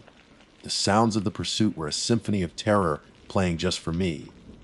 The woods were no longer silent. The unnatural quiet of the night had been replaced by a cacophony that seemed to come from all directions at once. To my left, I heard the sharp, frantic barking of a dog. To my right, the panicked shout of a man calling a name that wasn't mine. They were tricks, auditory illusions designed to confuse me, to make me hesitate. And behind it all, keeping a steady, patient rhythm with my own terrified heartbeat, was the sound. Drag, thump, thump, thump, thump. It was keeping pace with me. I was sprinting with every ounce of strength I had, and the thing was simply loping along behind me, as if this was a casual morning stroll. The thought sent a fresh spear of ice through my heart. This wasn't a chase. This was a game, and it was the only one playing. The path twisted, and I pushed myself harder, skidding around a bend. My foot caught on a gnarled root hidden beneath the leaf litter, and my world tilted violently. I went down hard, my chin striking a rock with a sickening crack. For a moment, the world was a kaleidoscope of spinning green and brown. Pain flared in my ankle and jaw. I gasped, trying to pull air into my starving lungs, and rolled onto my back, fumbling to get up. That's when I saw it. It wasn't behind me. It was standing on a ridge above the trail, perhaps 40 yards away, partially obscured by the thick trunks of ancient hemlocks. It was tall, impossibly tall and gaunt, like a famine victim stretched on a rack. Its skin was the color of old, wet paper, and it hung loosely from a frame that seemed to be made of nothing but angles and knots. Its limbs were too long, the arms hanging down almost to its knees. It was standing perfectly still, its head tilted at an unnatural angle, as if contemplating a puzzle. I couldn't see a face, just a pale, featureless blur in the morning gloom. But I could feel its gaze on me, a physical weight of ancient malice and insatiable hunger. It wasn't an animal. It wasn't human. It was something wrong, a blasphemy against nature. The sight broke something inside me. The last vestiges of my rational, modern mind dissolved, replaced by the pure, instinctual terror of a prey animal that has seen the predator. A choked scream tore from my throat. It saw that I had seen it. It moved. It didn't run. It dropped onto all fours, but not like an animal. Its long, spindly limbs unfolded with a series of quiet, wet pops, and it began to scuttle down the ridge towards me with a speed that defied physics. It moved like a spider, but it was the size of a man, its gait jerky and horrifyingly fast. The drag thump-thump was gone, replaced by a skittering, scratching sound that was getting closer with every passing second. I forgot the pain in my ankle. I scrambled to my feet, my body screaming in protest, and brandished the can of bear spray. Get back! I shrieked, my voice a pathetic, reedy thing. It didn't slow. It was halfway down the ridge, its featureless head still cocked to the side. As it moved, it began to make a sound. It was my own voice, my own ragged, panicked gasps for breath, but they were coming from it. It was mocking my terror, throwing my own fear back at me. I aimed the can and pressed the trigger. A thick, orange cloud of concentrated capsaicin shot through the air, hitting the creature square in the area where its face should have been. The reaction was instantaneous and horrifying. It didn't cough or choke. It let out a shriek, a sound that was not one voice, but a dozen all layered on top of each other. It was the sound of the rabbit from the night before, the hawk, my mother's sob, My father's angry shout, all twisted together into one single, unified scream of agony and rage. The sound wave hit me like a physical blow, and I stumbled back, clamping my hands over my ears. The creature reared up, flailing its long, spindly arms, wiping at its head. It gave me the opening I needed. I turned and ran, ignoring the fire in my ankle, ignoring everything but the desperate need to get away. I could hear it crashing through the underbrush behind me, its scream of stolen voices echoing through the mountains. The trail began to widen, the trees thinned, and then I saw it. Through a break in the canopy, I saw the glint of sunlight on metal and glass, the parking lot, my car. It was the most beautiful sight I have ever seen. Hope, fierce and desperate, surged through me. It was only another 100 yards. The thing behind me knew I was close to escaping. Its movements became more frantic, more reckless. I could hear it closing the distance. "Ethan!" It roared, and this time it was my own voice again, but filled with a pleading, desperate quality. "Don't leave me here! It hurts!" I didn't fall for it. I burst out of the tree line and onto the gravel of the small, empty parking lot. My car was there, a lone metal island in a sea of hostile green. I fumbled in my pocket for my keys, my fingers feeling like fat, useless sausages. The crashing in the woods behind me stopped. I risked a glance over my shoulder.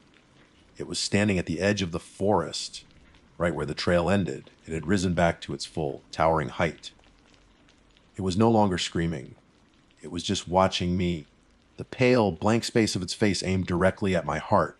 It took one slow, deliberate step out of the shadows and onto the gravel. Drag. Thump, thump. It was a sound of finality, a promise.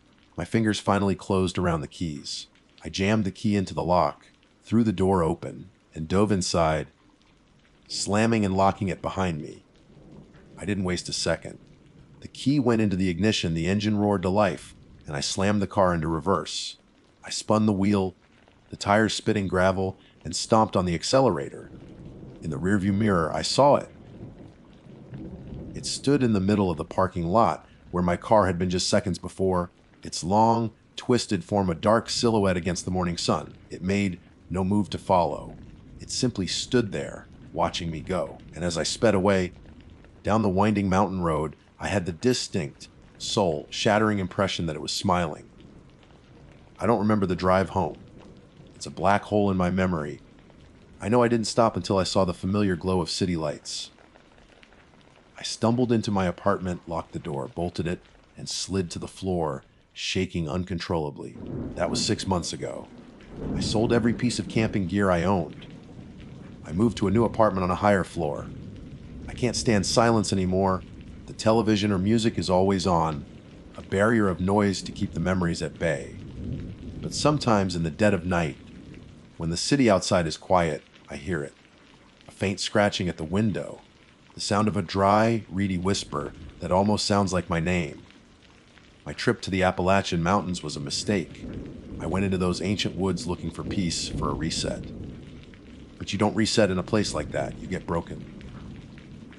I know that thing, that skinwalker, is still out there. It has my voice. It has my parents' voices. It has a piece of my soul. I escaped with my life, but I didn't truly get away. A part of me died in that clearing, and another part was left behind to wander those dark, hungry mountains forever.